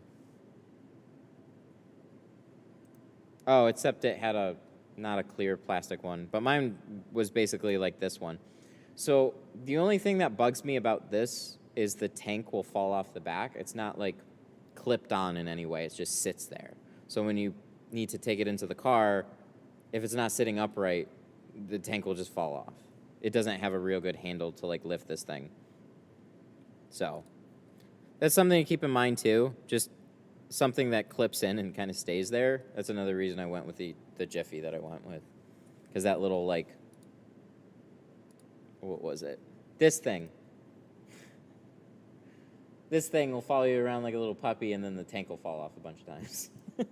Drove me nuts. What's your starting price for Pro Classic? $290. I have the 407. Yeah, the Steam Fast ones, they seem to work pretty well. There was just one day.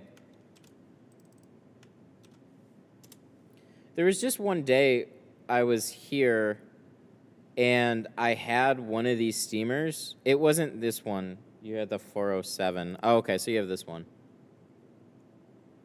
So I had mine sitting in the back of my car for a little while, and I'd carry it back and forth to the glass shop and back here to the glass shop back here. And what ended up happening was the inside of this one corroded. So I had a removal to do. It was like 12 o'clock. I had a removal to do. And I had an appointment immediately afterwards. So I had like 2 hours to do this removal and retint. No big deal. But then I go to turn on my steamer, and it was just completely broken. And so I didn't have enough time to go run somewhere, get a steamer, and then do this job. And then in time for my next appointment. So I overspent on another steamer just so I would definitely have one not break down on me next time. Cross your fingers. And it only stays here. So that was a problem before.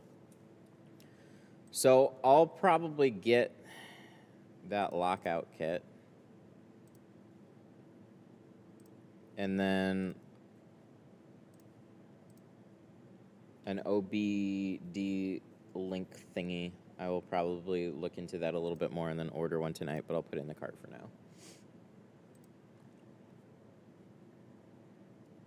I store mine empty. That's smart. I left water in it. That's what I do with this one. I just always leave it filled up. So there's aluminum parts, and they all corroded. So there wasn't any water, or there wasn't a connection happening, and then it just. Which one? Like steamer?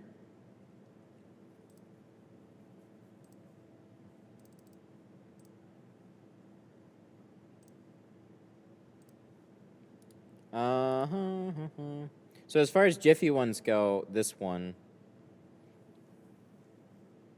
And this thing is kind of a tank, but it takes a while for it to heat up. That's the only thing. It's not a quick, like, all the fast steam really does. Like, within a matter of a couple seconds, it'll start steaming.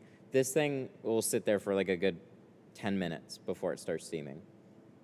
So if you want to just pull it over for a quick removal,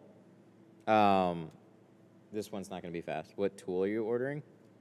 Oh, somebody recommended a door opener. So this one right here, no! There we go. This guy, I'm going to get this guy. I'm still going to look for an OBD 2. Probably going to get this one. But I just want to look it up a little bit. It's a little bit more techy. See, I don't need it to be Bluetooth, though. So, like, I don't know the difference between that and this. I basically just need it to scan and clear codes, just in case. Because it's a helpful thing. It's a helpful thing to have.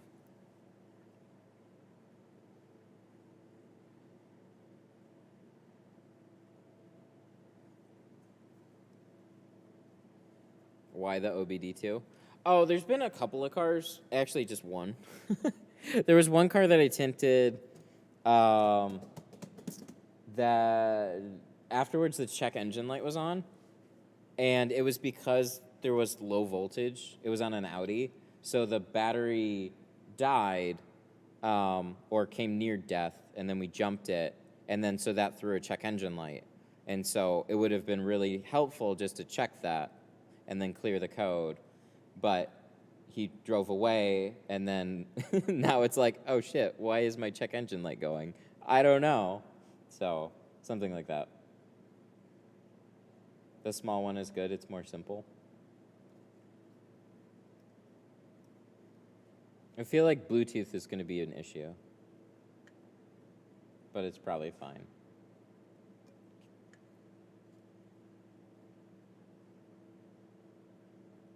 If you want anything for newer cars, especially BMW, Audi, etc., you need a pretty pricey scan tool.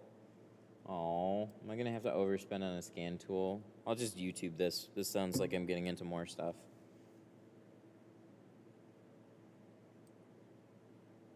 Oh God, Innova's Smart Diagnostics System tablet.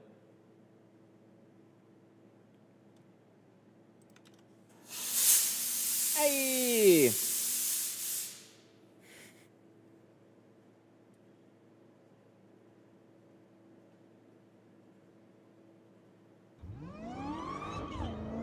Wow, there's a lot of good info here. Thank you. RGC! RGC super chatted $4.99. Got to go, great Right. job, you the man to watch. Thanks, RGC. Have a good one. Thank you so much for the 5. I really appreciate that. Okay, there's a few. So somebody told me an Innova tablet scanner. Whenever you got to work a tablet into anything, like the recal systems for windshields is like a couple $1,000s. So I know we probably don't have to get quite that crazy.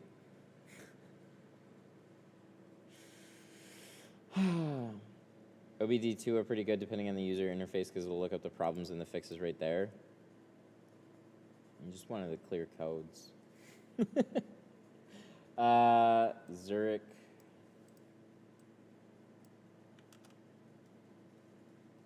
I'm just going to keep looking at these. Oh, money murder.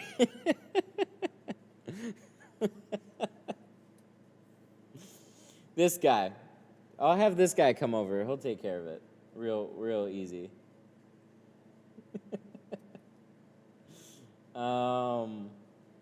Maybe might not be on Amazon. It's just an easy marketplace to search. The Link Plus is super simple to set up. I know it works on like Infinities and whatnot. Harbor Freight for the Zurich. Okay. Oh, good. Link Plus OBD2.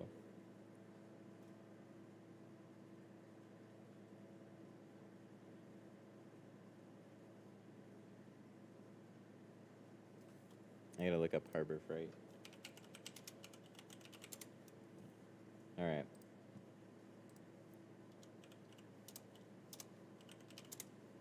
Zurich. Code readers. It's $10 off.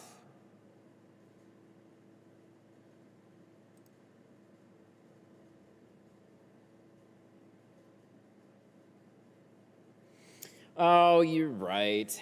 Like you say, auto repair tools aren't cheap like window tint tools. Yeah, that's when you gotta spend real money. When you actually need to do something. Other than window tinting, things get more expensive.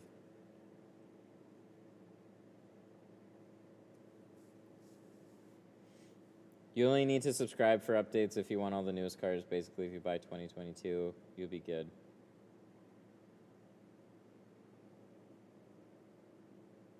Auto.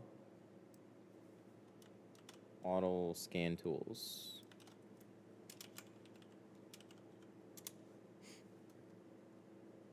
Pwah!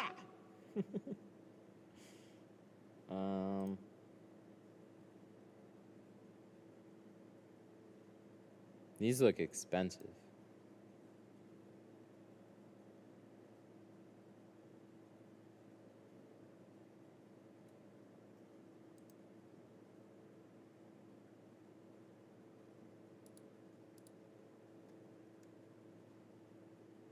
Okay, so OBD2 saver to avoid the problem. Scotty recommends them. OBD2 memory saver to avoid the problem. What is that? OBD2 memory saver. See, I'm down, so down the rabbit hole right now. What the heck is this? I got some researching to do.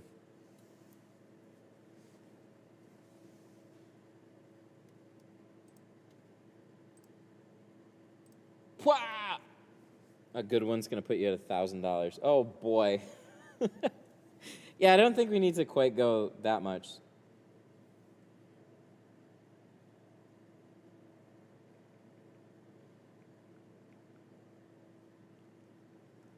It looks expensive. I'm not looking to be a full-blown mechanic shop. I'm looking to dabble. So if there's ever a code, so for instance, Durangos, it's not completely uncommon to see a check engine light on those. And then the only other time was on the Audi. So something that can handle that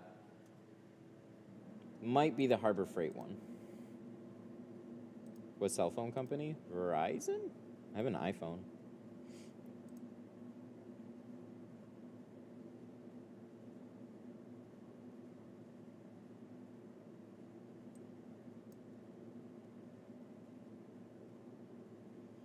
All right, I'm reading back through. This is a big topic.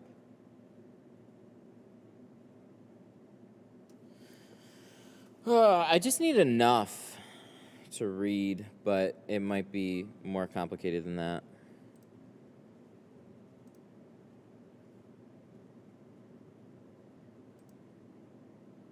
Some older Chevys throw a check engine light when you put a remote start assist in them. Yeah, it's just a helpful thing to have. It's nothing that Verizon has an OBD2 as well. Do they really? I didn't know that. Can I call it and it'll talk to me?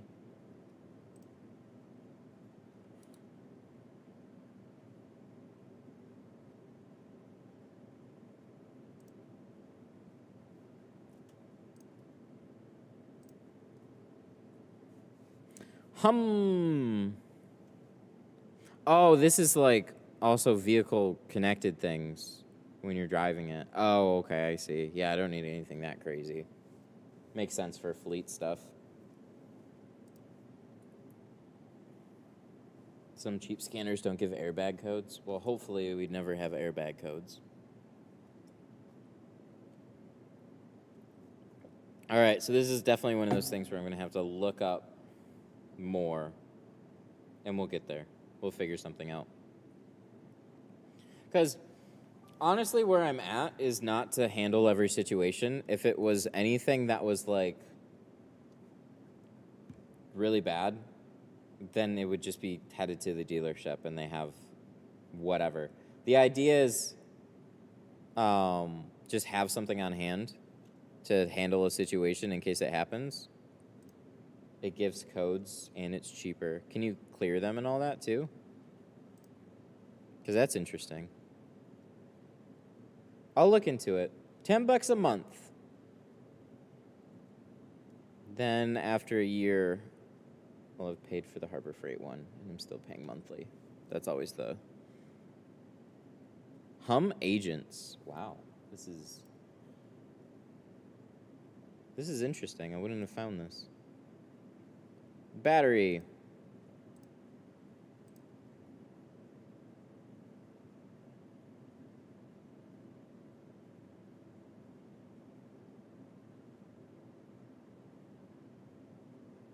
Tell the guy with the GTI you should paint the black lower. I'll let him know.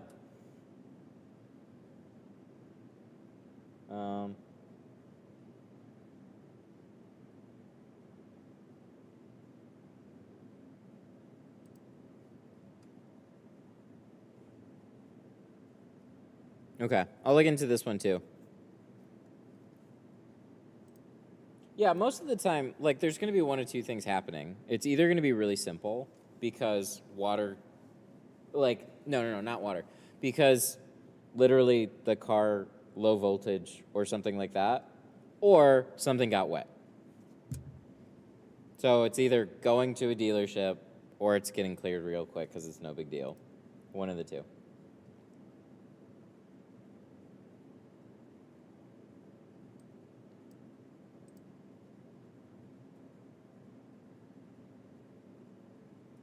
It also needs a glass black roof. I agree. It would look really cool with a black roof.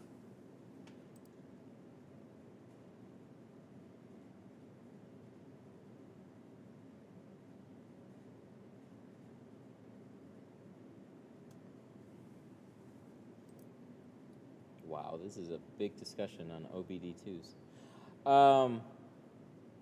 Do a lot of people come to you, know you from YouTube, or just find you online?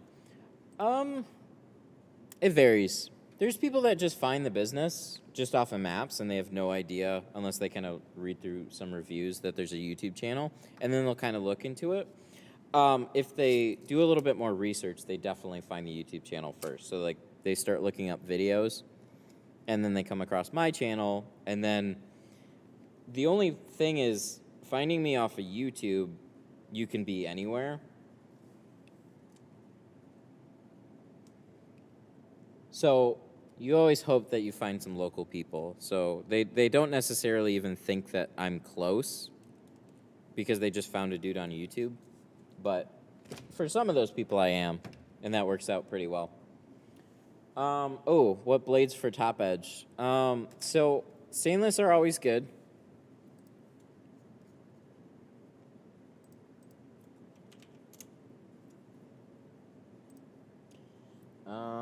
Here, I'll show you in a second. What are they called? NT cutter. Thin. So I don't think Tint stores know about these yet, really. So NT cutter. I don't know if they're all in here. Oh, they're all gone. You guys bought them. What'd you do? You guys all bought them. They're already gone. Damn it. Now where am I going to buy them? I can't talk about them. So this is where I found them. So when I was looking for NT Cutter 30-degree blades, black extra sharp, but all the 50 packs seem to be sold out. But this is what I basically found. So they have extra sharp. So those are the same thickness as all the other blades, but then they have thin ultra sharp. Thin extra sharp and thin ultra sharp. I don't know.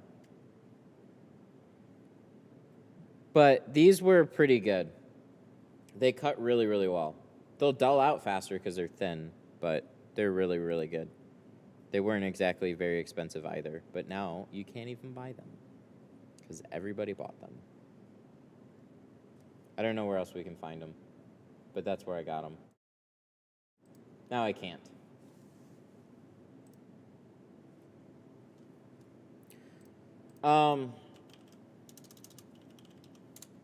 Sun Distributing. Those aren't the ones on Sun Distributing. No. Well, they have NT Cutter, yeah. So if you're... It's probably one word. Yeah, these ones. So these are the stainless steel blades that I use. NT Cutter, 60-degree stainless steel. These are like these are one of the most popular blades out there. Same thing for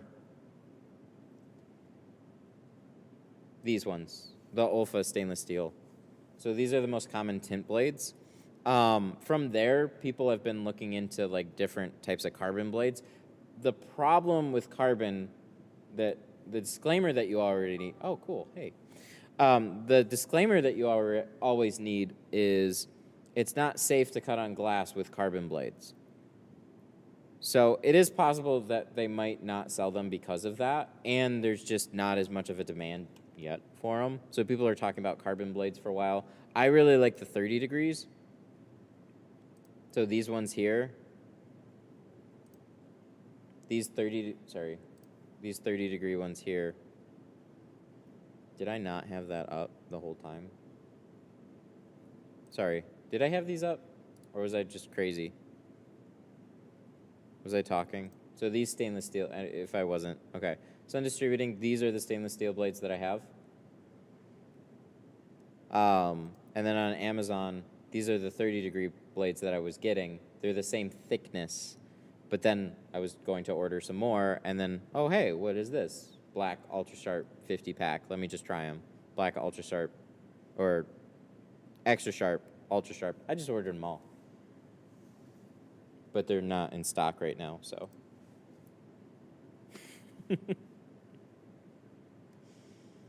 But yeah, those blades.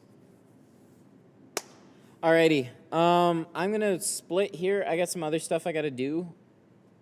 Thank you all for all the OBD stuff and tool info.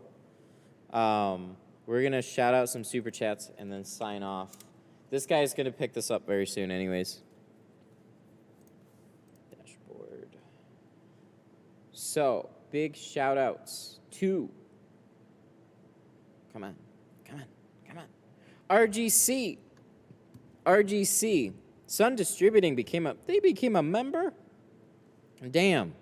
Thank you. Auto Y Films, Daniel Reyna, Braden. Braden became a member too. Nick Doolin and Braden.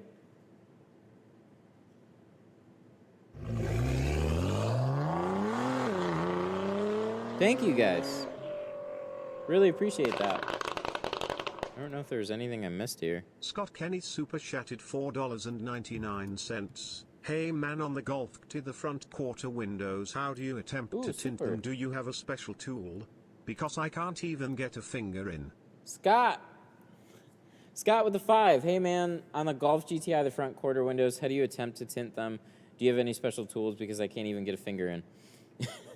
Yeah. I don't have a great recommendation for you. I made this thing, I cut down a squeegee and I screwed it to stick, trying to see if I could get in there. You can use the Tri-Edge Reach, from what I've heard.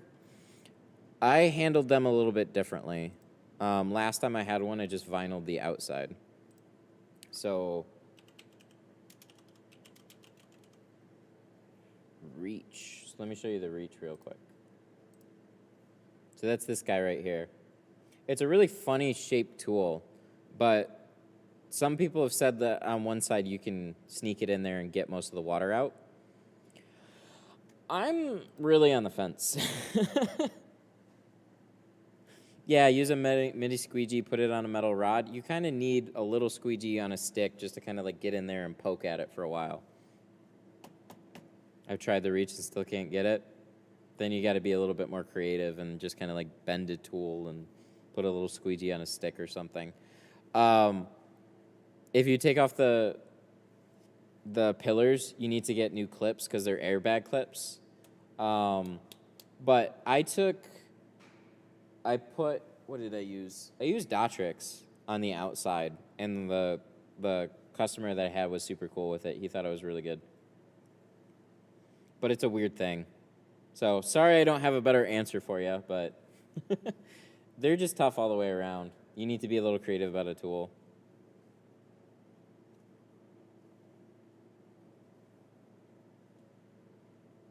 Gasket Pro has mini squeegees. Oh, you could check them out. They might have something. Is there a standard tint on sunroof? Most are around 20%. It does vary a little bit, but most are right around 20%.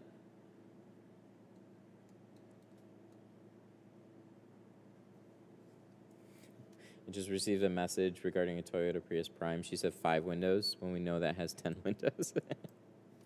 No, because a door equals one window. So I don't count windows. Or I just like a vehicle is a vehicle. Alrighty. Thank you. So thank you to all the supers and all the new members today. Thank you. That's super cool. We do have a class coming up. So if you're interested, I will drop the link to that again.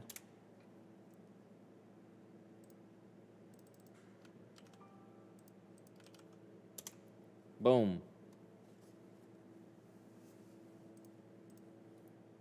And, okay, one more. Have you ever tinted a motorcycle windshield? Is it possible if they are polycarbonate? No, you're going to want to actually get a smoked windshield. So polycarbonate or plexi or whatever it is, the tint's just not going to stick to it right. It's going to all bubble up. You either need to do glass or find another material to put over it. So you just might as well either do like a taillight film, which might work, but you're better off just buying an already tinted motorcycle windshield. Same thing for like the visors and stuff. You're better off just buying a smoked version. Alrighty. I will see you guys later. Have a good one. Thank you for hanging out. Hope you enjoyed this golf. GTI. Just GTI, not a golf. They're a golf GTI. Don't forget to watch Tool Talk Tuesday today. Is that today? Is today Tuesday? Oh, in an hour. All right. Go to Sun Distributing's channel. They have a live stream coming up. Ooh, you can set a reminder. So go to this link, set a reminder. They're going live in an hour. They did a thumbnail. They prepared. Good job. So yeah, check them out. They'll be there at 4. I'll pop in chat sometimes. So see you there. Bye. Oh, it's all good.